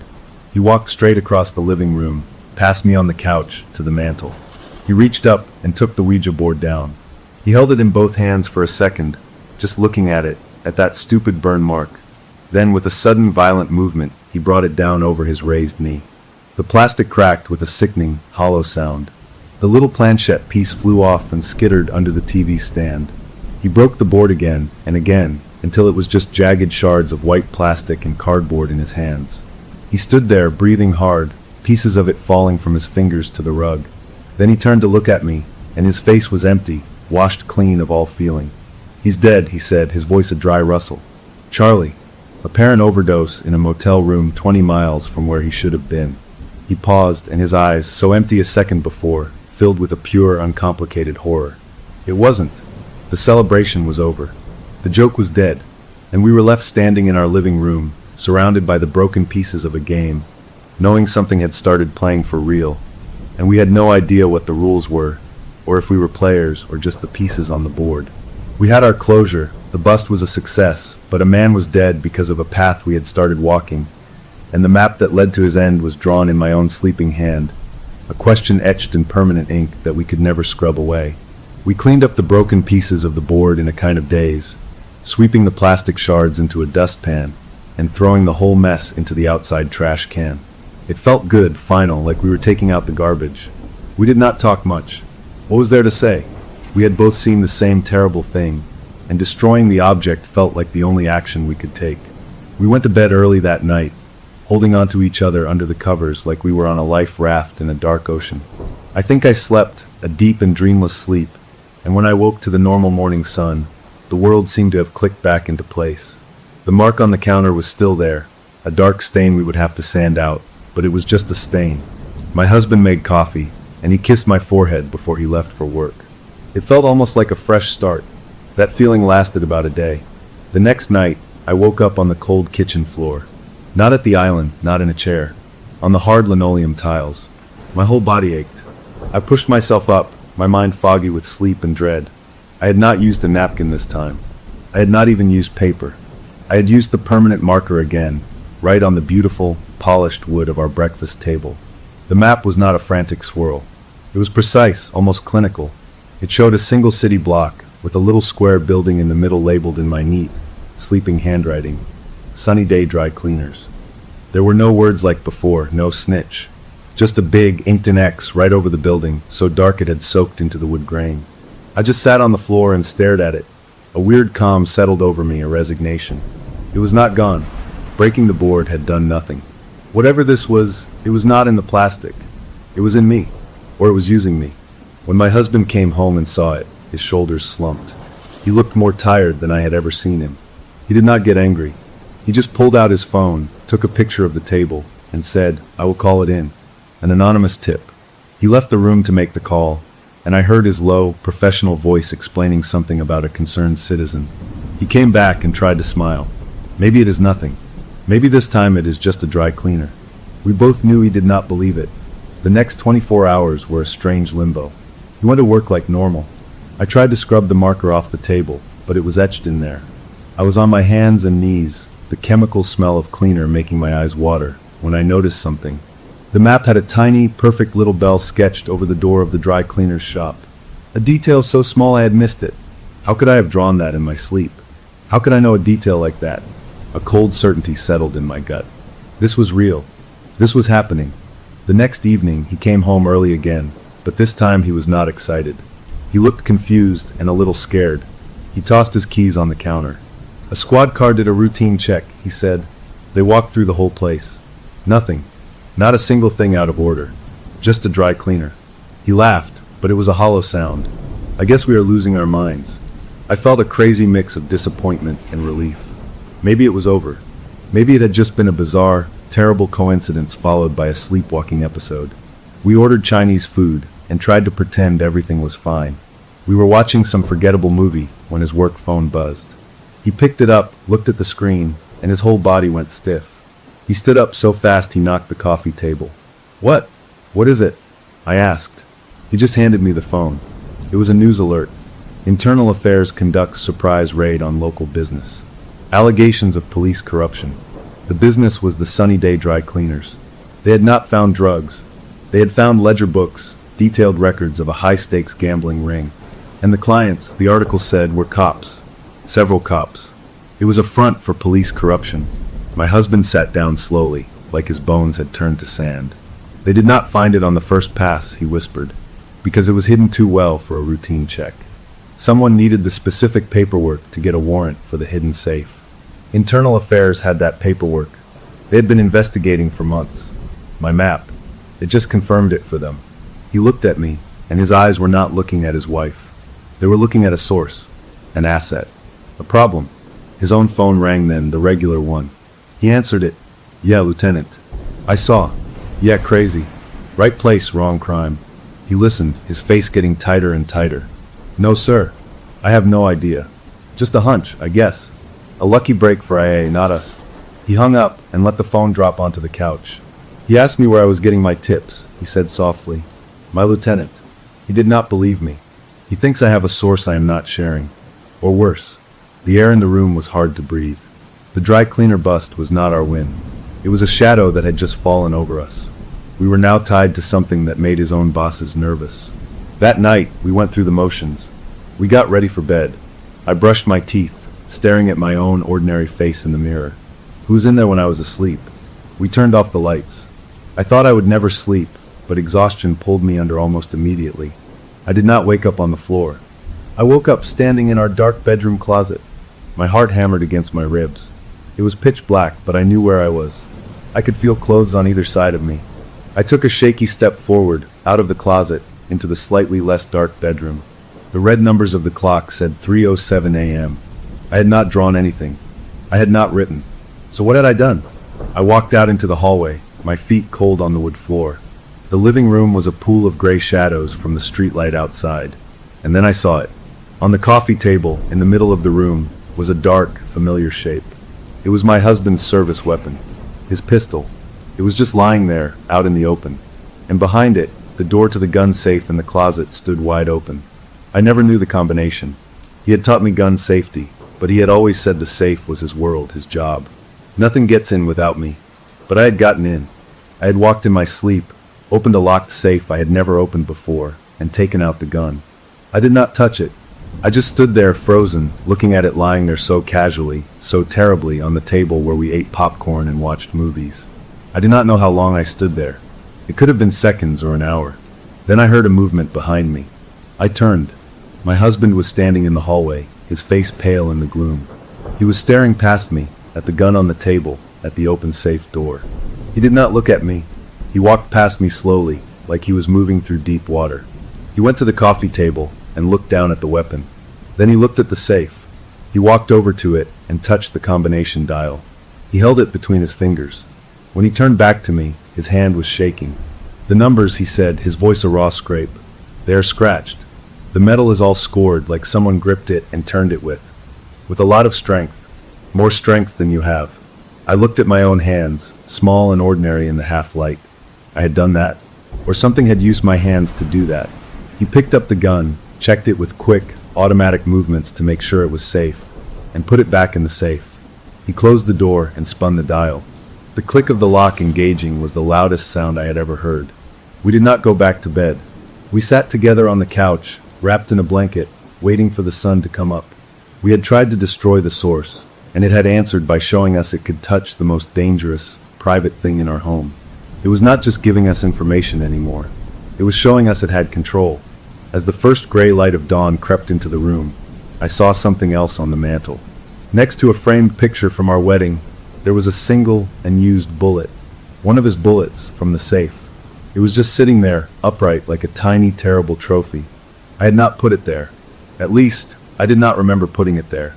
We had closed the door on the board, but something else had opened a much darker, more frightening door right through the center of our lives, and we were now standing on the threshold, afraid to step through and terrified to stay where we were.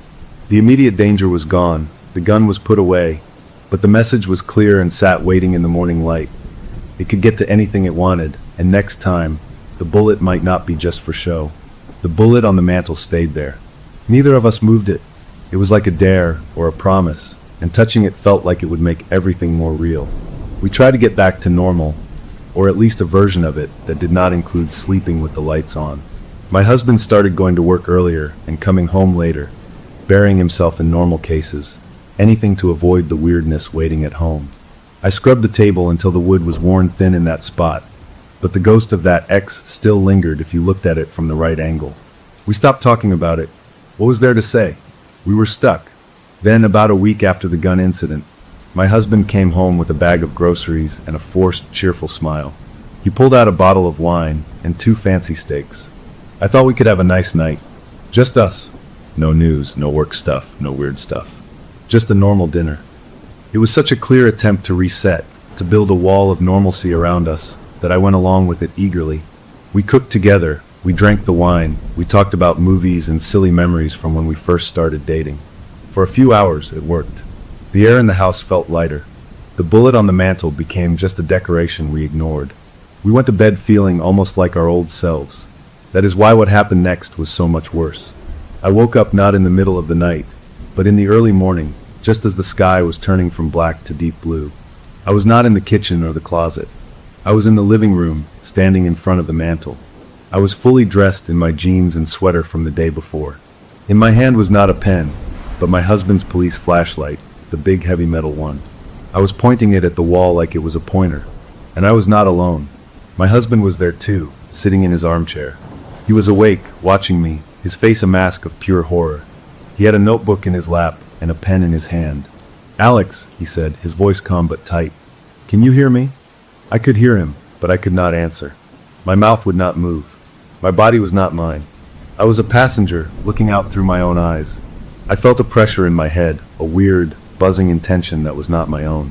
My arm, holding the flashlight, moved without me telling it to.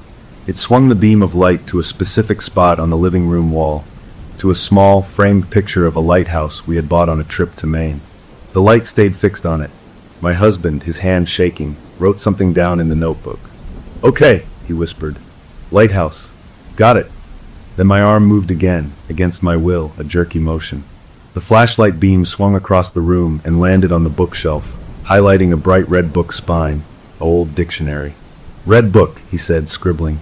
My body turned, the beam sweeping past him, and I saw the notebook page. He was not writing words. He was making quick, rough sketches of the things I was highlighting. This went on for maybe 5 minutes. My body, guided by that strange outside pressure, pointed the flashlight at 7 different objects around our living room. The lighthouse picture, the red dictionary, the brass knob on the fireplace tool set, a blue vase, the power button on the stereo, a throat pillow with a spiral pattern, and finally, it swung back and held the beam steady on the wedding photo next to the bullet on the mantel. With the light blinding the glass, my hand finally lowered. The buzzing pressure in my head vanished like a switch had been flipped, and I stumbled, dropping the flashlight with a clatter. I gasped, my own breath loud in my ears, control flooding back into my limbs. I fell to my knees. "What? What was that?" I choked out. My husband was already on his feet, staring at his notebook. He did not look at me. He looked furious and focused. "Spelling something out," he muttered. "First letters. Lighthouse. Red. Brass. Blue. Power. Spiral. Wedding." He wrote the letters down. LRBBPSW. It meant nothing. "That's gibberish," I said, pulling myself up onto the couch, feeling sick. "Maybe it's not in order," he said. He started rearranging the letters on a fresh page, his cop brain taking over, looking for a pattern. I watched him, cold to my core. He had sat there and watched me, studied me like a thing, while I was trapped inside myself.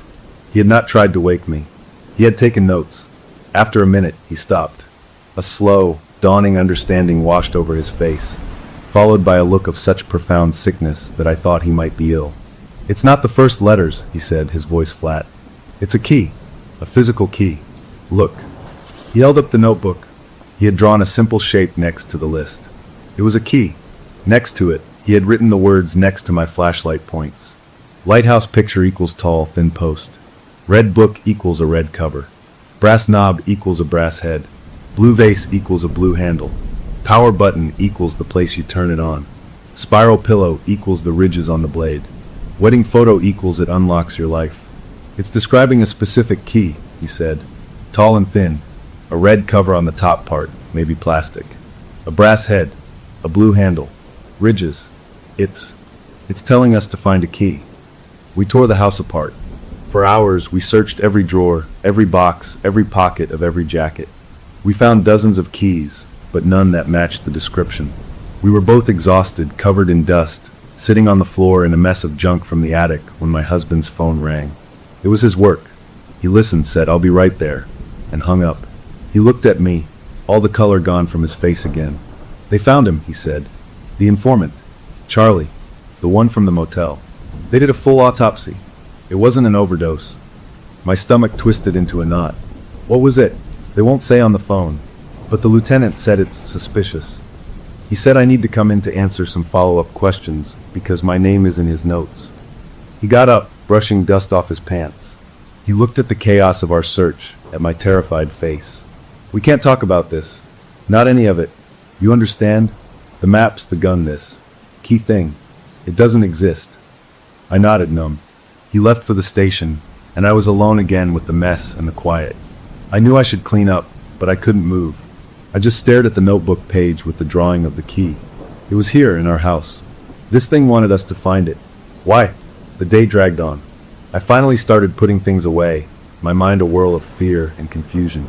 As I was putting a box of old winter coats back into the hall closet, my hand brushed against something hard and cold on the top shelf, way at the back behind a stack of blankets. I stood on my toes and felt around. My fingers closed around a small metal object. I pulled it down. It was a key. It was old, the metal dark. But when I held it under the hall light, I saw it. The top part, the bow, had a cracked red plastic cover, like from an old library key. The head was brass, now tarnished.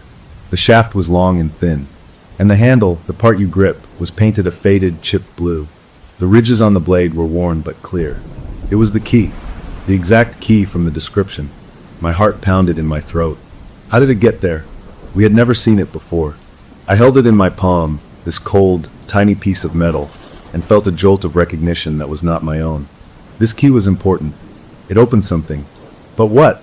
I waited for my husband to come home, the key burning a hole in my pocket. When he finally walked in, he looked drained. The questions were routine, he said, dropping his keys. They're just covering bases. But they're digging. I could feel it. I didn't say anything. I just walked over, took the key from my pocket, and held it out in my open palm. He stared at it. He didn't reach for it. He just looked from the key to my face, and the last bit of light in his eyes seemed to go out. Where? He finally asked. Hall closet. Top shelf. That's my old winter coat closet, he said, almost to himself. I haven't put anything up there in years. He took the key from me, his fingers brushing my palm. They were ice cold. He turned it over and over. This isn't one of ours. I know, I said. So what does it open? He didn't answer. He walked to the front window and looked out at the street, the key clenched in his fist. I don't know, he said, but it gave us a map to a drug stash. It gave us a map to a corrupt cop hangout. It made you open my gun safe. And now it's giving us a key. It's not just showing us things. It's arming us. It's giving us tools. He turned to look at me, his expression unreadable. For what? I asked, the question hanging in the air between us. He didn't have an answer. He just slipped the key into his own pocket. That night, we went to bed without speaking. The key was now his. I lay awake for a long time, listening to his breathing, knowing he was awake too. We had found the object it wanted us to find. We had completed its strange task. That should have been the end of something. But as I finally drifted into an uneasy sleep, I knew with a certainty that chilled me more than any sleepwalking ever had. This was not an end. This was just the beginning. We had taken the bait. We had the key. And now we would have to find out what door it unlocked, and what was waiting for us on the other side. The immediate puzzle was solved, but the larger, more frightening game had just leveled up, and we were now holding a piece we didn't understand, waiting for the next move to be shown to us. The key lived in my husband's pocket. He carried it with him everywhere, like a piece of evidence from a case he couldn't solve. The days that followed were tense but quiet, the kind of quiet that feels like the whole world is holding its breath. No sleepwalking, no maps, no flashlight messages. We started to hope, in a fragile way, that maybe finding the key had satisfied whatever this was. Maybe it was done with us. That hope lasted exactly 8 days.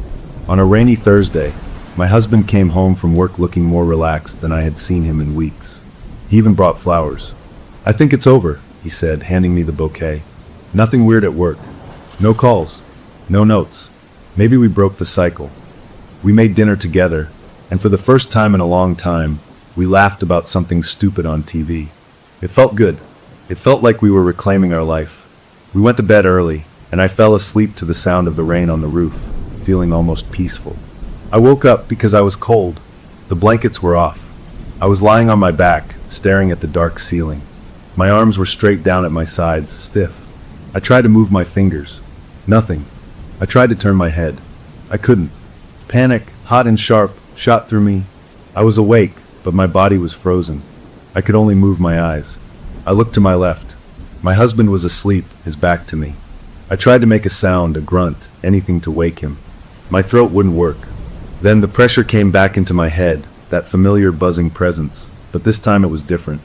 It wasn't pushing me to move. It was holding me down. And then a voice filled my mind. It wasn't a sound in the room. It was inside my skull, clear and cold and utterly without feeling. It was not my voice. Look beside the bed. My eyes jerked to the right, against my will, pulled by that external command.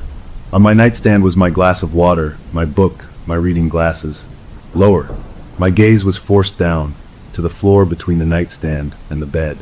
There, half in shadow, was a small, crumpled piece of yellow paper, like it had fallen from a pocket. You will pick it up. You will give it to him. You will not remember this. As soon as the words formed in my head, the freezing hold on my body released. I gasped, sucking in air, and sat bolt upright in bed. My heart was hammering so hard I could feel it in my teeth. I looked over at my husband. He was still asleep. It had been totally quiet. The whole thing had happened inside me. Shaking, I switched on my bedside lamp. The light was too bright. I looked at the floor. The yellow paper was there. I leaned over, my muscles aching like I had run a mile, and picked it up. It was a receipt. A gas station receipt from a place called Quick Stop Fuel on the other side of the city. The date was from 2 days ago. The time was stamped at 11:47 p.m. My husband had been home with me by 9 p.m. that night. This wasn't his. At the bottom of the receipt, in neat block letters that were not in any handwriting I knew, was an address. And below that, a single word, now. I sat there holding the paper, the voice's command echoing in my mind. You will give it to him. You will not remember this. But I did remember. I remembered all of it. The voice had told me I wouldn't, but I did. Was that a mistake? Or was it part of the plan? I didn't know what was worse. I looked at my sleeping husband. If I gave this to him, I was doing what it wanted. If I hid it or threw it away, would it know? Would it do something worse? The memory of being frozen, totally helpless, decided for me. The fear was too fresh. I reached over and shook his shoulder. Wake up, I said, my own voice sounding strange. He grumbled, turning over. What? What's wrong? I held out the yellow receipt. I found this. On the floor. He blinked, taking it from me, squinting in the lamplight. He read the address, then the word now. His sleepiness vanished. He looked at the gas station name and the timestamp. His face went tight. This is near the industrial park. A bad area. And I wasn't there. He looked at me, his eyes searching my face. Were you sleepwalking? No, I said, and it was the truth. I was awake. It was just there. I couldn't bring myself to tell him about the voice. Not yet. That felt like a line. Once crossed, that would mean I was really losing my mind. He got out of bed and started pulling on his clothes. I have to check this out. Right now. It's the middle of the night. The paper says now, he said, his voice all cop again. If this is another tip, we can't wait. If it's a trap, I'd rather know. He strapped on his gun, the one from the safe, and put the key from his pocket on his dresser. Stay here.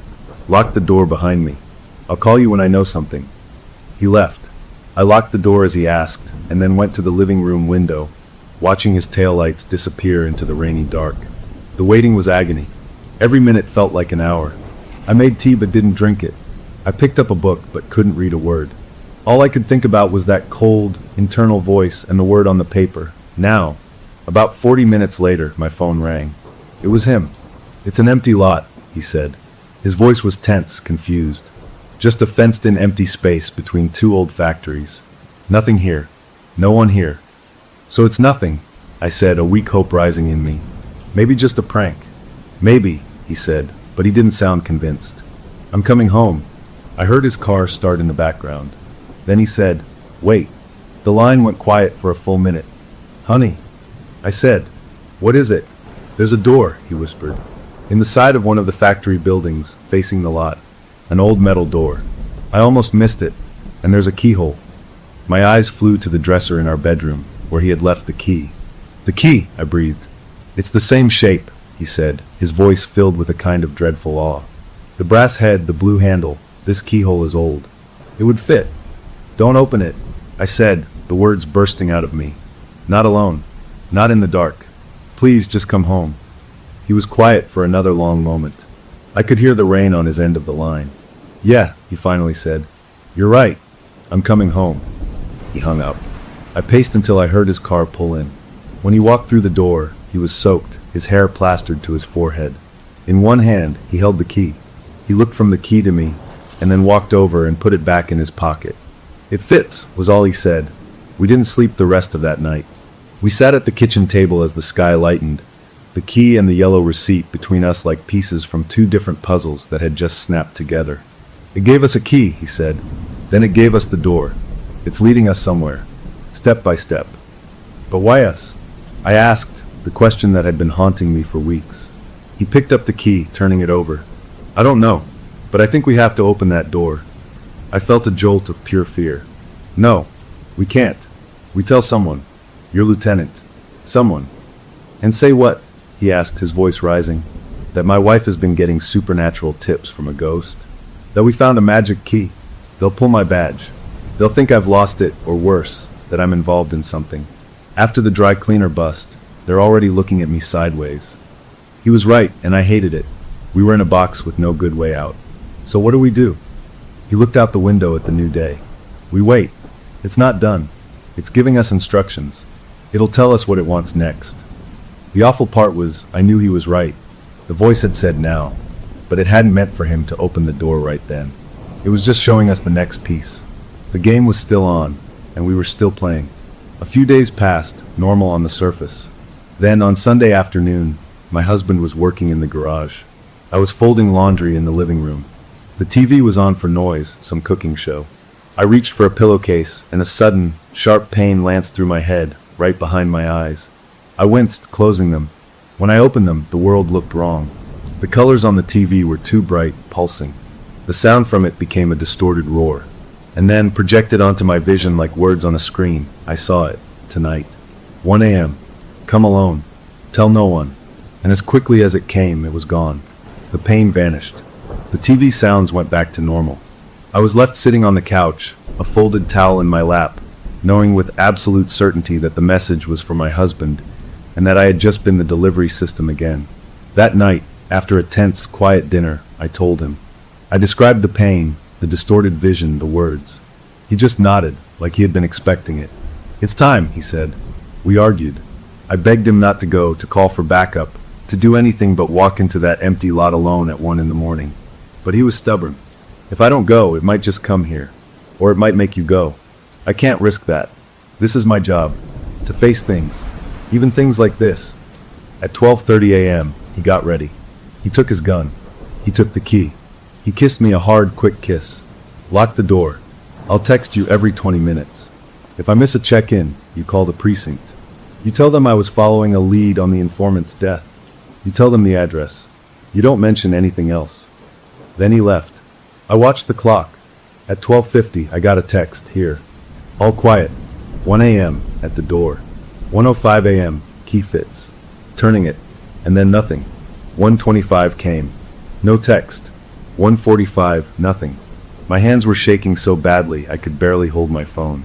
At 2:05 a.m., an hour after his last text, I was about to call the police, my finger hovering over the dial button, when my phone finally buzzed. It was a text from him. It was just 2 words, "I'm inside." A minute later, another text came through. This one was a picture. It was dark, blurry, taken with his phone's flash. It showed the inside of the factory room. It was empty except for one thing. In the center of the concrete floor, lit by the flash, was a small, modern black safe. The kind you'd buy for a home office. It was just sitting there waiting. The message that followed the picture read, "It's for you. The combination is our wedding date." The chapter of the key was over. We had found the door it opened. But now behind that door was a new puzzle, a new box waiting for us, and whatever was inside was meant for me. The door was no longer the mystery. The mystery was now locked in that small, out-of-place safe, and the combination was the most important number of our lives together.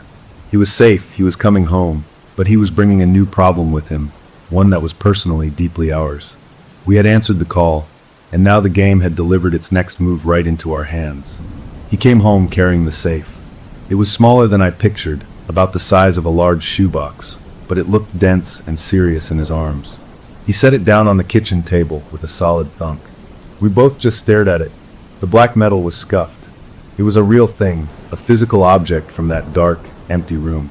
It made everything more real and more terrifying. "You didn't open it," I said. It wasn't a question. He shook his head. "It said it was for you. The combination, it's our date." He sounded weird, distant, like part of him was still back in that factory.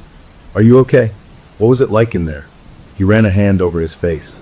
"It was just a room. Empty. Dusty. This was in the middle of the floor.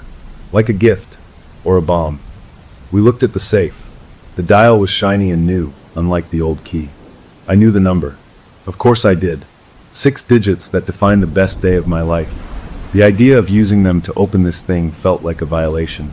"We don't have to open it," he said, but his eyes said he knew that wasn't true. We were in too deep. The key, the door, the safe, it was a trail of breadcrumbs, and we had eaten every one. If we stopped now, we would never know why, and not knowing seemed worse. "We have to," I whispered. I stepped up to the table. My hands were cold. I reached out and spun the dial. The clicks were loud in the quiet kitchen. Right to the first number. Left past it twice to the second. Right to the third. My fingers knew the rhythm. It was the same motion I used for his gun safe, but this felt entirely different. On the last number, I took a breath and pulled the handle down. It moved smoothly with a well-oiled clunk. The door unsealed. I looked at my husband. He gave a short, tense nod. I swung the door open. Inside, there were no stacks of cash, no bundles of drugs, no glittering jewels. There were only 2 things. A single, unmarked USB flash drive, dark blue, and a photograph. I picked up the photo first. It was a color picture, slightly faded, like it was a few years old. It showed a man in his late 50s, maybe early 60s. He had thinning gray hair and wore wire-rimmed glasses.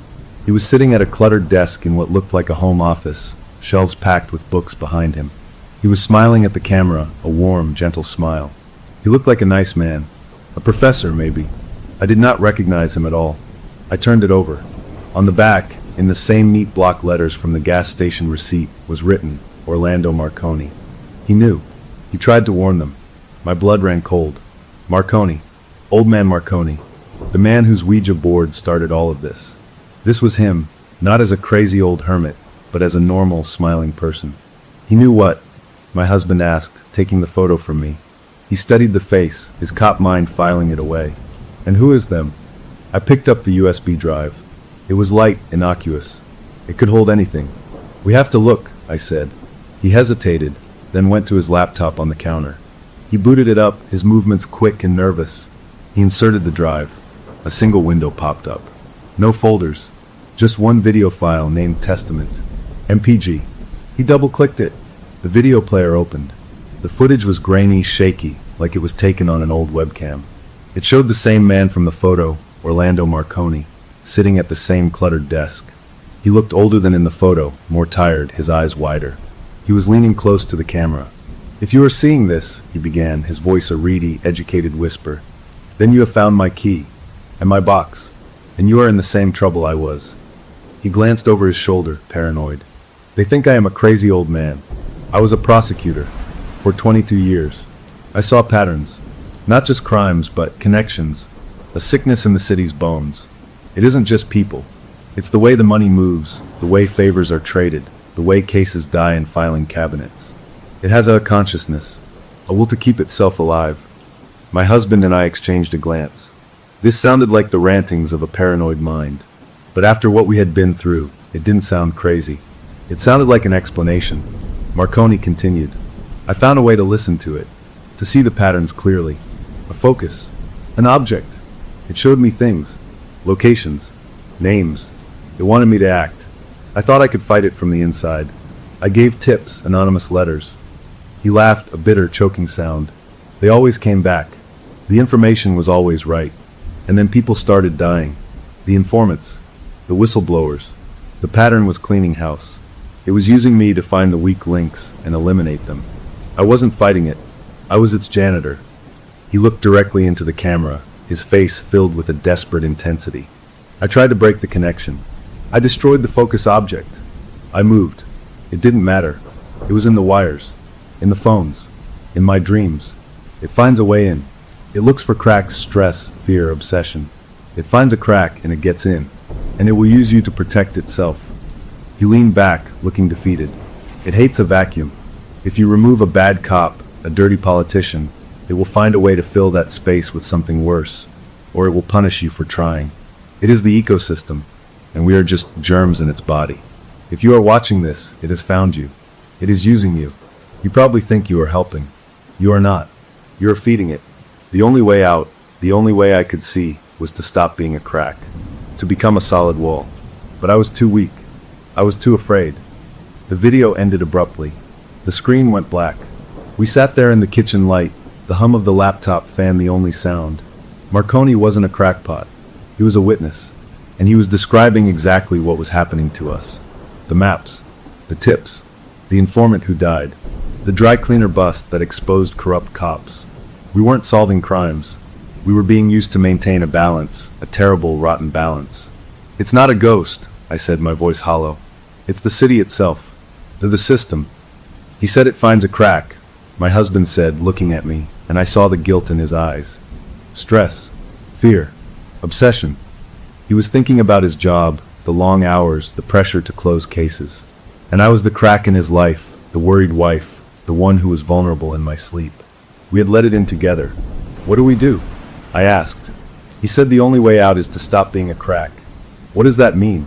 My husband ejected the USB drive and held it in his hand. It means we stop being afraid. We stop playing its game. We don't follow the next tip. We don't look at the next map. And what happens when it sends one anyway? I asked. What happens when I draw a map in my sleep that leads to our front door? He didn't have an answer. He put the USB drive and the photo back in the safe, closed it, and spun the dial. We hide this. We pretend we never saw it. We go on like normal. We be a wall. It was a good plan. A solid plan. We put the safe in the back of his closet, behind a stack of shoe boxes. We went through the next week trying to be a wall. We went to work. We had friends over for dinner. We talked about painting the guest room. We acted completely, utterly normal. I even slept through the night a few times. It was working. We were winning by not playing. Then on Friday, my husband came home from work looking grim. He didn't say hello. He went straight to the fridge and got a beer. What's wrong? I asked. New partner, he said, taking a long drink. They assigned me a new guy today. Fresh transfer. Young, eager. Too eager. What's wrong with that? He asked about the dry cleaner bust, he said, his eyes meeting mine.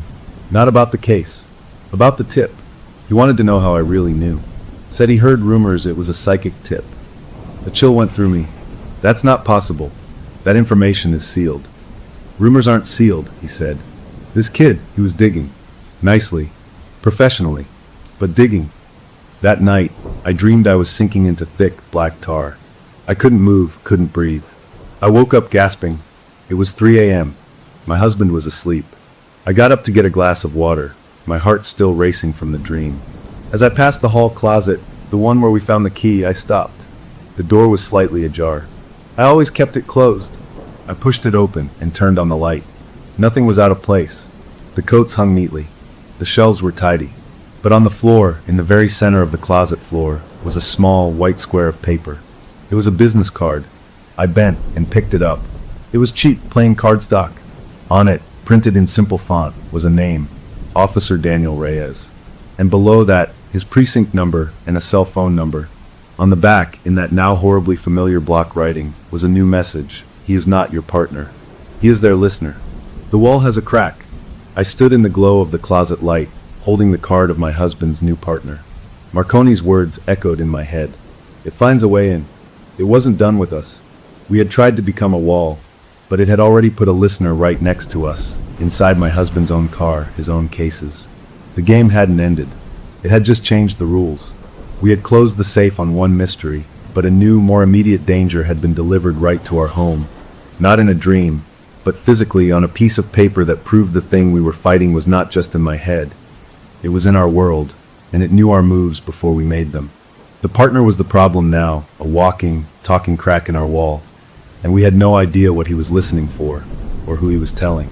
The business card felt like a live wire in my hand. I didn't wake my husband. What would I say? The thing we're ignoring left a calling card in the closet. It would just prove we weren't a wall at all. I put the card in the pocket of my robe and went back to bed, but I didn't sleep. I lay there staring at the ceiling, Marconi's words looping in my head. He is their listener. The next morning, I made coffee, my hands steady but my insides churning. My husband came into the kitchen, already in his work clothes, his face set in that focused way it got when he had a difficult day ahead. He was going to spend it with him. With Officer Daniel Reyes. You okay? he asked, pouring a cup. You look tired. Bad dream, I said, which was true. I watched him. Should I tell him? If I did, it would break our agreement to be normal, to be a wall. It would crack us open again. But if I didn't, and this partner was a real threat. My husband's phone buzzed on the counter. He glanced at it, and his expression changed. A flicker of annoyance, then a careful blankness. It's him, the new guy. He's downstairs early. Wants to go over case files before roll call. He gave me a quick kiss. I'll see you tonight. Try to have a good day. He left. I waited until I heard his car pull away. Then I took the business card from my robe pocket. The cell number was written there. A listener. What did that mean? Did he hear the same voice I did? Did he get maps too? Or was he just a normal cop who had been told to keep an eye on my husband? The not knowing was worse than knowing. I spent the morning cleaning, trying to burn off the nervous energy. Around 11, my own phone rang. A number I didn't recognize. My heart jumped into my throat. I let it go to voicemail. A minute later, a text came through from the same number, Mrs. K. This is Officer Reyes. Your husband asked me to check on you. Said you weren't feeling well this morning. Everything okay? The message was polite, professional. But he had my number. My husband wouldn't have given it to him. Not without asking me. I didn't reply. The phone rang again immediately. This time I answered. Hello? Mrs. K, hi. Sorry to bother you. It's Danny Reyes, your husband's partner. His voice was young, friendly, warm. Just wanted to make sure you were doing all right. He mentioned you had a rough night. I'm fine, I said, keeping my voice flat. He shouldn't have bothered you with that. Oh, no bother at all. We partners look out for each other, and that means family too. The friendliness in his voice was like syrup, too thick. Anyway, I just wanted to introduce myself properly, and maybe ask, this might sound strange, but has your husband seemed different lately? Stressed? Talking about work a lot at home. There it was. The listen. He's a detective, I said. He's always stressed. It's his job. Right, of course, he chuckled. Silly question. Well, you have a great day. Tell him I'll see him back at the precinct. He hung up. I held the phone, my skin crawling. That wasn't a welfare check. That was a probe. He is their listener. The rest of the day was agony. I jumped at every sound. I kept checking the windows. I felt watched, even in my own home. I needed to do something. I couldn't just wait. I got my laptop and did the only thing I could think of. I looked up Officer Daniel Reyes. There wasn't much. A few old news blurbs about community outreach. A photo from the police academy. He looked young, smiling, all clean lines and bright eyes. Nothing out of the ordinary. Then I dug deeper into social media, using a fake profile I had from an old game. I found his brother. Different last name. Miguel Santos. A few pictures of them together at a family barbecue. Miguel looked older, harder. Something about his eyes didn't match the smiling photos. On a whim, I searched Miguel Santos plus our city name. The third result was a police blotter entry from 2 years ago. Arrest for possession with intent to distribute. Plea deal. Served 18 months. He was a convicted drug dealer. My breath caught. The new partner's brother was a felon, connected to the very world my husband was trying to fight. This wasn't a coincidence. This was the crack. The thing we were fighting had put a man with a vulnerable spot right next to my husband. Could the brother be used as leverage? Was he being used as leverage right now? I didn't know what to do with the information. Telling my husband would send him into a confrontation without proof. It would definitely break the wall. I decided to wait, to watch. When my husband came home that night, he was quiet, withdrawn. How was the new partner? I asked, trying to sound casual. He shrugged. Fine. Eager. Asked a lot of questions. About what? About my process. About old cases. About how I manage work-life balance. He let out a short, humorless laugh. Work-life balance. Like that exists. He was suspicious of him too. I could tell. But he was following our plan, trying to be normal, to be a wall. I decided to keep my discovery to myself for now. The next few days were a tense dance. The partner called or texted me every other day, always friendly, always probing. How's the week treating you? Did your husband talk about the Johnson case? He seemed really wrapped up in it. I gave him nothing short, polite answers. My husband came home more agitated each evening. He wasn't sleeping well. I wasn't sleeping at all. The pressure was building. The wall was straining. Then on Saturday afternoon it broke. My husband was mowing the lawn. I was inside when I saw a plain, unmarked sedan pull up to the curb. Officer Daniel Reyes got out, not in uniform, just jeans and a jacket. He walked up our driveway, not towards the front door, but towards my husband in the backyard. I moved to the kitchen window, out of sight, watching. I saw my husband turn off the mower. They talked. I couldn't hear the words, but I saw my husband's posture change. He went from relaxed to rigid in a second. He took a step towards the younger man. The partner held up his hands, a placating gesture, but he didn't back down. He said something else. My husband's fists clenched at his sides. Then the partner nodded, turned, and walked back to his car, calm as anything. He drove away.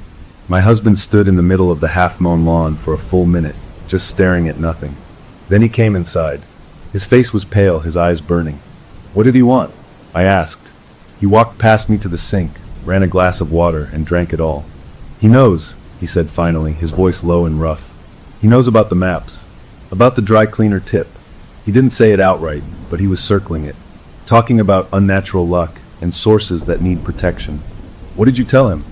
I told him he was watching too much TV. I told him to get off my property. He put the glass down hard. Then he said, "I'm just trying to help. My brother, he's in a bad way. He hears things too. He says the city talks, and it's angry." I felt the world tilt.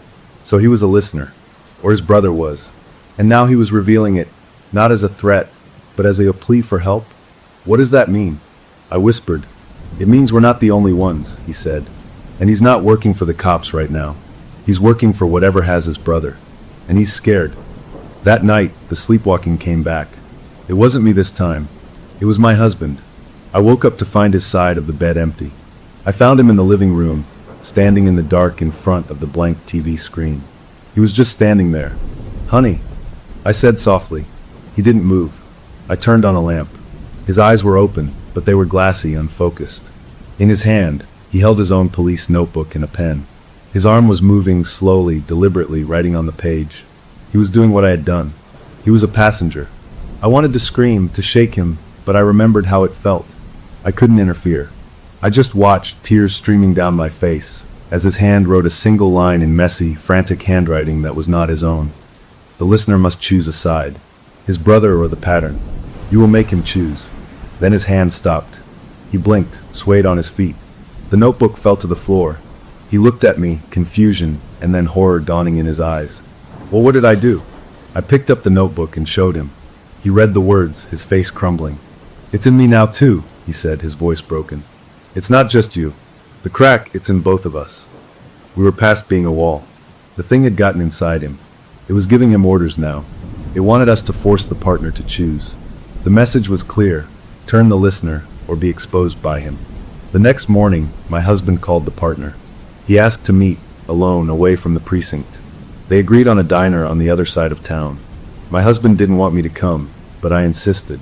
I sat in a booth in the back, wearing a hat, pretending to read a menu. I watched them sit in a booth by the window. I saw the partner's face. He looked exhausted, frightened. They talked for 20 minutes. I saw my husband slide the notebook across the table, showing him the message. I saw the partner read it and put his head in his hands. Then I saw him nod, a slow, defeated nod. They talked some more, their heads close together. An alliance was being formed, not out of trust, but out of shared terror. My husband came back to my booth after the partner left. He sat down heavily. "He chose his brother," he said. "He'll feed them false information, small stuff, to keep his brother safe. And he'll tell us what they want to know." "And what do they want to know?" I asked. My husband looked at me, his eyes full of a sorrow so deep it took my breath away. "They want to know about you, your routines, when you're alone. They think you're the source, the crack. They think if they control you, they control the information." So that was it. The listener had been turned, but the price was information about me. We had a temporary ally, but we had also confirmed my worst fear. I was the target.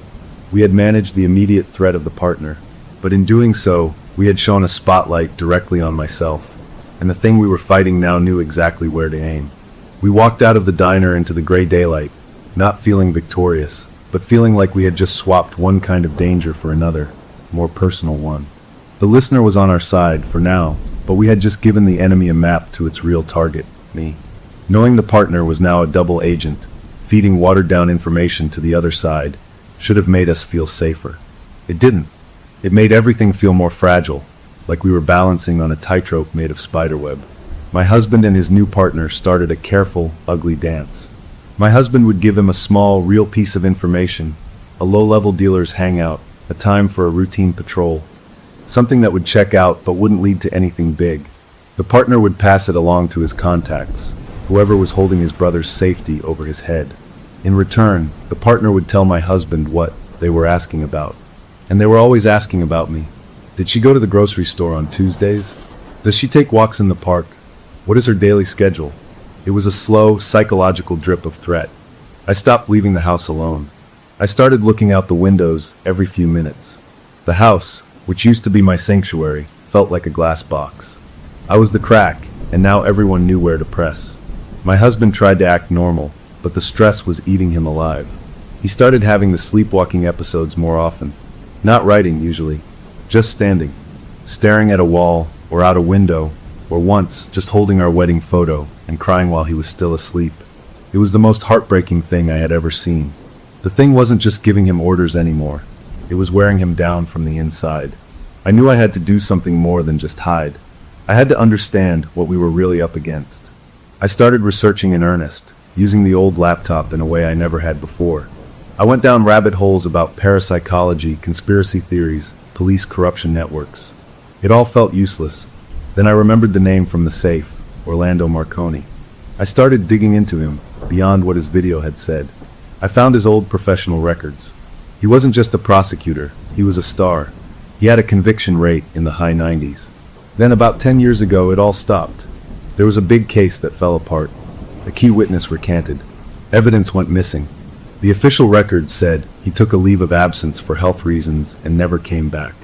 That's when he became the crazy old man.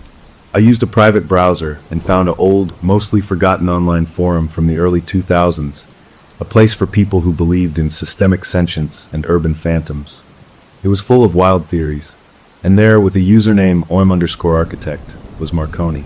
I scrolled through his posts. They started out academic, theoretical. Consider corruption not as individual moral failure, but as a self-replicating pattern, a cognitive algorithm running on the hardware of human greed. As the years went on, his posts got more desperate, more personal. It knows I see it. It offers me deals. It showed me where the missing evidence was buried. I took the deal to save a life. I became part of the pattern. And then his final post, dated a week before the news reported him found dead in his home from an apparent fall. It read, "It doesn't want to destroy the city. It is the city. The deals, the payoffs, the violence, the cover-ups, it's the metabolism. Fighting individual crimes is like swatting at bees. You need to destroy the hive. But the hive fights back. It finds your pressure points. For me, it was my daughter. For you, it will be your wife, your partner, your child. It learns. It protects itself. I tried to build a wall. It sent a termite. My termite was regret. Your termite will be fear." I sat back, my skin crawling. He was describing our exact situation. The partner was our termite. Fear was our termite. Marconi's daughter? I did a quick search. She had been in a car accident a year before his breakdown. Hit and run. Never solved. I felt a sick wave of understanding. The thing we were fighting had threatened his child, and now it was threatening me. It was all connected. It was a pattern, and it used the same tactics over and over. That night, I showed my husband what I had found. We sat at the kitchen table with the laptop between us, the only light in the dark house. He read Marconi's final post, his face grim. "So it's a system," he said quietly, "and we're trying to debug it with a Ouija board." He says we need to destroy the hive. I said, "But how do you destroy something that's made of ideas and people and money?" "You cut off its head," my husband said, but he sounded unsure. "You find the center. And what if the center is everywhere?" I asked. We didn't have an answer, but the research changed something. It made me angry. This wasn't a ghost or a demon. It was a bully, a systemic, intelligent bully that had been terrorizing people for years, maybe generations. It had broken Marconi. It was trying to break us. I was done being just the crack. I needed to be something harder. A week later, the partner gave my husband a new piece of information. "They're getting impatient," he said during a whispered phone call my husband put on speaker for me to hear. "The info you're giving them is junk. They know it. They say if they don't get something real about the source, About your wife. By the end of the month, my brother has an accident. His voice was shaking. They're not bluffing.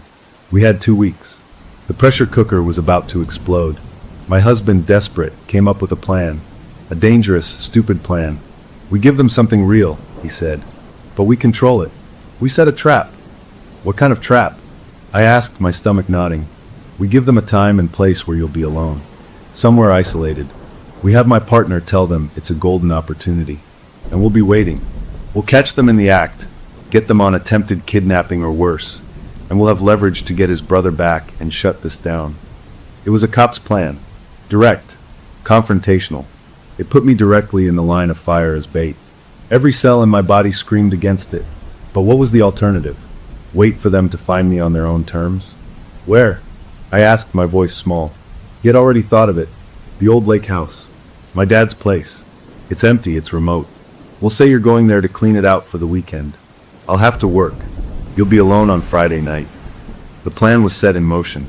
The partner, with visible relief, passed the information along. My husband called in favors from 2 cops he still trusted absolutely. Guys from his academy days who worked in a different precinct. He couldn't use anyone from his own unit. He told them a simplified version. He had a stalker threatening his wife, and he needed backup for a stakeout. They agreed, no questions asked.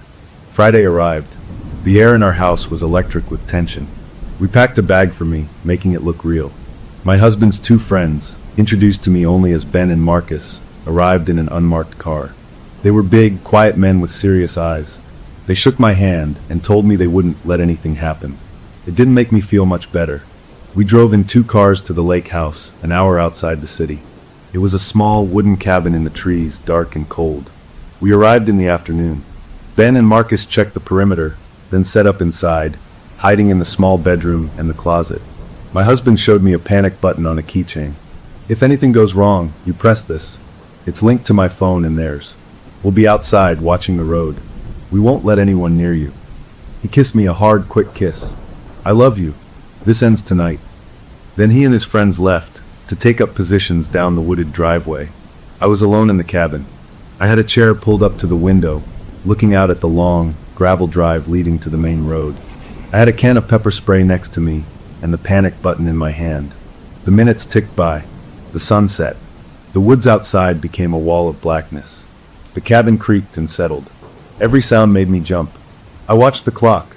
8 p.m., 9 p.m., 10 p.m. Nothing. Had they figured it out? Was the partner's brother already dead? At 10:30, my phone buzzed. A text from my husband, all quiet. You holding up? I texted back, yes. Bored. Stay alert. 11 p.m. Midnight. My eyes were gritty from staring into the dark. I was starting to believe it was a false alarm, that they hadn't taken the bait. Then at 12:17 a.m., I saw a single slow-moving car without headlights coast to a stop at the very end of the driveway, where it met the main road. It was just a darker shape against the dark trees. My heart leaped into my throat. I pressed the button on my phone to alert my husband. Car here. I watched. 2 figures got out of the car. They stood for a moment, then started walking up the driveway, not with a rush, but with a slow, confident stride. They were coming. I moved away from the window into the center of the room, as we had planned. My job was to let them get close, to get inside, so Ben and Marcus could spring the trap. I could hear my own blood pounding in my ears. I heard the soft crunch of their footsteps on the gravel. Closer, closer. They stopped outside the front door. A long pause. Then the doorknob turned. It was unlocked. The door pushed open. 2 men stood there, backlit by the faint starlight. They were big. They wore dark clothes. I couldn't see their faces. One stepped inside. Mrs. K, he said, his voice a low rumble. You're going to come for a ride with us. Don't make noise. This was it. I opened my mouth to scream, the signal for the others to burst out. But before I could make a sound, the cabin's old landline phone, sitting on a side table, rang. The shrill, old-fashioned bell shattered the tension in the room. Both men at the door flinched, looking at it. So did I. It wasn't part of the plan. No one knew that number. On the second ring, a voice, my husband's voice, filled the room from the phone's speaker. He must have remotely activated it through some app. His voice was calm, cold, and it echoed in the small space. Tell your boss the pattern is done with you. The men looked at each other, confused. Then the lights in the cabin all turned on at once, blindingly bright. And from the bedroom and the closet, Ben and Marcus didn't just step out. They exploded out, shouting, "Police!" Down on the ground. It happened so fast. The two men at the door, startled by the phone and the lights, were caught off guard. One reached for his waist. Marcus was on him in a flash, tackling him to the floor of the porch. The other turned to run, but Ben was already there, grabbing him in a bear hug. My husband came running from the woods, his gun drawn. It was over in less than 30 seconds. The two men were cuffed, lying face down on the gravel. My husband's friends read them their rights. I stood in the doorway, shaking, the panic button still clenched in my fist. My husband came to me, pulling me into a hug. "It's okay. It's over. We got them. We had caught them. The trap had worked." But as I looked over my husband's shoulder at the two captured men, I saw one of them turn his head. He wasn't looking at the cops holding him down. He was looking right at me, and he smiled. It was a wide, knowing, cruel smile. Then he spoke, his voice clear in the cool night air, directed only at me. "He didn't tell you, did he? The partner. His brother wasn't the only leverage." Then he laughed, and they stuffed him into the car. The immediate threat was over. The kidnappers were in custody.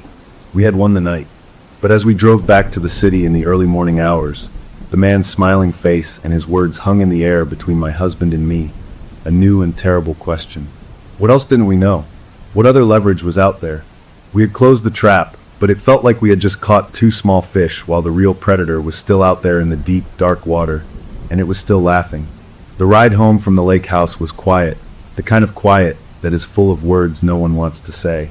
The man's smile was burned into my mind. He didn't tell you. My husband drove, his knuckles white on the steering wheel. Ben and Marcus followed in their car with the two captured men. We had agreed on a story. These were the stalkers, the plan had worked, end of story. We couldn't mention the partner, his brother, or the bigger pattern. It was just a personal threat, now neutralized. It felt flimsy, like tissue paper over a hole in a dam.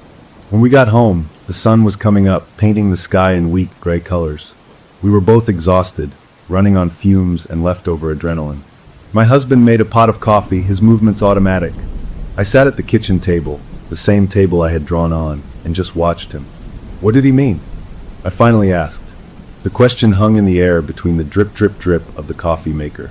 My husband didn't turn around. "I don't know. He was trying to mess with you. It's what they do." He said the partner didn't tell us, that his brother wasn't the only leverage. He turned then, his face drawn and old in the morning light. "We got them, Alex. We stopped them. Whatever game they're playing, we just won a round. Let's just be glad for that right now." He poured 2 mugs of coffee and brought them to the table. We drank without tasting it. The wind felt hollow, like we'd been given a trophy made of tin. The next few days were a blur of false normalcy. My husband went back to work. He said the 2 men were in custody, refusing to talk, but they'd be charged with attempted kidnapping and breaking and entering. The partner, he told me, was relieved but still terrified. His brother was still out there. We were on a knife's edge. Then on Wednesday, my husband came home with a look I had never seen before. It was a mix of triumph and absolute dread. He closed the front door carefully behind him, locked it, and leaned against it. "They talked," he said. "The 2 from the lake house. They got a lawyer, a fancy one, and they cut a deal. They gave up a name." "Who?" "A lieutenant. From the organized crime unit. A guy named Walsh." I'd heard the name. Everyone had. He was a legend, a cop's cop, with a wall of commendations. They said he's the connection. The guy who translates what the pattern wants into action. He's the one who threatened the partner's brother. He's the one who sent them after you. This was it. The head of the snake. Or at least, one of the heads. What happens now? Now, my husband said, a fierce light in his eyes, we take it to internal affairs. But not RIA. The state police. I have a contact. With this, plus the dry cleaner bust, plus the testimony of the 2 goons, we can bring him down. It's enough to start a real investigation. For the first time in months, I felt a surge of real, uncomplicated hope. This was action. This was fighting back against the real-world part of the sickness. We weren't just reacting to spooky maps. We were going after a bad cop. That night, we celebrated with pizza. We talked about maybe going away for a weekend when this was all over. We went to bed feeling almost light. I fell asleep quickly, deeply. And that's when it came. The dream wasn't like the others. I wasn't frozen. I wasn't drawing. I was standing in a white, endless space.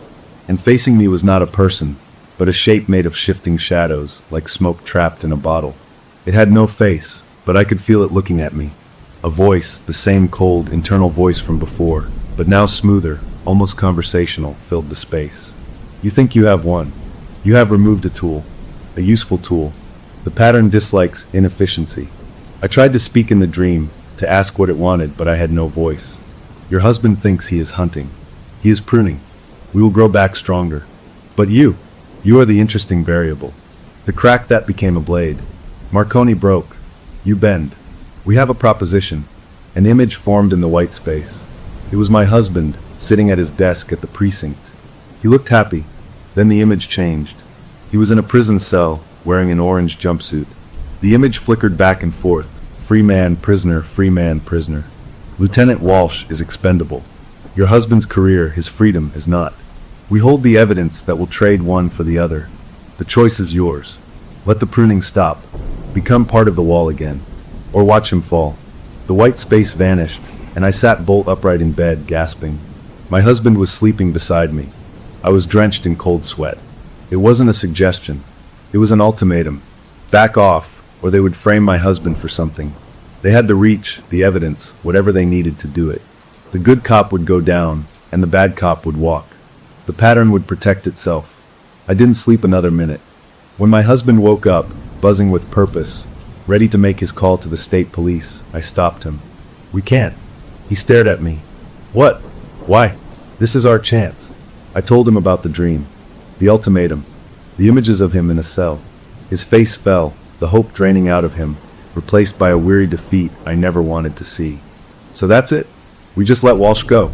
After everything? If we go after him, they destroy you, I said, my voice breaking. They'll plant evidence. They'll say you were part of it. The dry cleaner bust, the informant's death, they'll twist it all. They'll make it stick. You know they will. He knew. He was a cop. He knew how it worked. He slammed his fist on the dresser, making the picture frames rattle. Then he sank onto the bed, his head in his hands. We were beaten, not by guns or thugs, but by a system that could reshape reality to protect itself. We had fought our way to the boss's door, and the boss had simply pointed a finger back at us. That day, my husband called his state police contact and said his source had recanted, that the information was shaky. He pulled back. He told the partner the hunt was off, to just keep feeding them useless scraps to keep his brother safe. We tried to settle into a miserable, tense peace. We were a wall again, but now it was a prison wall, and we were on the inside. A week later, a padded envelope arrived in the mail. No return address. My husband opened it. Inside was a stack of photocopies, financial records, bank transfers. They showed regular, small deposits into an offshore account in my husband's name. The dates went back 2 years. It was all fake, of course, but it looked real, and it was accompanied by a simple, typewritten note, a show of good faith. The originals remain with US. The wall holds. It was a reminder, a leash. They had the power to destroy him anytime they wanted. We burned the copies in the sink and watched the ashes swirl down the drain. That should have been the end. We should have lived the rest of our lives looking over our shoulders, waiting for the other shoe to drop. But something in me had snapped. I was done being a variable, a crack, a pawn. Marconi had broken. I wouldn't. I waited until my husband was at work. I went to the back of his closet and pulled out the black safe. I spun the dial to our wedding date and opened it. I took out the USB drive, Marconi's testament.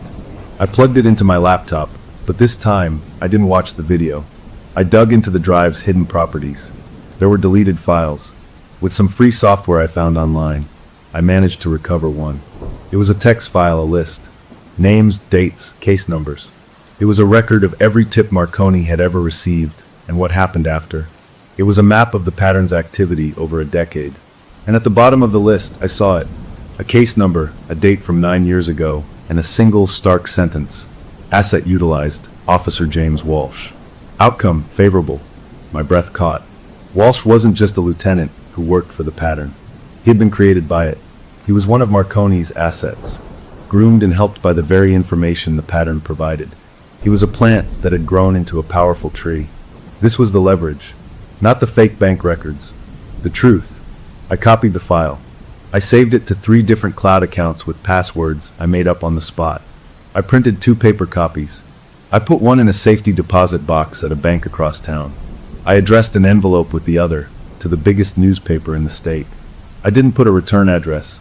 I wrote a short letter, anonymous, explaining that this was from the files of deceased prosecutor Orlando Marconi, and it suggested deep, long-term corruption.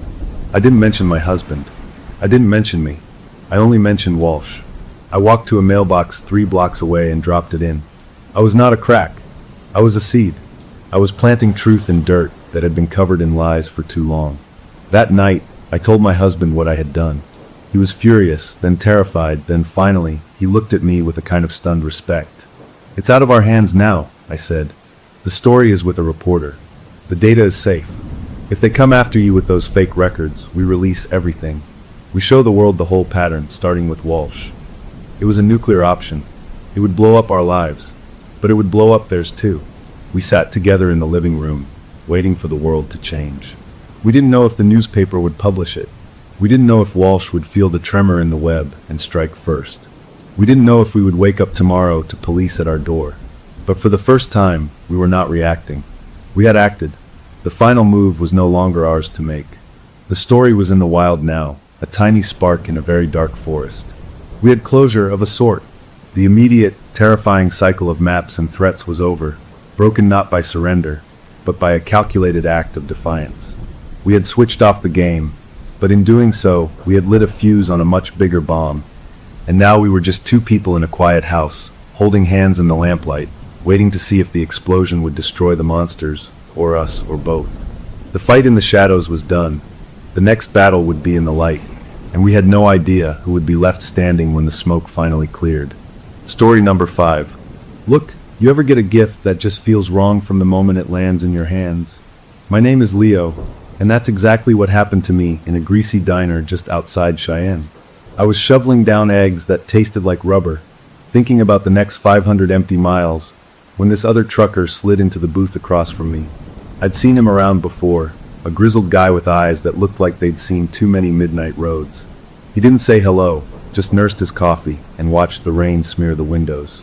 After a while, he dug into his jacket pocket and pulled out this little box, the kind you get at a joke shop, and pushed it across the sticky table towards me. "For the lonely miles," he said, and his smile didn't reach those tired eyes. I laughed it off, a cheap bit of fun, and thanked him. It was a travel-sized Ouija board, the flimsiest thing you ever saw, all thin cardboard and a plastic slider. I tossed it onto the passenger seat of my rig and forgot about it for days, rolling through Nebraska under a sky so big and empty it felt like you could fall off the earth. The loneliness out there, it's a real thing. It gets into your bones. So one night, parked at a rest stop so quiet I could hear the ticks of my engine cooling, I saw that dumb box. Boredom is a powerful thing. I opened it, balanced the board on my knees, and put my fingers on that little plastic heart they call a planchette. I felt like an idiot, talking to an empty cab.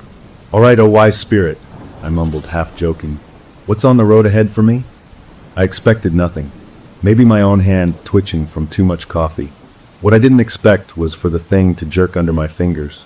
It wasn't a smooth glide. It jumped.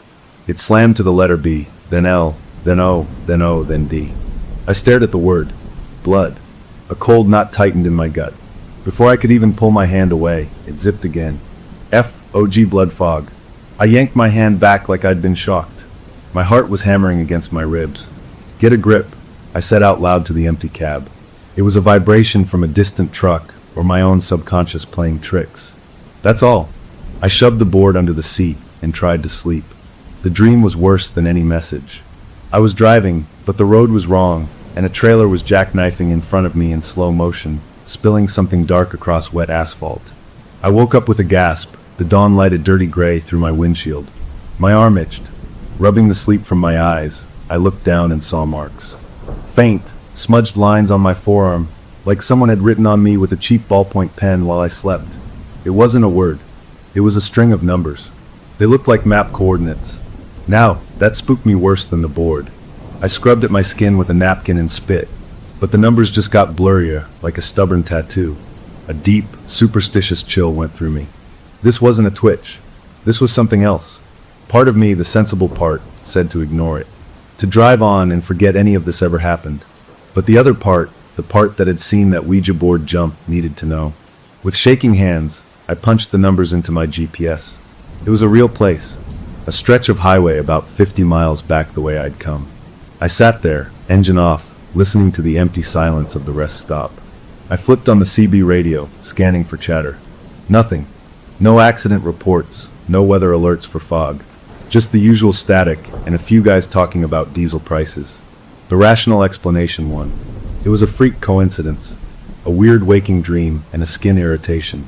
I started the engine, the big diesel rumbling to life, and I pulled back onto the interstate, driving away from those coordinates, determined to put the whole creepy morning behind me. I drove for hours, the flat land stretching out forever. I had the radio on low, some talk station just for the noise. Then the news bulletin cut in. The announcer's voice was calm, professional, and it made the words hit even harder.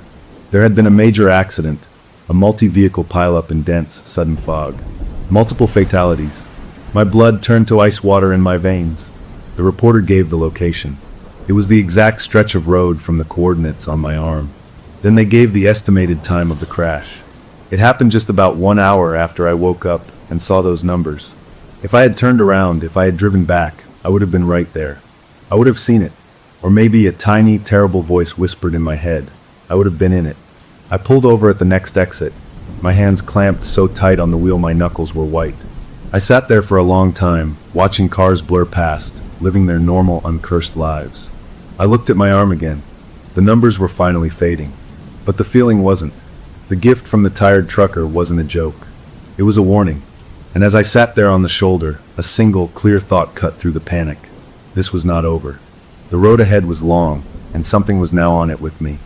I had no idea how to get rid of it, or if it even wanted me to try. All I knew was that the next lonely night and the next empty stretch of asphalt were waiting. And so was the board under my seat. For 2 weeks, I tried to pretend it never happened.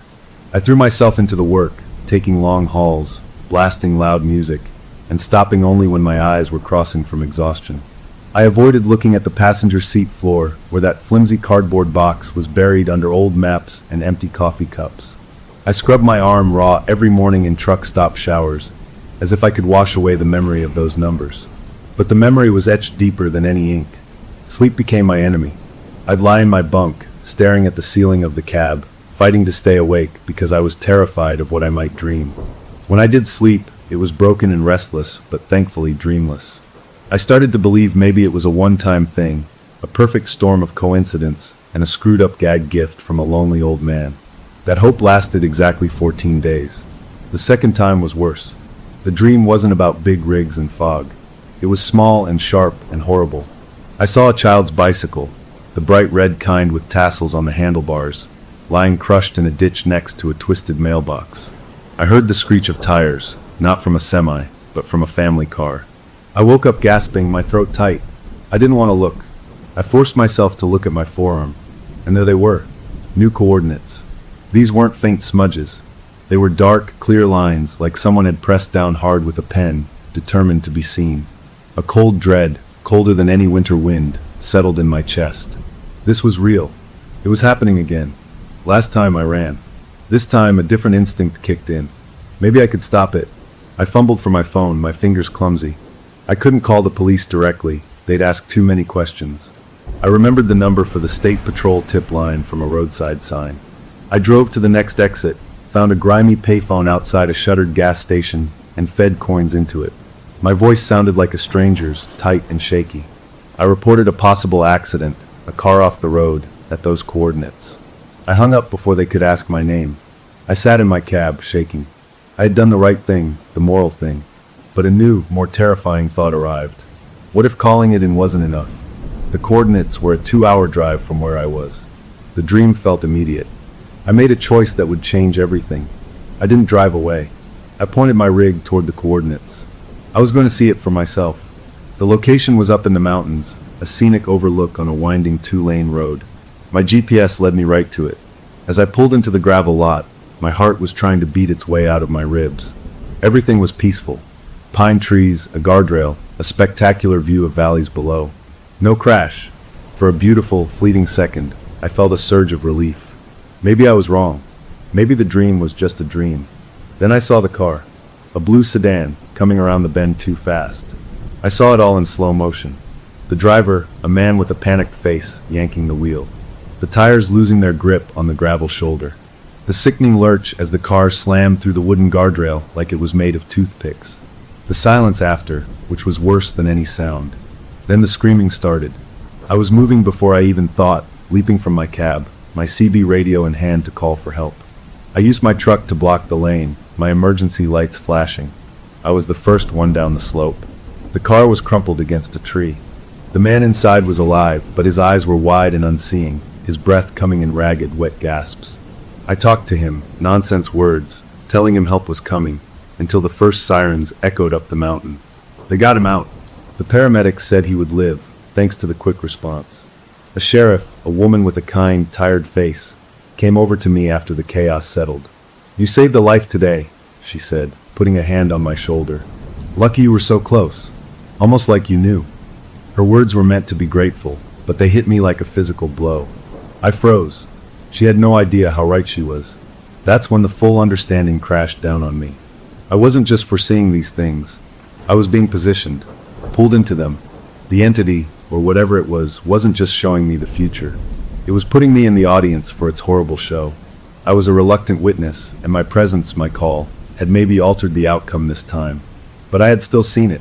I had still been part of it. That night, in a cheap motel room, I started a logbook. A cheap spiral notebook from a gas station. I wrote down the date, the coordinates from my arm, the details of the dream, and then what actually happened. I needed to find a pattern, something rational. Was it weather-related? Bad road design? A certain phase of the moon? I was turning from a victim into an investigator, clinging to the idea that if I could understand it, I could beat it. But the logbook itself became a source of dread. As I paged back through it, looking at the two entries, a terrifying common thread emerged. In both the news report of the pileup and from the paramedics talking about the sedan driver, the same phrase came up. The drivers had reported falling asleep at the wheel or a sudden, inexplicable loss of control. It wasn't just bad roads. It was like something was making them crash. After a few days of this, I snapped. I couldn't live with that thing in my truck. I drove to a massive truck stop in Tennessee, a place with rows of dumpsters out back. I took the Ouija board, box and all, and I hurled it into a dumpster full of rotting food and empty oil bottles. I slammed the lid down. A wave of relief, so profound it made my knees weak, washed over me. It was gone. The source of the curse was buried in garbage. That night, for the first time in weeks, I slept. Really slept. A deep, dreamless, peaceful sleep. I woke up feeling like a new man. The sun was shining. Birds were chirping in the trees by the parking lot. I stretched, feeling the weight lifted. I had done it. I had broken the cycle. I rolled up my sleeve, a casual gesture, just to check. The sight stole the breath from my lungs. Fresh coordinates.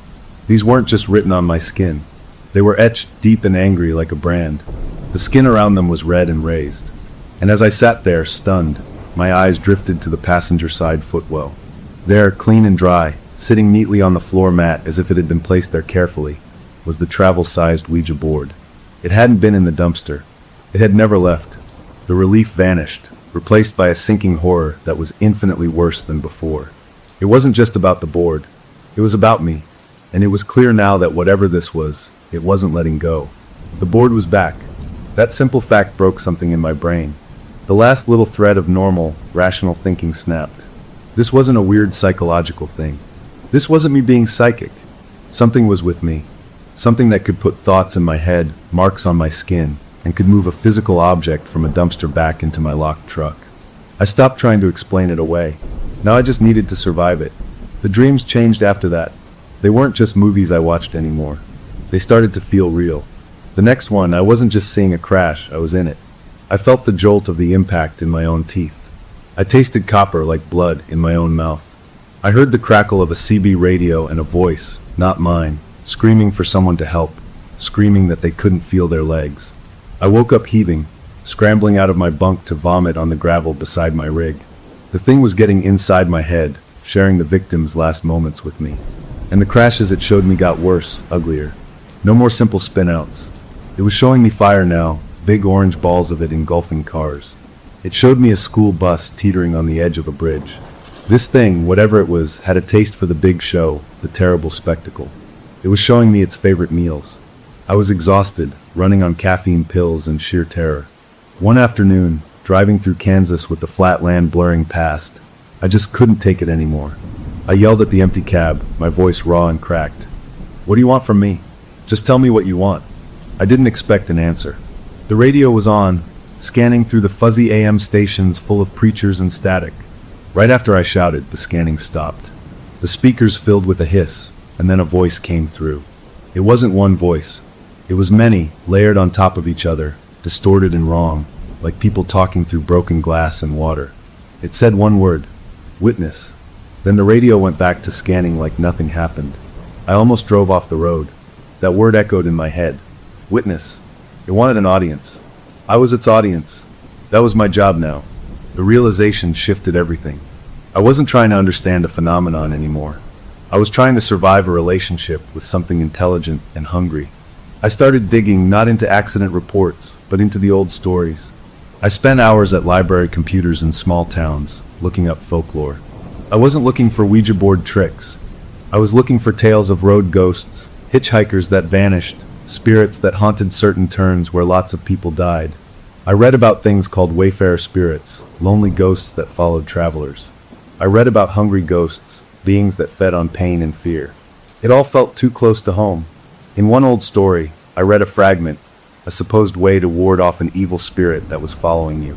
It said to line your windows with salt, a barrier, and to put a nail point up under your seat, something about iron confusing them. It was probably nonsense, but I was desperate. That night, at a Walmart parking lot, I did it. I took a salt shaker I'd lifted from a diner and made a thin, careful line of salt along the bottom edge of all my cab windows. I took a nail from my toolkit and tucked it under the driver's seat cushion, point facing up. I felt silly, but also a tiny bit of hope. Maybe this would break the connection, even for a night. I slept. The dream that came was the most violent yet. It was a chain reaction on a rainy freeway, metal screaming, people trapped. I felt a searing heat on my face. I woke up screaming, bathed in cold sweat, and my hope died. The salt I had so carefully laid was scattered all across the dashboard and seats, like a gust of wind had blown through my sealed cab. I reached under my seat cushion, my fingers searching for the nail. I found it. It wasn't pointing up. It was embedded, point first, deep into the foam of my headrest, right where the back of my skull would have been. A message. A very clear one. My little protections were a joke to it. Around that time, I noticed something new in my logbook. I had been writing in it every day, my notes getting more frantic. One morning, I paged back and saw an entry I didn't remember writing. The handwriting was almost mine, but off, the letters slanted differently, more aggressive. It described a crash involving a motorcycle and a deer, with details I hadn't known yet. At the bottom of that page, in that same almost my handwriting, were the words, "It is learning your hand." My blood ran cold. It wasn't just talking through the radio. It was trying to write through me. I was losing ground fast. In a moment of pure despair, I found a website. It was a weird buried forum called Road Incident Precognitives. It was a ghost town, just a handful of posts from truckers, a travel nurse, a long-haul bus driver. They talked about dreams, about knowing things, about marks appearing. My heart raced as I read. I wasn't alone. But the posts all ended abruptly. The last one, from a user called Long Haul Lenny, over a year ago, had a single line that made my stomach drop. It said, it asked for a name. I gave it one. Don't make my mistake. Then nothing. No more posts from anyone. The forum was dead. That was the final straw. The rage came then, hot and bright, burning away the fear for a second. I grabbed the Ouija board from where it sat, taunting me on the passenger seat. I didn't want to just throw it away this time. I wanted to destroy it. I flicked my lighter open, the flame steady in the still air of the cab. I held the flame to the corner of the cardboard box. The paper should have blackened, curled, caught fire. It didn't. The flame licked the corner, but the box didn't even scorch. I held the lighter there until my thumb burned. Nothing. I tried to melt the plastic planchette. The flame wrapped around it, but the plastic stayed cool, unchanged. It was impossible. This was cheap junk. It should be a puddle. I sat there, the lighter flame shaking in my hand, defeated. And then, slowly, without my touch, the plastic planchette on the board began to move. It slid across the printed letters, smooth and sure, until it came to rest. It stopped on the word "no." I dropped the lighter. It clattered to the floor. The flame went out. I stared at the board, at that little plastic heart pointing squarely at its answer. You couldn't burn it. You couldn't throw it away. And it was learning, every day, how to get further inside my world. The fight seemed to leak out of me, replaced by a cold, hard understanding. This thing was stronger than any salt or nail. It was stronger than my rage. And the only clue I had from someone who had been in my shoes was a warning. Don't give it a name. But as I looked at the board, a new, more immediate question formed. If it wanted a witness, what happened when being a witness wasn't enough for it anymore? The days blurred into one long, terrible drive after that. I stopped taking care of myself, stopped caring about anything but the next coordinates. Showers became a distant memory. I lived on gas station hot dogs and stale coffee. My rig, once my pride and joy, got filthy inside and out. I wasn't a trucker anymore. I was a delivery system for a nightmare, and the package was me. I stopped even looking for paying loads. What was the point? My savings were draining away, but money felt meaningless. My only purpose was to drive to the numbers on my arm, to watch, to witness. I was a prisoner in my own cab, and the road was my cell block. The exhaustion was the worst part. I was afraid to sleep, but my body would give out. After one 60-hour stretch propped up on pills, I saw it. Just a flicker in the rearview mirror as the sun was going down. A dark shape sitting in the passenger seat. A human-shaped smudge, like a shadow made of thicker darkness. I whipped my head around so fast my neck cracked. The seat was empty, but when I reached over and placed my hand on the passenger seat, the leather was ice cold, and it was indented deeply, as if a large person had been sitting there for hours. It wasn't just in my head anymore. It was taking up space. The physical proof got harder to ignore. One morning, I woke up at a red light, having nodded off for just a few seconds. I rubbed my eyes, and there, on the dashboard in front of me, were the latest coordinates. They weren't on my skin.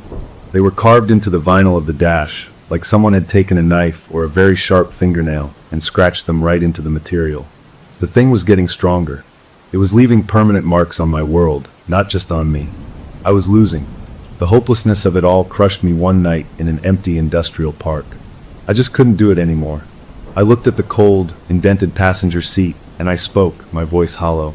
Is this all you are? Just a parasite? Show me something I can actually stop. Something small. A flat tire. A broken fan belt. Show me you're not just about the feast. I didn't expect an answer. I was just talking to the dark. But that night, the dream was different. It was simple. A woman, alone in a sedan on a country road at dusk. A loud bang, the car wobbling. A flat tire. She pulled over safely, got out, and stood there looking at the wrecked tire, scared but unharmed. The coordinates that came were for a rural route in Iowa. It felt like a test. I drove there, my mind buzzing. It was exactly as I'd seen. The woman was there, struggling with the lug nuts. I pulled over, put on my hazards, and walked over. Need a hand? I said. She nearly jumped out of her skin, but then she saw my face, my rig, and relief flooded hers. I changed her tire in 10 minutes. She thanked me over and over, her eyes wet. You're an angel, she said. As she drove off, spare tire thumping, I felt something I hadn't felt in months. A glimmer of something good. A twisted sense of purpose. Maybe I could steer this. Maybe I could use this curse to actually help people.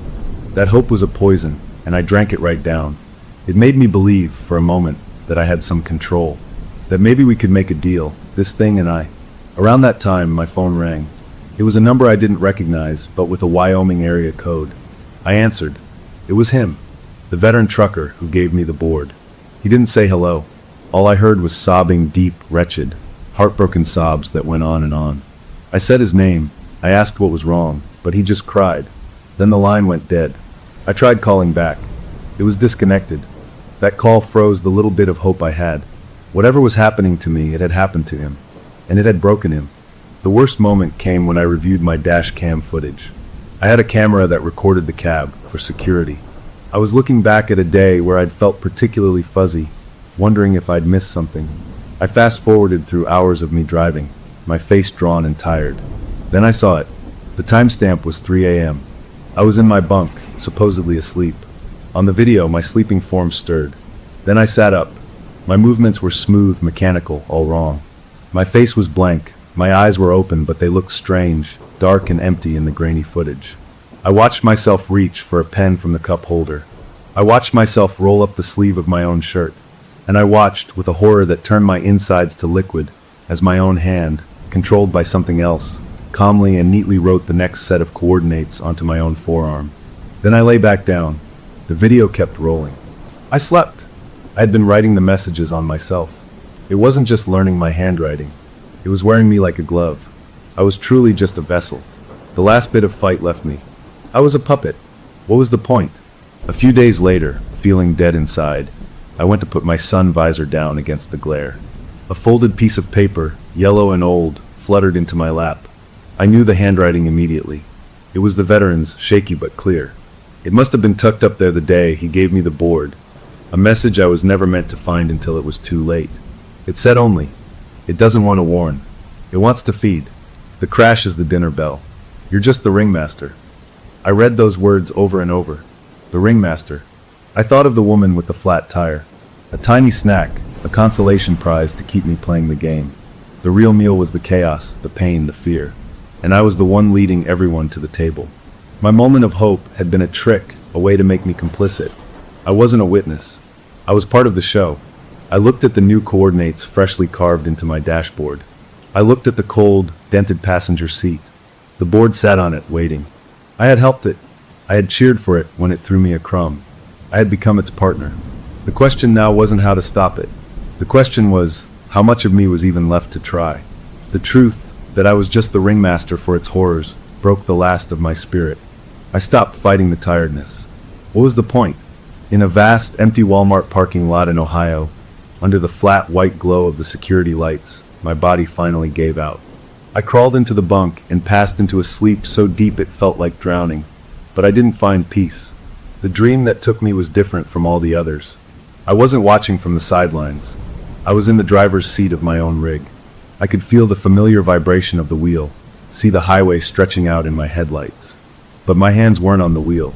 I was a passenger, trapped inside my own body, looking out through my own eyes. And I wasn't alone. In the passenger seat next to me sat a shadow. It wasn't a smudge in the mirror this time. It was a full, human-shaped form made of concentrated cold and a feeling of pure, mean joy. I could feel the chill coming off it, seeping into my bones. I tried to move, to scream, to grab the wheel, but I was frozen. I could only watch as the shadow's dark, shapeless arm reached across the cab. Its cold, invisible fingers closed over my hands where they rested limp on the steering wheel. And then it pulled. A tug-of-war started, right there in the dream cab. The shadow was trying to steer. I was fighting it with every ounce of my will, trying to hold the wheel straight.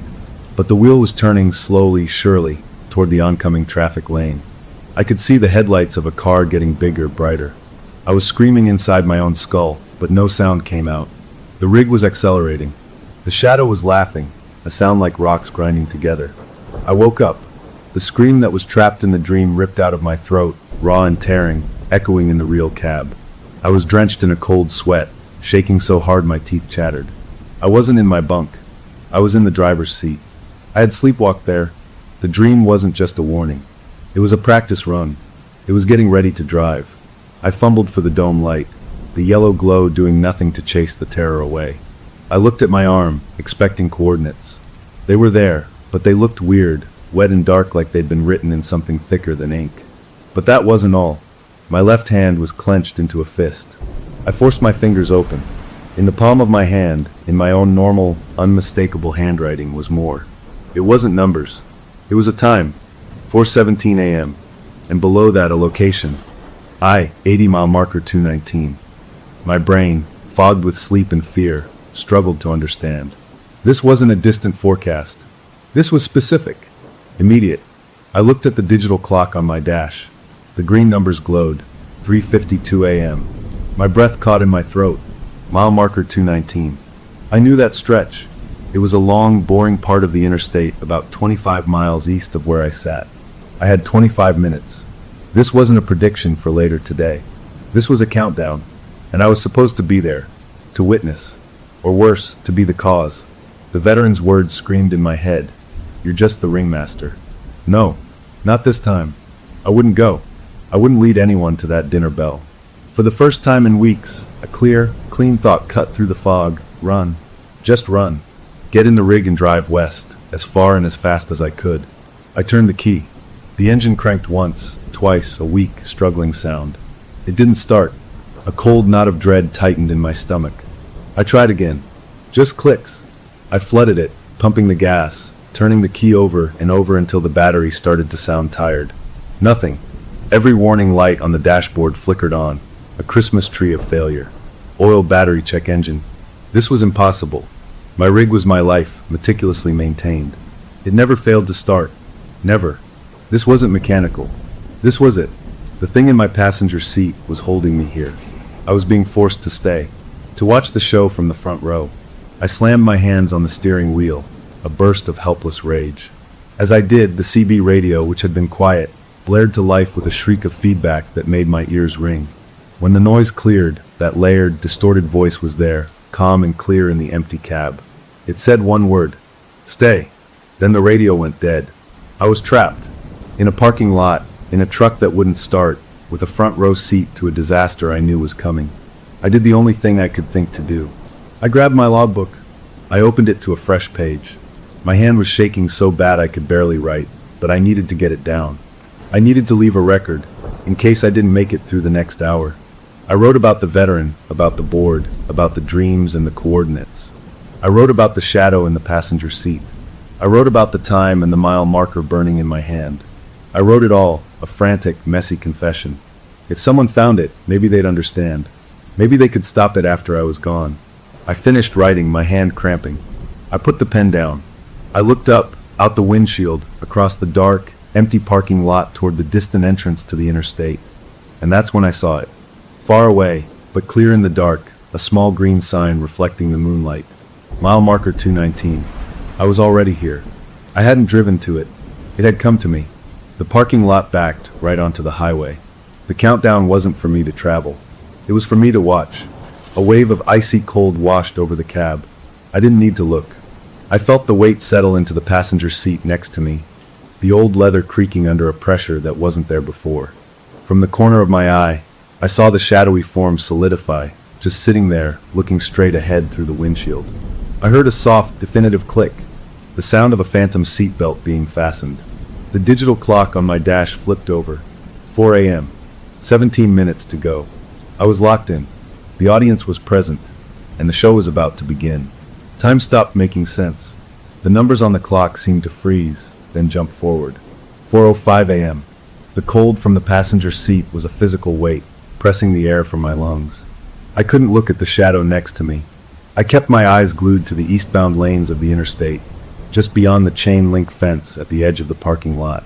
The highway was quiet, just the occasional set of headlights cutting through the dark. Each one made my heart stutter. Was that the car? 4:10 a.m. A family SUV passed, then a speeding sports car a minute later. They shot under the green glow of the mile marker 219 sign and disappeared into the night. Nothing. A wild, desperate hope flared in my chest. Maybe I was wrong. Maybe the time was off. Maybe this was all a cruel joke and nothing would happen. I almost laughed, a choked, hysterical sound. Next to me, I felt a shift in the cold, a subtle tension. It was anticipation. It knew. 4:16 a.m. A new set of lights appeared, bigger, slower.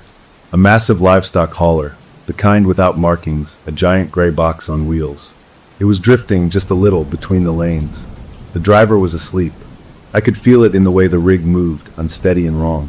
And coming up behind it, too close, was an old sedan, a boat of a car from the 70s, puttering along at the speed limit. The scene unfolded with a horrible, slow-motion clarity. The sedan tried to swing out to pass the wavering hauler. At the same moment, the hauler drifted again into the left lane. The sedan's driver panicked, yanking the wheel back to the right, overcorrecting. The car's rear end snapped out. It spun, a full, graceful circle, its back bumper clipping the rear corner of the hauler's trailer with a sound like a gunshot. That was the trigger. The hauler's driver must have jolted awake and slammed the brakes. The big rig twisted, jackknifing across both eastbound lanes in a shriek of tortured metal and scorched rubber. But the horror wasn't over. The trailer tore open. It wasn't carrying cattle. It was packed with sheep, a woolly living cargo.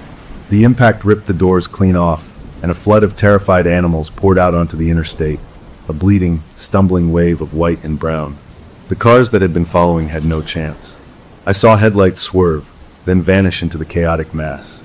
I heard the sickening thuds, the crunch of metal, the sudden blare of a horn that was cut off.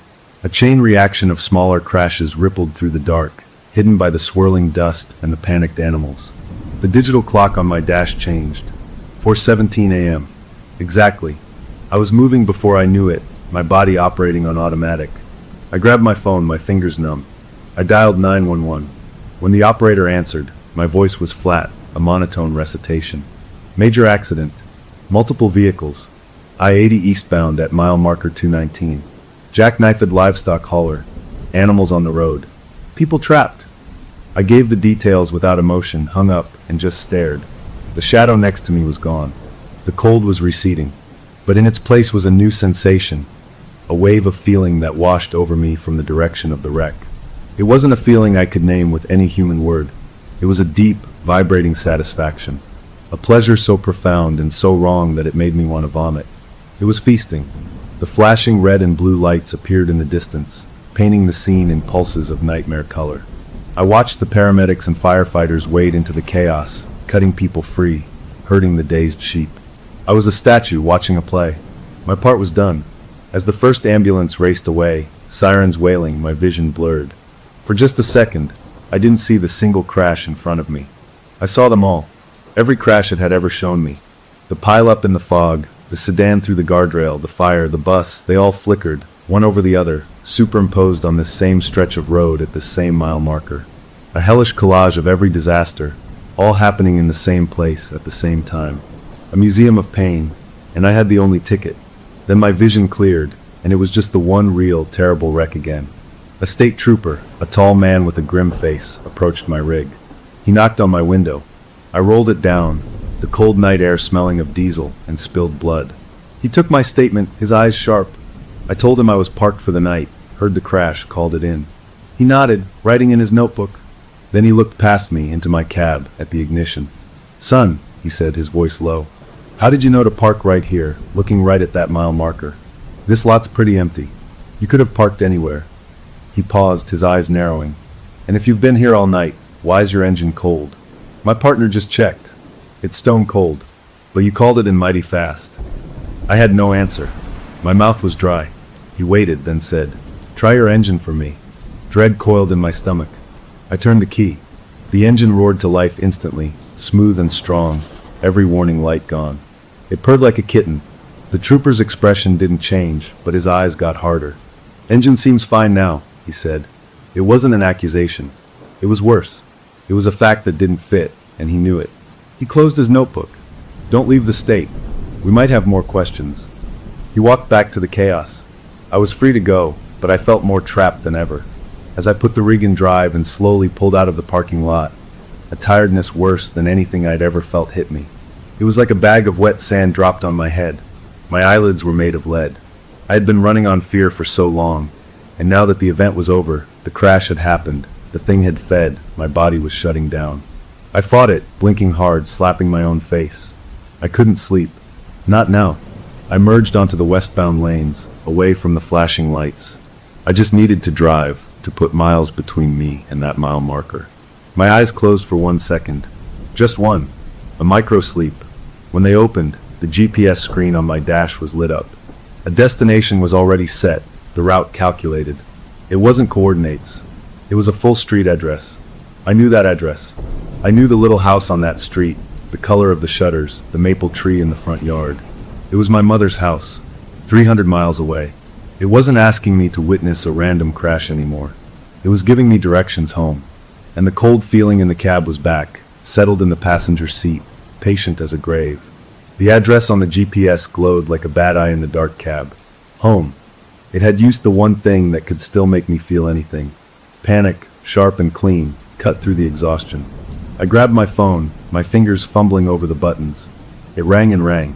"Please pick up, please pick up." Her voice, sleepy and confused, finally answered. "Hello? Mom, listen to me. You have to leave the house. Right now. Get in your car and drive to a hotel. Don't pack, just go." The words tumbled out in a frantic rush. There was a pause. "What? What's wrong? Are you in trouble?" "Yes. No. It's not me. It's hard to explain. Just please trust me. Go. Now. Her voice shifted from sleep to worry, then to the firm, no-nonsense tone I knew from childhood. You're not making any sense. It's the middle of the night. Are you on drugs? Have you been drinking? You sound terrible. Mom, I'm begging you. You come home, she interrupted. You come home right now and we'll talk about it. You're scaring me, but I'm not leaving my house in the middle of the night because you're having some kind of episode. You hear me? You come home. She hung up. The dial tone buzzed in my ear. She thought I was crazy. Or high. She was sitting in the target, and she refused to move. The GPS address pulsed. 300 miles. I had no choice. I slammed my foot on the accelerator, the rig surging forward. I drove like a man possessed, because I was. I blew past speed limits, my eyes glued to the road, the white lines blurring into a solid stream. The pressure to sleep was a physical thing now, a clawed hand squeezing my skull, trying to push my eyelids shut. I rolled the window down, letting the frigid air scream into the cab. I slapped myself until my cheek was numb. I sang old songs at the top of my lungs. I had to get there before it did, before whatever was planned could happen. The thing in the passenger seat was quiet, but I could feel it there, a patient, cold stone. During that endless drive, the CB radio came alive. Not with a voice, but with a cascade of sound. It scanned through channels on its own, and every channel it landed on, for just a split second, played a clip. A fuzzy, desperate call. Jackknife it, I'm trapped. A police dispatcher. Multiple fatalities, we need more units. A trucker's calm, scared voice. There's a bus, oh God, the bus. It was a greatest hits album of every crash I'd witnessed, playing in a random, jumbled loop. A reminder of the road we'd traveled together. It was letting me know it was still with me, and it was proud of its work.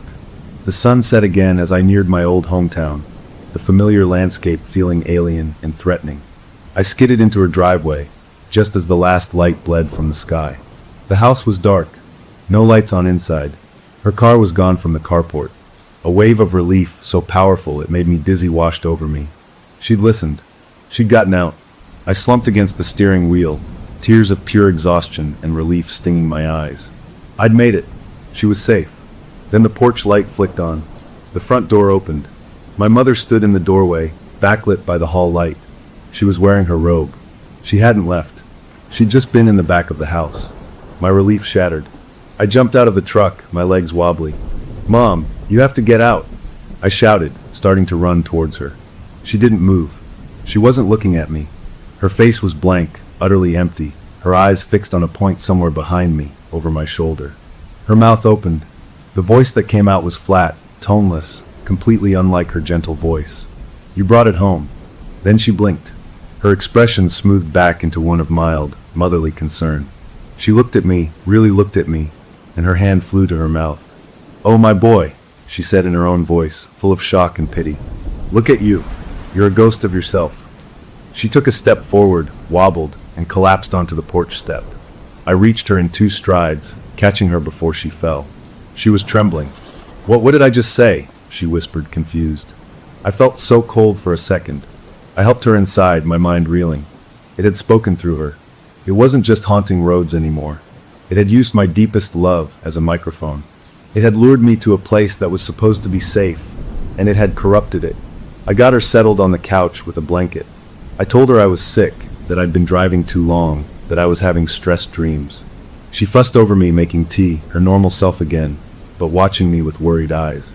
I needed to see my old room, to think. I walked down the hall, the floorboards creaking the same familiar way. I pushed open the door to my childhood bedroom. The bed was made. My old sports trophies still sat on the shelf. And there, in the center of the blue quilt, was the travel-sized Ouija board. The plastic planchette was sitting neatly on the word home. It had been waiting for me. I backed out of the room, my heart a cold drum in my chest. I walked back to the living room. My mother was sipping her tea, color returning to her face. Feeling better? She asked. I nodded, unable to speak. I went to the kitchen sink to wash the grime from my hands and face. The cold water felt good. I splashed it over my eyes, rubbing at the grit. I grabbed the bar of soap, working up a lather, scrubbing hard. As the soap rinsed away, I looked down at my skin. Clear. For a moment, just clear skin. Then I saw them. New marks, emerging from under the fading suds, darkening as the water dripped away. Not on my forearm this time. They circled my left wrist, neat and precise, like a bracelet or a handcuff. But they weren't numbers. They were mile markers. A string of them, in sequence, the ones you'd see on the side of the road. They formed a route. I traced them with my eyes. They started with the marker for the exit off the interstate that led into my mother's town. And then the next, and the next, leading all the way back to the on-ramp for the main highway. It was a road map. A route out of here, back to the interstate. Back to its hunting grounds. It was done with this side trip. It was time to go back to work. I raised my head, staring at my own pale, haunted reflection in the black kitchen window over the sink. And in the reflection, just behind my right shoulder, I saw it. The shadowy figure, standing patiently in the middle of my mother's kitchen. It was just waiting for me to finish up. To get ready to go. A low, familiar rumble vibrated through the floorboards, through the soles of my feet. I looked out the window above the sink. Across the street, parked under a streetlight, was my rig. Its parking lights were off. Its engine was running, a plume of exhaust rising in the cold night air, idling smoothly all by itself. It was waiting for its driver. The night out there was big and dark, and the road was calling. The choice, it seemed, had already been made for me. Story number 6. Okay, so my name is Lisa, and this whole terrifying mess started with a birthday present I made for my daughter.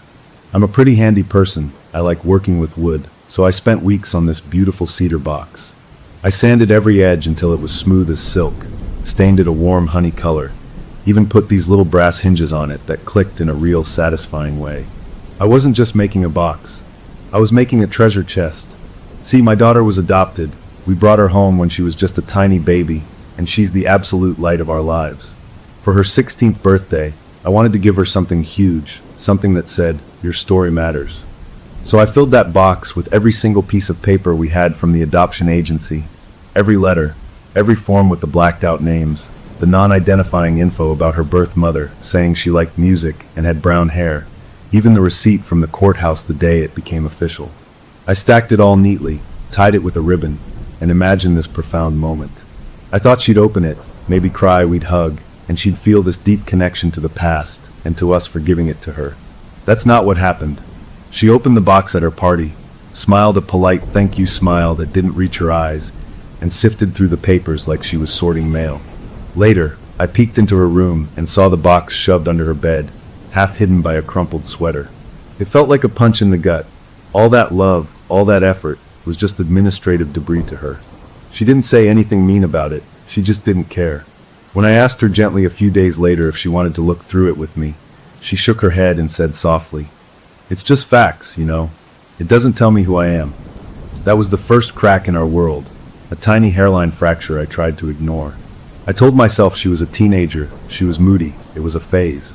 My husband agreed with me. He patted my shoulder and said she'd come around, that the box was a great idea and she'd appreciate it later. We went on with our lives, but I started noticing little things. She was quieter, more distant, spending hours in her room with the door closed. She said she was just reading or listening to music, and we wanted to respect her privacy, so we let it be. Then one afternoon, I was using the family computer to pay bills, and her search history was still open on the browser. I wasn't snooping, it was right there. It wasn't searches for adoption reunion sites or anything normal. It was stuff that made my skin go cold. Inherited memory. Genetic haunting. Can blood call to blood? Real stories of past lives and families. I closed the browser fast, my heart hammering. I didn't tell my husband. What would I say? That our daughter was reading weird ghost stories online. I convinced myself it was just a creepy hobby, like being into true crime podcasts. Every kid goes through a dark phase, right? I tried to shake it off. A week later, I was putting away her laundry. I'm a mom, I still do that. She's terrible at folding. I moved a pile of her sweaters on the shelf in her closet to make room, and that's when I saw it. It wasn't hidden, not really. It was just sitting there, behind the clothes. A Ouija board, but not the flimsy plastic Parker Brothers kind we had as kids. This one was old, or made to look old. The board itself was dark, heavy wood, the letters painted in this faded, fancy script. The planchette, the little thing you're supposed to move, wasn't plastic. It was a heavy, polished piece of gray stone, smooth and cold when I picked it up. It felt wrong in my hand, like holding a piece of a tombstone. I just stood there in her room, holding this cold stone, listening to the clock tick in the hallway, feeling completely alone. That night, after dinner, I brought it up. I tried to sound calm, not accusatory. I sat next to her on the couch and said, "I found the board in your closet when I was putting away laundry." She just shrugged, not looking up from her phone. "It's just a game," she mumbled. "It's not a game," I said, and my voice was tighter than I meant it to be. "Why are you looking into that stuff? The inherited memory, all of it? What are you hoping to find that we can't help you find?" She finally looked at me then, and her eyes were so serious, so much older than 16. "A voice," she said, simple as that. Then she got up and went to her room. My husband and I talked about it after she went to bed. We were in the kitchen, talking in low voices like we were planning a bank heist. He thought I was overreacting. "It's a phase," he said, swirling his coffee. "Remember when she was 10 and obsessed with vampires? It's like that. If we make a big deal, it gives it power." I argued that this felt different, that the board wasn't a toy, but he wore me down. We made a decision, a stupid one I knew was wrong even as we agreed to it. We decided not to take it away. We'd be cool, permissive parents. We'd drain its power by not being afraid of it. I went to bed, but I couldn't sleep. I just lay there staring at the ceiling. We still had the old baby monitor plugged in our room, the receiver part. We never used it anymore, but it was still on a shelf, a little green light glowing in the dark. I don't know why I did it. I got up, fumbled for it, and turned the volume up. I pointed it towards her room, even though the nursery camera was long gone. I just had the audio. I listened to the fuzzy white noise, straining to hear something, anything. For a while, there was nothing. Just the quiet rustle of her sheets, maybe, the hum of the house. I must have drifted off because a sound jolted me awake. The digital clock glowed 3:17 a.m. It wasn't a word. It was a sound coming through the monitor, clear and close. A rhythmic, wet clicking noise, like a tongue sticking to the roof of a dry mouth, or a stone being turned over and over in a stream bed. Click, click, click, click. It was coming from her, but it didn't sound like her. It sounded practiced, ancient. I sat bolt upright, my blood frozen. I realized something else, something that made the fear spike so hard I almost couldn't breathe. The monitor was audio only. I had no idea where the sound was coming from in her room. But the monitor was old, it had a limited range. If she was in her bed, the sound should be muffled, direct. This was clear, but with a faint, hollow echo to it, like she was speaking into a corner or a closet, or like she wasn't in her room at all. The clicking stopped as suddenly as it started. I didn't move a muscle, just clutched the monitor, my knuckles white. Then, after a minute of that awful fuzzy silence, I heard a new sound.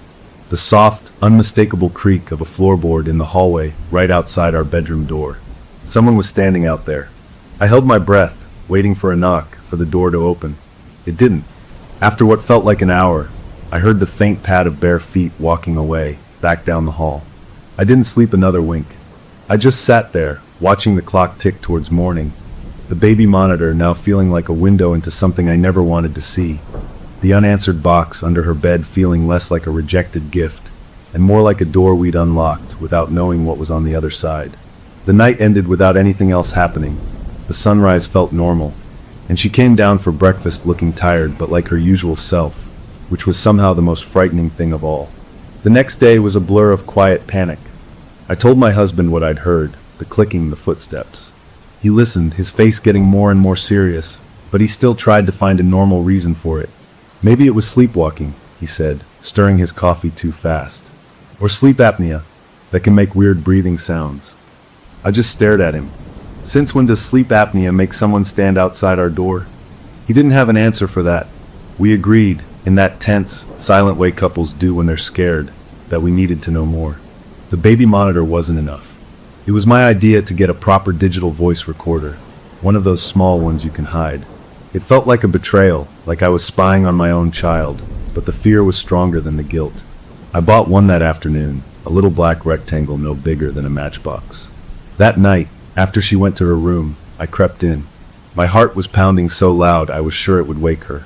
She was already asleep, or pretending to be, her back to me.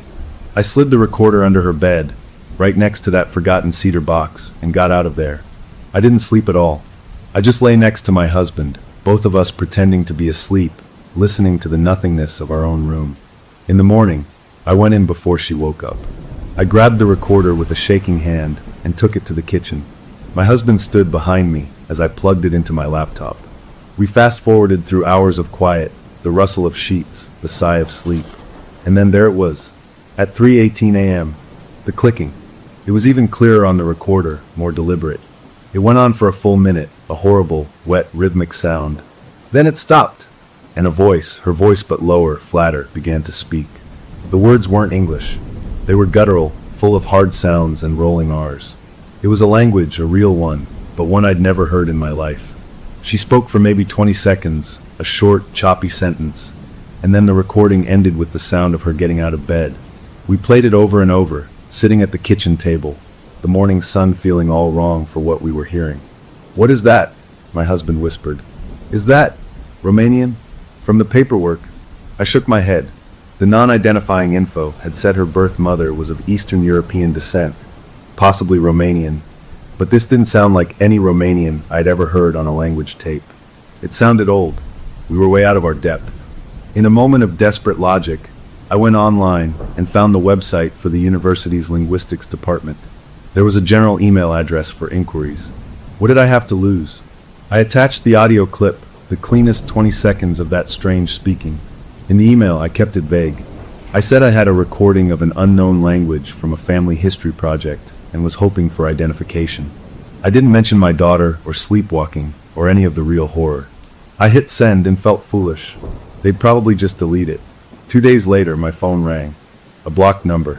I answered, and a man's voice, polite and academic, asked for me. "This is regarding your audio query," he said. He was a professor. He got right to it. "This is fascinating. The dialect is a very specific, archaic form. It comes from a cluster of villages in the Carpathian region. It hasn't been in common use for generations. The grammar structure is unusual, almost liturgical." My mouth was dry. "Liturgical?" I asked. "Like for church?" He paused. "Not quite. More like for rituals. Very old, formal patterns of speech." "Where did your subject hear this?" I lied. I said it was from an old family tape, that we were confused about its origins. Another pause, longer this time. I could almost hear him thinking. "I would be very interested in hearing more," he said finally, his voice losing its professional ease, becoming hesitant. "The pronunciation is remarkably precise for a non-native speaker. It's as if they learned it from a primary source." I made up an excuse about the tape being damaged and hung up, my hand trembling. A primary source. The word stuck in my head. He called back an hour later. This time, he didn't bother with pleasantries. "I've listened to it several more times," he said, and his voice was different now, tight with a tension that scared me more than anything. "I must ask you again, and please be truthful. Where did this come from? This isn't a language for asking about the weather. This dialect, from these particular villages, in folklore studies, we have a term for them. Verb shelters. Places where language wasn't just communication. It was a tool. Words were preserved for specific purposes. The phrase on the recording. It translates roughly." I gripped the phone. "Translate it." He took a breath. "It says, the tree remembers the graft. The soil is willing but foreign. Blood calls from the clay." The room swayed. I had to put a hand on the wall to steady myself. "What does that mean?" My voice was a croak. "I think," the professor said slowly, carefully, "it means someone is trying to answer a call. This isn't a language for asking questions. It's a language for summoning answers. I need to see the subject, to hear more. This is very important." I told him no, thanked him, and hung up. I didn't want him to see my daughter. I didn't want anyone to see her like this. I didn't tell my husband about the translation, not the whole thing. I just said the professor confirmed it was an old Romanian dialect, and that it was strange. I couldn't bring myself to say the words about blood and clay. It made it too real. We started watching her more closely, but she was normal during the day, just quiet, tired. The new recorder went under the bed every night. We caught more snippets, never long, always in that same awful voice. We didn't play them for each other anymore. It felt like sharing a poison. Then one Saturday morning, I went into her room to open the curtains. She was still asleep. My eyes went to the wall where we had this cute family tree project, something we'd done together years ago with photos and colorful string. It was a happy thing. My breath caught in my throat. The tree had been changed. In thick, red marker, a new branch had been drawn. It sprouted not from me or my husband, but from her photo. It snaked down the wall, ugly and twisted, more like a root than a branch. It went all the way down to the baseboard, and there, written right on the pale yellow wall paint in the same red marker, was a name, Valsia Utada. It looked like a place. I stood there, frozen, staring at those strange words. The red marker wasn't hers. We didn't have any markers like that in the house. It was a cheap, bright red, the kind that smells strong. I looked around and saw it on her nightstand. The cap was off. I walked over slowly to put the cap back on. That's when I saw it. The tip of the marker wasn't stained with red ink. It was coated with something darker, a flaky, brownish-black substance. I picked it up, my fingers cold. I brought it closer to my face. The smell hit me first, a coppery, metallic tang that was unmistakable. It was the smell of dried blood. I dropped the marker like it was on fire. It clattered on the nightstand. Behind me, the bed creaked. I turned. She was sitting up, blinking sleep from her eyes, looking like my little girl again. "Mom," she said, her voice soft with sleep. "What's wrong?" I followed her gaze to the wall, to the violent red branch and the foreign name. She looked at it, then back at me, her expression one of pure, innocent confusion. "What is that?" she asked. "Did you do that?" I couldn't speak. I just shook my head. She frowned, looking genuinely puzzled and a little upset. "That's weird. It's creepy." She got out of bed and went to look at it closer, as if seeing it for the first time. She reached out a finger like she was going to touch the words, but then pulled back. "We should paint over that," she said, and then she walked past me out of the room, heading to the kitchen for breakfast like it was any other day. I was left alone, staring at the name on the wall, the scent of blood still faint in the air, knowing with a cold certainty that settled deep into my bones that she had no memory of drawing it. Something else had been in control of her hand. The professor's words echoed in my head, blood calls from the clay. The call, it seemed, was being answered, and it was leaving a signpost on my daughter's bedroom wall. I got a wet cloth and scrubbed the name away until it was a pink smear, but the twisted red branch leading down to that spot remained, a permanent stain on our happy family tree, a road map to a place I was now terrified to look up. The chapter of just worrying was over. We were now in something else entirely, and the path forward was painted in a color that was not quite ink. We couldn't just live with a name on the wall and the sound of a language that summoned things. The red branch was a taunt, a challenge. My husband, usually the calm one, was the one who said we had to know. "We find out what Valsia Utada is," he said, his jaw set in a way I hadn't seen before. "If it's a place, we find out what happened there. We need facts." Facts. That word stung. They were what I'd given her in the box she didn't want. Now we were desperate for them. We found an investigator online, a guy based in Bucharest who specialized in genealogical work and difficult cases. His email reply was brisk, professional, and expensive. We didn't care. We wired him a scary amount of money, our vacation fund, and sent him the name. Waiting for his report was its own kind of agony. Life in the house became a tense performance. We acted normal, asking about school, making dinners, but our eyes were always on her, watching for a flicker of something else. She was mostly just tired, drifting through the days, but the nights were still bad. The recorder kept catching those short, awful phrases. We stopped listening to them together. I would delete them after one quick listen, my stomach turning. The investigator's first report came a week later. It was a PDF, dry and factual. Valsia Utada was real. A remote, insular community in the mountains, poor records, not many visitors. But he had dug and found a birth record from the local regional office. A baby girl, born on the exact same day as our daughter, in a clinic 2 towns over from the village. The mother's name was listed. The father's name field was blank. My eyes scanned the scanned document, the typed words, the official stamps. Then I saw it, in the notes section at the bottom, a line of cramped, handwritten Romanian. The investigator had highlighted it and provided a translation. It read, "Child transferred to state custodial care. Mother deceased upon discharge." I read it 5 times. Deceased upon discharge. She died leaving the hospital. My husband stood behind me, his hands on my shoulders. "That's terrible," he whispered. "Poor woman."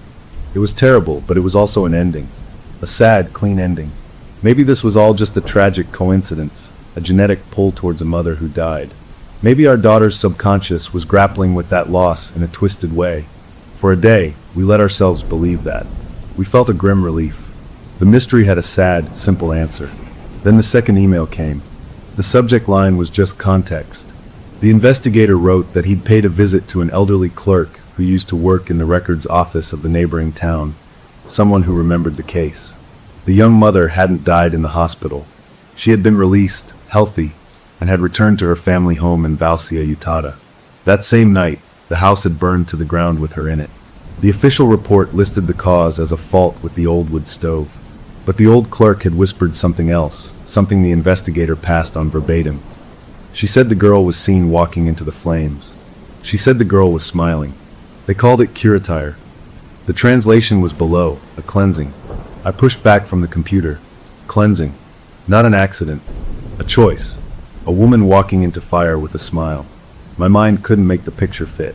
While we were reeling from that, I started seeing the pattern. My daughter had always been a doodler. On the edges of her notebooks, on her homework, in the fog on the bathroom mirror after a shower. Lately, she'd been drawing this one particular shape, a twisted, looping symbol, like a knot or a weird root. I'd thought it was just an idle design. Now, with a cold clarity, I went through the investigator's emails. He'd included a few photos of the village, old grainy pictures. One was of the weathered stone archway at the village's old church. Carved into the keystone, worn by centuries of weather, was a symbol. I zoomed in. My breath left my body. It was the same. The exact same twisted knot. She was drawing the village sigil. She had never seen these photos. She couldn't have. The connection was no longer a theory. It was a physical fact, leaking out of her subconscious through a ballpoint pen. The performance of normalcy became harder. We decided, against our better judgment, to get professional help. Not for the supernatural, but for her. We told her we were worried about her sleep, her tiredness. We took her to a psychiatrist, a nice woman with a gentle voice. We sat in the waiting room, feeling like imposters. My daughter went in alone. 40 minutes later, the doctor called us in. My daughter sat there, composed, polite. The psychiatrist smiled at us. "She's a lovely, articulate young woman," she said. We had a good talk about the stresses of adolescence, about identity and genealogy. She has a keen interest in her roots, which is very healthy. She's processing some big feelings. I see some melancholia, but no signs of psychosis or dissociation. She suggested maybe some light talk therapy if the sleep issues continued. We left feeling foolish, chastised. Our daughter had charmed her completely. On the drive home, she was quiet. Then she started to hum, low and tuneless, a repetitive, droning melody that didn't sound like any song I knew. It was a sound that made the back of my neck prickle. That night, I was in the kitchen washing dishes, my hands deep in soapy water, trying to scrub away the feeling of the day. She walked in, fully awake, clear-eyed. "Can I have a glass of water?" she asked. Her voice was normal, her own. "Of course, honey," I said, my own voice too bright. I dried my hands, got a glass, filled it from the fridge filter, and handed it to her. She took it, her fingers brushing mine. Then she looked right at me, a direct, unwavering gaze. "Mulțumesc," she said, clear as a bell. The word hung in the air between us. She took a sip, turned, and walked back to her room. I stood at the sink, the water still running, frozen. I knew that word. I'd heard it on language tapes when I was trying to learn a few phrases years ago, in a dumb, hopeful moment. It was Romanian. It meant thank you. She had never heard me say it. We had never spoken a word of Romanian in this house. It wasn't on the paperwork. It was a word from over there, from that place, and she had just used it perfectly, casually to me. That was the moment the last bit of pretend broke. This wasn't her imagination. Something was coming through, and it was getting stronger. It could now use her awake voice, her polite manners, to speak its own language. We were under siege in our own home, and the enemy was using our daughter's face. Later that night, driven by a need to see, to confirm, I did the thing I told myself I would never do. I turned on the baby monitor audio and watched the little green light in the darkness. The house was still. Then, on the small video screen of the monitor we dug out from storage, a grainy, night vision image of her room from an angle high on a shelf, I saw movement. She wasn't asleep. She was sitting up in bed, her face a pale moon in the green glow. She was awake, her eyes open and staring at nothing. Slowly, deliberately, she brought her right hand up. She wasn't holding a pen or a marker. She used her own fingernail. And there, in the ghostly green light, I watched as my daughter began to carefully, methodically, scrape the tip of her fingernail across the skin of her forearm. She wasn't trying to cut, not to draw blood. She was etching. The motion was precise, like a sculptor. Even on the terrible resolution of the old monitor, I could see the shape emerging on her skin. The same twisted, looping symbol, the mark of Valsia Utata, being carved not on paper or a wall, but into her own flesh. She was making it a part of her. The chapter of investigation was over. We had our facts, more than we ever wanted. We knew the mother's name and her terrible end. We knew the symbol. We knew the connection was real and active. But as I watched her mark herself in the eerie green light, a new and more dreadful understanding settled over me. We were no longer just uncovering a past tragedy. We were witnessing the beginning of a ritual, and our daughter was both the priestess and the altar. The question was no longer, what is happening? It was, what is she preparing for? And the only answers we had were written in fire, and in blood, and now on the canvas of her own skin. The sight of her carving that symbol into her own skin broke something in me. The next morning, I marched into her room before she was fully awake. "Let me see your arm," I said, my voice leaving no room for argument. She blinked, confused, and held out her forearm. The skin was pink, irritated in a few lines, but there was no broken skin, no blood, no clear mark. It looked like she'd just scratched an itch in her sleep. But I had seen it, on the monitor. The evidence was gone, but the memory of it was burned into my mind. The investigator's next email felt like the final piece of a horrible puzzle. He'd tried to find the mother's grave. He wrote that it wasn't in the tidy village churchyard with the other crosses. After some asking around, a local, paid well and very reluctant, had shown him a spot at the very edge of the forest, just outside the village boundary. The attached photo was gray and bleak. It showed a patch of lumpy, untended ground with a simple, rough stone shoved into the earth. No cross, no dates we could see. Just a name, crudely carved.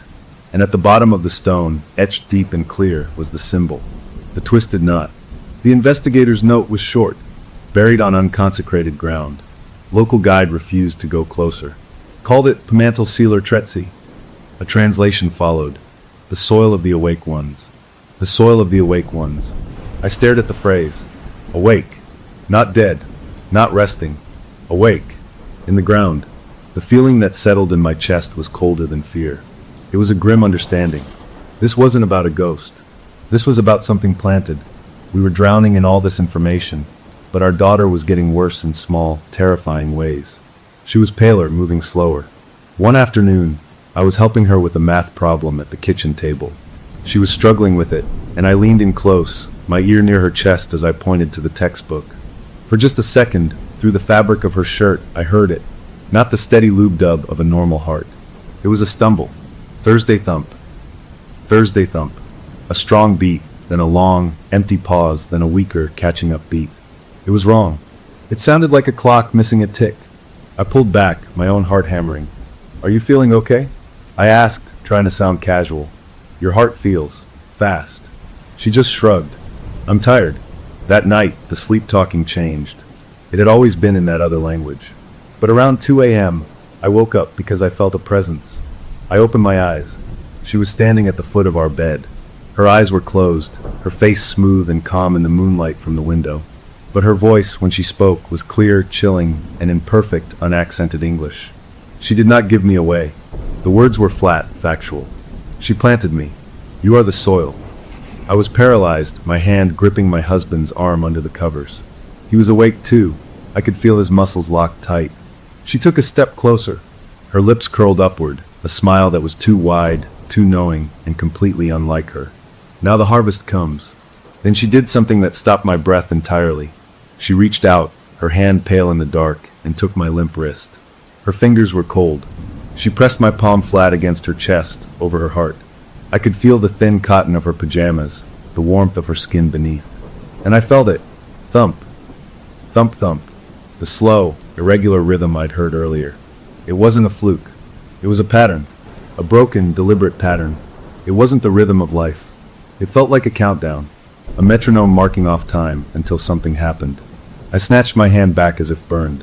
She tilted her head, the smile fading, and then she just turned and walked out of our room, back to her own. We didn't sleep. We went into full emergency mode. This was a physical symptom. This we could fight. The next morning, we told her we were going to the doctor for a checkup, just to be safe. She didn't argue. We took her to a cardiologist, our hearts in our throats. We described the irregular heartbeat we'd heard and felt. The doctor, a kind man, was thorough. He did an EKG, the sticky pads on her chest. He did an ultrasound, the gel cold on her skin. the wand moving over her ribs. We watched the black and white screen, the image of a heart pulsing. It looked perfect. Strong, steady, the valves opening and closing like they should. The doctor printed out the strips, looked at the screens, and gave us a warm, reassuring smile. "Her heart is excellent," he said. "Strong as an ox. Rhythm is perfectly normal. Sometimes we hear things or feel our own pulse, and it gets confused, especially when we're worried parents." He gave her a clean bill of health. We left the office, the bright sun feeling like an insult. The medical world had given her an all clear, but I had felt that stuttering beat under my hand. My husband had heard it. The machine hadn't caught it because it wasn't a flaw in the muscle. It was something else, something the machines couldn't see.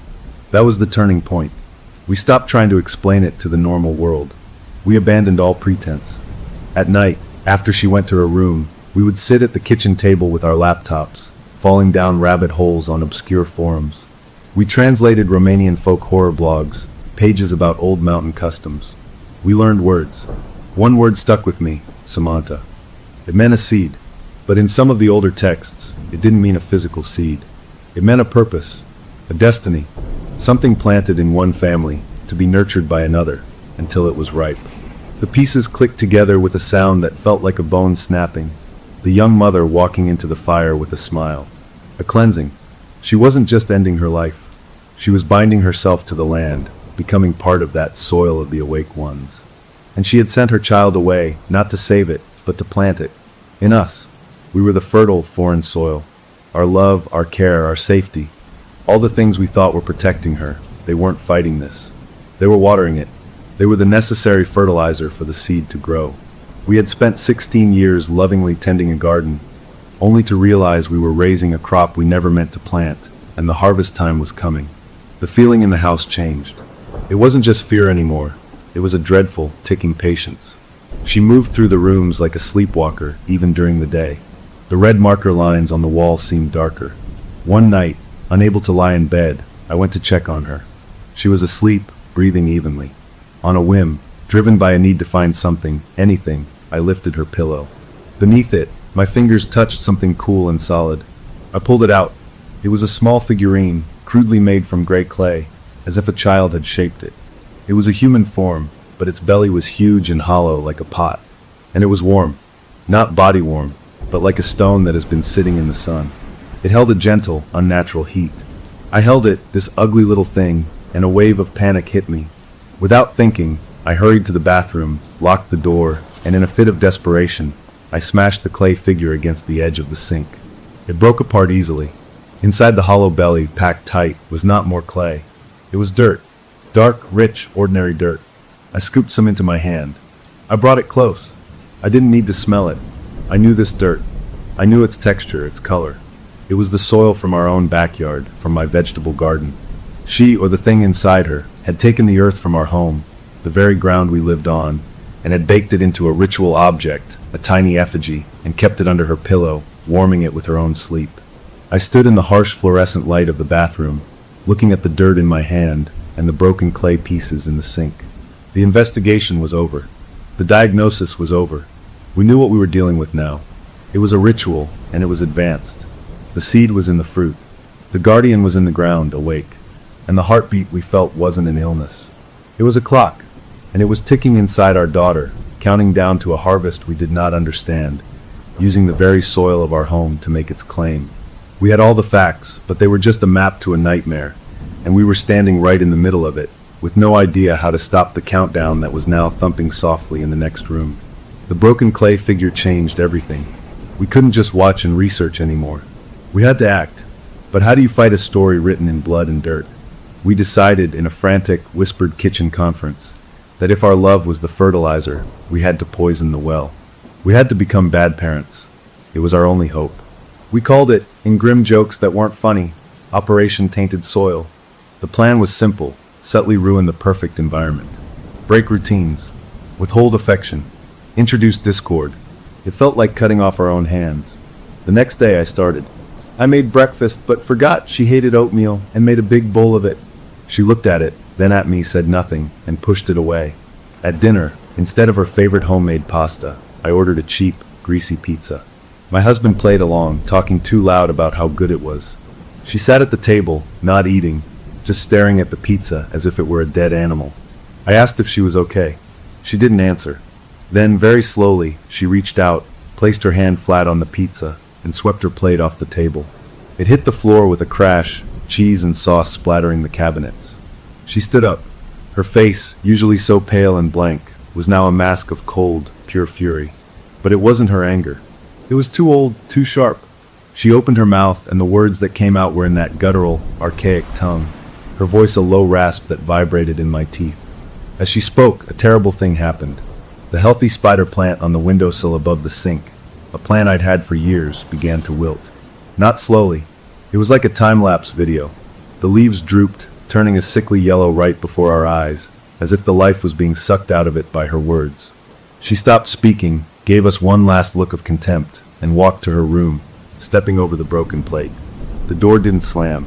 It clicked shut, final and quiet. My husband and I were left in the wreckage of the kitchen, the smell of cheap pizza and the sight of a dead plant. Our first attack had failed spectacularly, and the response was a show of power that left us shaking. The next phase was more direct. I took the dirt from the broken figurine, mixed it with a handful of table salt and a splash of vinegar, things I'd read online about purifying ground, and late that night, I snuck out and stirred it into the soil of her favorite potted succulent on her desk. The next morning, she went to her room after breakfast. A minute later, she came out, holding the little terracotta pot. The succulent was dead. Not just dry. It was blackened, brittle, as if it had been flash frozen or burned from the inside. She walked right up to me, held the pot under my nose so I could see the shriveled, dark remains, and smiled. It was a knowing, cruel smile that didn't belong on her face. "You can't salt the earth," she said, her voice sweet and mocking, "when the seed is already in the fruit." She then placed the dead plant carefully on the kitchen counter, like a doctor presenting evidence, and went to watch TV. We were losing. Badly. The investigator's emails became our only lifeline to the outside world of this nightmare. His latest was a translation from an old woman in a neighboring village, someone who remembered the fire. She had whispered a term, Stragirl. It meant guardian, watcher. The old woman said in the old beliefs, some souls didn't move on. They bound themselves to a bloodline, or a piece of land, or a purpose. Their power was tied to clay and bone. The mother hadn't been a victim of the fire. She had used it. She became the Stragirl, a guardian buried in the unconsecrated soil, waiting awake for the seed she planted, her daughter, to grow and be ready for harvest. The email ended with the investigator saying the old woman would speak no more, and that he felt we should consider spiritual avenues. We were past considering. We were drowning. A few days later, trying to find some peace, I was out in the backyard, pulling weeds from my vegetable garden. The soil was my comfort, my normal thing. She came out and stood beside me watching. She pointed to a beautiful rose bush I'd nursed from a cutting. It was full of fat, nearly open buds. "That one is almost ready," she said, her tone conversational. Then she knelt, plunged her hand into the soft dirt at the base of the bush, her fingers digging deep. She pulled out a fat, white grub, wriggling in the sunlight. She held it up, examined it, then calmly closed her fist. There was a soft pop. She opened her hand and let the crushed remains fall back to the dirt. "Pests," she said, wiping her messy hand on the leg of my jeans in a gesture that was both childish and horrifically intimate. I looked at the red smear on my pants, feeling sick. Inside, the invasion was getting physical. The red marker branch on the wall had grown. It wasn't just on the wall anymore. The root-like lines had crawled down from the baseboard and were now on the floorboards of her room, drawn along the cracks in the wood, heading out her door, across the hallway, inching towards our bedroom. It was a visible progress, a stain spreading through our home. The final blow came from my own computer. One night, I woke up sensing something was wrong. I checked the baby monitor screen. Her bed was empty. I crept out and saw a faint blue glow from under my home office door. I peered through the crack. She was sitting in my chair, eyes wide open but glazed, the computer screen lighting her face. Her fingers were on the keyboard. She typed slowly, deliberately, then hit send. She closed the laptop, stood up, and walked back to her room. I rushed to the computer, opened it, logged in. In my sent mail folder was a single email, addressed to me. The subject line was blank. The body contained one sentence: "Prepare the soil. The equinox is the separating hour." I checked the calendar on the wall, the one with family photos. The autumn equinox was 3 weeks away. The separating hour. What did that separate? Her from us? The thing inside her from her own soul? My husband and I held a council of war that night. We were amateurs outmatched. We couldn't fight this on its terms. Our only gambit was disruption. We decided to lie, to plan a massive change to the environment. We told her the next morning that my mother, her grandmother, was very ill, that we might have to travel across the country for a long time, maybe even move. We watched her face, desperate for a reaction, sadness, fear, reluctance to leave her friends. She just listened, nodded slowly, and said, "A transplanting can be a shock to the roots. It must be done carefully." She wasn't upset about leaving. She was giving gardening advice. The equinox loomed. The air in the house felt charged, like before a thunderstorm that never breaks. We were living on a fault line, waiting for the shake. Then, the night before the equinox, the last of the investigators' messages arrived. It was an email with a video attachment, shot on a shaky cell phone. The note was urgent. I had to see for myself. My guide took this. Do not come here. The video was dark, grainy. It showed the forest's edge, the rough headstone just visible. The ground around the grave was a mess. The earth was churned up, torn apart, as if something massive had dug its way out from underneath. The soil was thrown in clumps, roots ripped and exposed. The grave wasn't a resting place anymore. It was an exit. The video jerked wildly as the guide yelled something in Romanian, and then it cut off, ending with the sound of running footsteps and a man sobbing in fear. The guardian wasn't just waiting in the ground anymore. It was loose, and the equinox was the separating hour. I sat there in the dark office. The video ended, the screen black. I had no more plans, no more clever ideas about salting soil. We had run out of time. I got up to go check the locks, a useless human habit. As I passed her room, I saw her door was open a crack. I peered in. She wasn't in bed. She was standing beside it, facing me, but she wasn't looking at me. She was looking at the headboard. In her hand, she held my sharpest kitchen knife, the one with the black handle. She held it point down, and she was using the tip of the blade carefully, slowly, to carve the twisted symbol into the polished wood of our headboard. She wasn't vandalizing it. She was etching a permanent mark into the very place where we slept, claiming it, finishing the path the red roots had drawn on the floor. The harvest wasn't coming from the garden outside. It was coming for us in our own bed, and she was signing the invitation with a knife. The sight of her carving that symbol into our headboard was the end of thinking. It was a declaration of war, etched into the heart of our private space. We had tried to be clever with our tainted soil plan, and it had backfired. We had tried to lie about leaving, and she'd treated it like a gardening tip. Now, with the equinox a dark cloud on the calendar, and the guardian's grave empty in a video, we were out of options. We did the only thing we had left. We tried to fight the supernatural with the practical. We became fortress builders. The next morning, after she left for school looking pale and distant as always, my husband and I moved like a SWAT team. We went to the hardware store and bought heavy-duty slide bolts, the kind you see on barn doors. We bought a new lock for our bedroom door. We bought motion sensor lights for the hallway. It felt ridiculous, like trying to stop a flood with a sandcastle wall, but we had to do something. Installing the bolt on the inside of our bedroom door, the drill whining into the wood, felt like both a defeat and a last stand. We were locking ourselves in and locking something else out.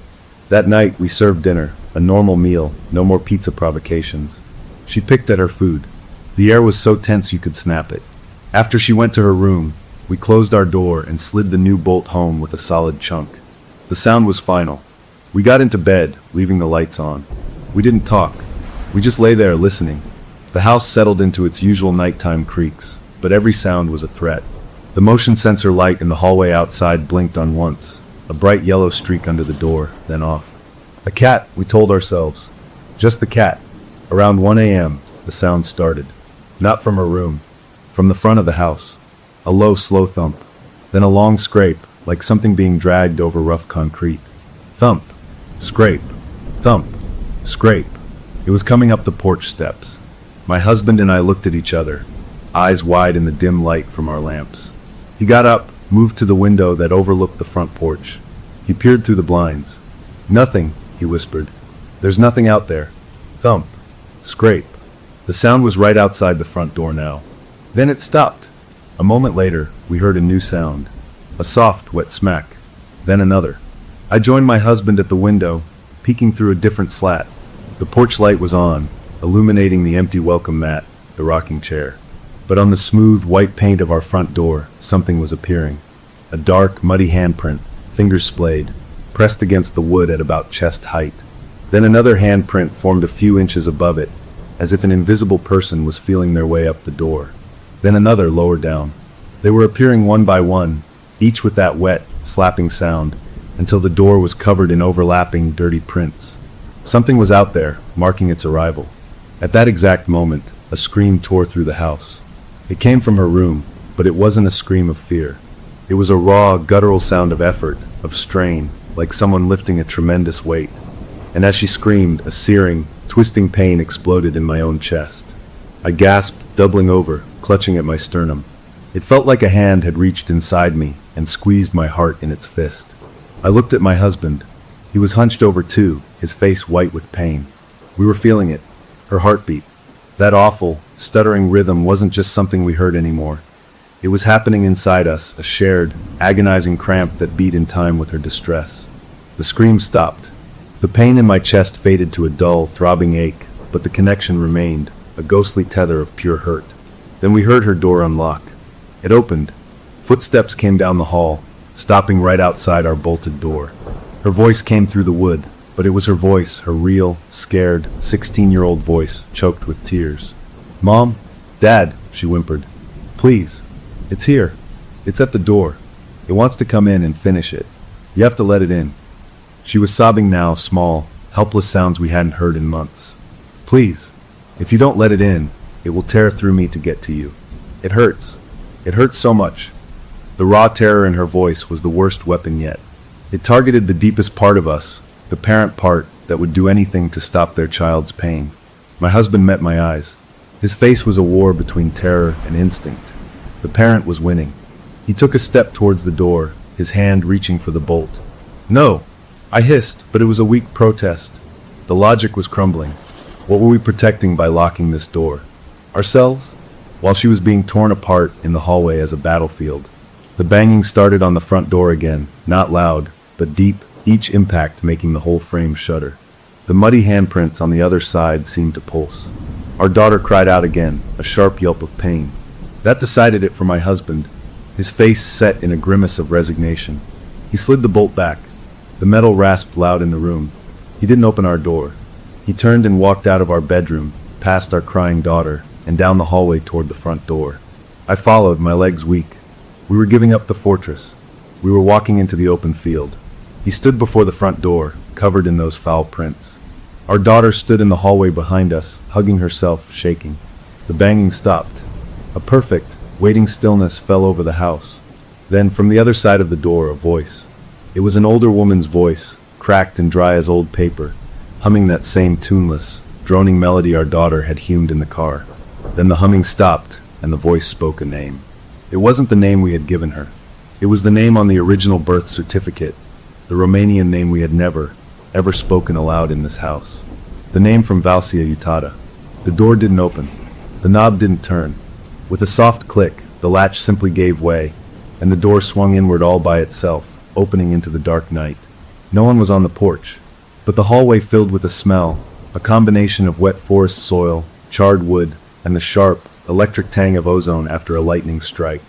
The air became dense, hard to pull into your lungs. And in the open doorway, visible only as a distortion, a shimmer in the air like heat rising off summer pavement, was a human-shaped blur.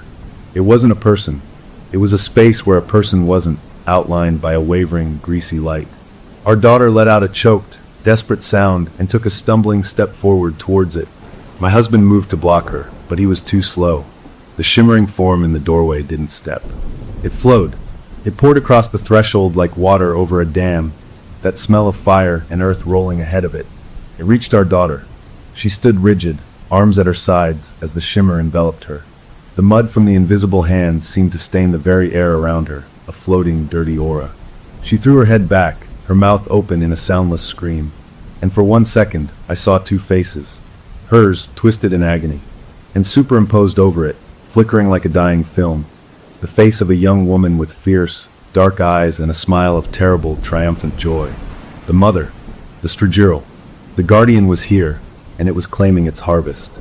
In that second, my mind went blank of all strategy, all fear. All that was left was a single, stupid mother's instinct. I wasn't holding a weapon. I was holding the only thing I had grabbed as I ran from our room. The original cedar memory box, the one she had rejected. The box of facts. The box of our story. I didn't throw it. I ran forward, right into that shimmering, foul air that felt cold and prickly on my skin. I slammed the box open like the jaws of a trap and thrust it between my daughter and the center of the shimmer. And I shouted, not in a language of summoning, but in the only language I had, the language of my heart, ragged and loud. This is her life. This is our story. You can't have it. I was offering the narrative of us, the school photos, the report cards, the ticket stubs, the love notes we'd written her in lunchboxes as a shield. The harvest was a story of blood and soil. I was fighting it with a story of car rides and bedtime books and chosen, messy human love. The papers inside the box didn't just sit there. They exploded out, caught in a sudden, impossible wind that whipped through the sealed house. Drawings, certificates, pictures swirled in a wild vortex around my daughter and the shimmering form. The guardian's image flickered. For a split second, the woman's triumphant smile faltered. Her dark eyes, full of ancient will, looked down at a photograph spinning in the air. A picture of our daughter at age 6, missing 2 front teeth, holding a blue ribbon at a school fair. The eyes looked confused, off balance. The two stories, the old myth and the modern life, clashed visibly in the air, a storm of paper against a tide of shimmering hate. I didn't try to attack. I just dropped the empty box and wrapped my arms around my daughter's shaking body. I held her tight, pressing her head to my shoulder, the empty cedar box crushed between us. I was holding the story and the child, both at once. My husband did what I could not. He stepped forward, directly into the center of the shimmer. He put his own body between it and us. He stood there, arms spread, his body rigid, his face a mask of pure strain as the freezing, static-filled presence of the thing washed over him. He was the final barrier, the human wall. And then, as suddenly as it had come, the pressure broke. The wind dropped. The papers fluttered to the ground like dead leaves. The shimmering form seemed to condense, to become almost solid for one last moment. The figure of a young woman, her clothes simple, her hair long, her eyes now fixed on my husband with a look that wasn't hate, but something like pity, and then on me, holding her daughter with a flash of pure, frustrated fury. Then, like a candle snuffed by an unseen thumb, she was gone. The front door slammed shut with a bang that shook the walls. The hallway was just a hallway again. The muddy handprints were gone from the door. The smell faded. The only evidence was the mess of paper all over the floor, my husband swaying on his feet, pale as death, and my daughter, limp in my arms, sobbing quietly into my neck. We had done it. We had turned it away. We had used the story of our love as a weapon, and it had worked. For now. The rest of the night was a blur of quiet tears and holding each other on the couch, not talking, just feeling the normal, steady beat of our own hearts, a rhythm we had taken for granted our whole lives. The fight was over. The guardian was gone. We had saved our daughter. As the first gray light of morning touched the windows, a deep, exhausted peace settled over me.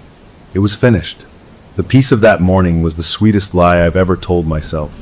We were so tired, so drained from the fight, that we clung to the quiet like drowning people to a life raft. Our daughter slept until noon, a deep, motionless sleep. My husband moved slowly, stiffly, like he had the flu, but he insisted he was okay, just wiped out. We cleaned up the scattered papers from the hallway, putting them back in the cedar box with a new kind of reverence. That box wasn't just memories anymore. It was a relic, a holy object that had saved us. We ordered takeout. We watched mindless TV. We didn't talk about the shimmer or the voice or the handprints. If we didn't name it, maybe it would stay gone. For 3 days, we lived in that fragile bubble. She was quiet, but it was a different quiet. The blank, distant look was gone. She seemed present, just incredibly tired and maybe a little confused, like someone waking from a long, bad dream. She helped with dishes. She laughed at a stupid joke on TV. It was her laugh. My heart, which had been a clenched fist for months, began to slowly, cautiously uncurl. On the 4th morning, I came into the kitchen to make coffee. The sunrise was painting the room in warm, gold light. And there, on the kitchen table, was a new arrangement. All the photos from the memory box, the ones we had just carefully put away, were laid out in a perfect circle. In the center of the circle was a small, neat mound of dark, rich soil. I knew that soil. It was from my garden. and pressed firmly into the top of the mound, like a seal in wax, was the twisted symbol. The knot from Valsia Utada. It was a quiet, deliberate message. The fight was not over. The guardian had been turned away, but the connection was not broken. The seed was still in the fruit. I stared at it, the hopeful feeling curdling in my stomach. I didn't scream. I didn't wake anyone. I just carefully scooped up the dirt, symbol and all, into a plastic bag, threw it in the outside trash, and wiped the table clean. I put the photos back in the box. I said nothing. That was my mistake, thinking it was a leftover, a last whisper. It wasn't. It was a reminder of the terms. This wasn't about a ghost trying to get in. This was about a bond that already existed, a root system that had grown deep through 16 years of our love. And you can't cut roots by slamming a door in a ghost's face. The changes after that were slow, so slow you could almost explain them away. First, it was the cold. Our daughter started complaining she was always cold. We turned up the thermostat. She wore sweaters in July, but her hands were like ice. Then it was her appetite. She'd only eat plain foods, potatoes, white rice, unseasoned meat. Anything with strong flavor or color, she'd push away with a faint look of disgust. "It tastes wrong," she'd say. "It tastes like someone else's food."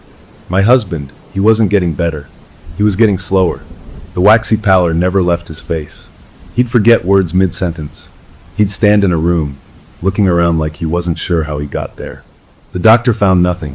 Said it was probably stress, maybe a mild post-viral thing. Told him to rest. But he was resting, and he was fading. The worst was the garden. My vegetable garden, my pride and joy began to die. Not from neglect. I was out there every day, but from the ground up. The plants would look healthy one evening, and by morning they'd be wilted, their leaves spotted with black, as if something in the soil itself had turned against them. I replanted. New plants died faster. The soil looked the same, dark and rich, but it was barren. Nothing would grow in it. It was our land, but it was sick. I started having dreams. Not nightmares, exactly. They were calm, quiet dreams. I'd be standing in a forest clearing I'd never seen, the ground soft with moss. A young woman with dark eyes would be there, sitting on a fallen log. She wouldn't speak.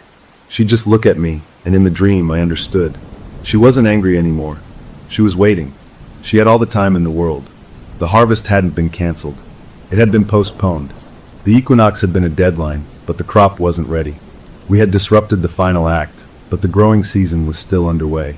One afternoon, I found our daughter in the backyard, standing at the edge of my dead garden. She wasn't doing anything, just standing there, her bare feet on the ruined earth. "What are you feeling?" I asked, trying to sound casual. She didn't look at me. "The roots are deep," she said, her voice flat. "They're all through the house now. Can't you feel them?" I couldn't feel any roots. But that night, lying in bed next to my sleeping, shallow-breathing husband, I placed my palm flat on the floor. The carpet was soft, but underneath, in my mind's eye, I could almost see them, thick, pale, hungry roots spreading under the foundation, drawing something out of our home, out of us, feeding the thing that was still tied to my daughter, waiting in that forest for its time to come again. We had won a battle by throwing our love in its face, but love was part of the soil, and the soil was now permanently tainted. We were living on top of a network belonging to something else. The guardian was patient. It had waited in the ground for 16 years. It could wait a little longer for the resistance to fade, for the protectors to grow weak. My husband was already weakening. I was so tired, and our daughter was a bridge, standing with her feet in two worlds, growing colder every day.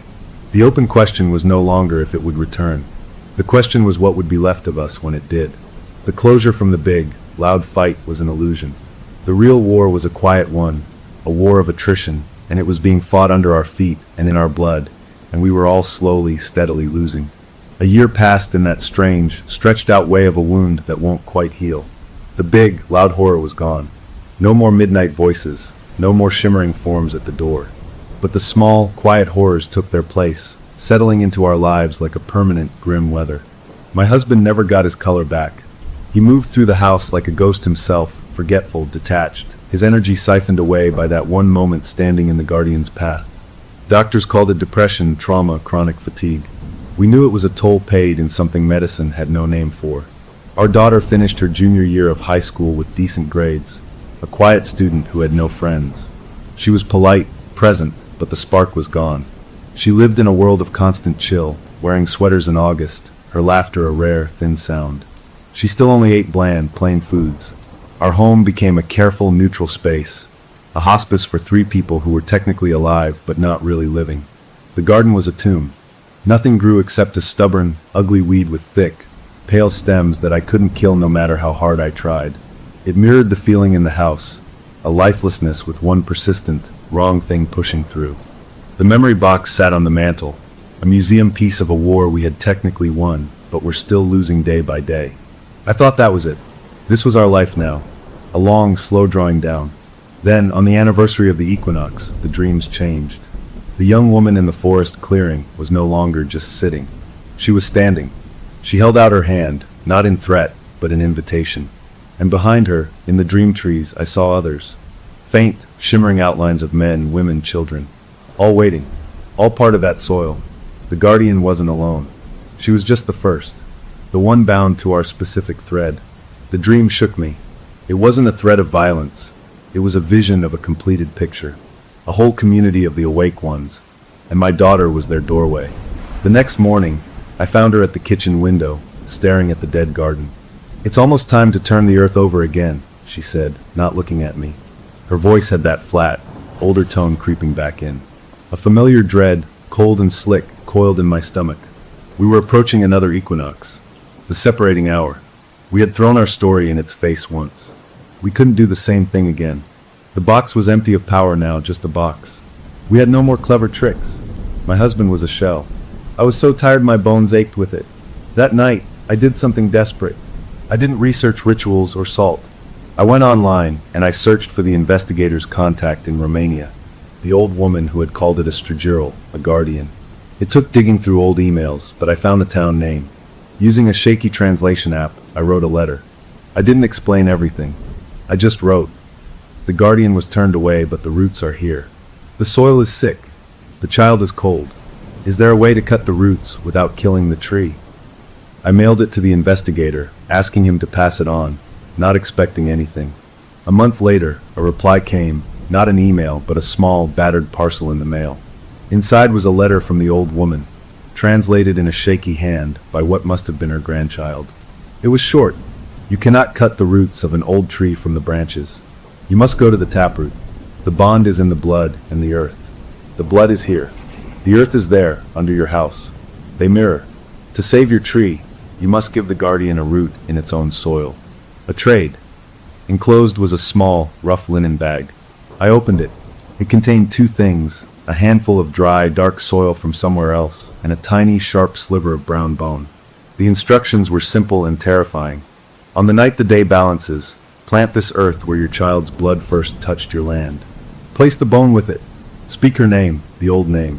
It is an invitation to anchor here, on a piece of home, instead of through the child. It is a risk.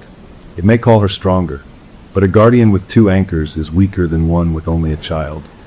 It was a gamble of terrifying proportions. We were being told to perform a ritual, to voluntarily invite a piece of that presence into our own ground, to give it a foothold in exchange for loosening its grip on our daughter.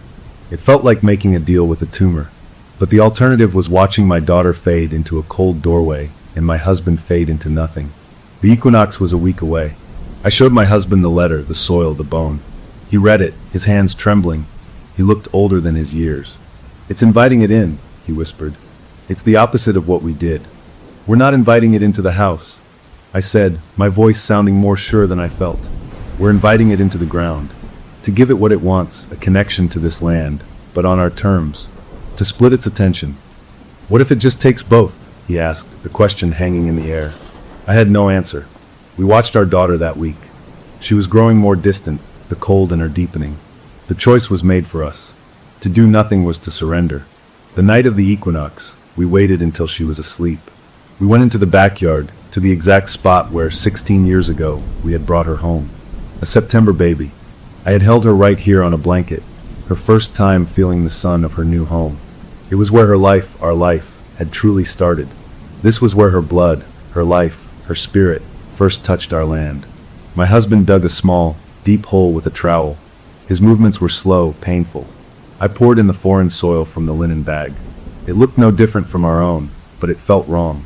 It smelled of that same forest and fire. I placed the sliver of bone on top of it. We held hands, standing over the tiny grave.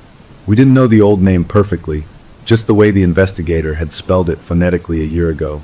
Together, our voices soft and shaking, we spoke it into the cool night air. Nothing happened. No wind, no shimmer. We filled the hole, patted the earth flat. We went inside, feeling foolish and more afraid than ever. We checked on our daughter. She was sleeping, her face peaceful. We went to bed, not expecting to sleep. The next morning, she came down for breakfast. She was wearing a t-shirt. No sweater. She paused at the kitchen sink, looking out at the backyard. "You fixed it," she said, almost to herself. "What?" I asked, my heart skipping. "The garden. It doesn't feel so hungry anymore." Later that day, for the first time in a year, she asked for spaghetti with marinara sauce. Red, flavorful sauce. She ate 2 helpings.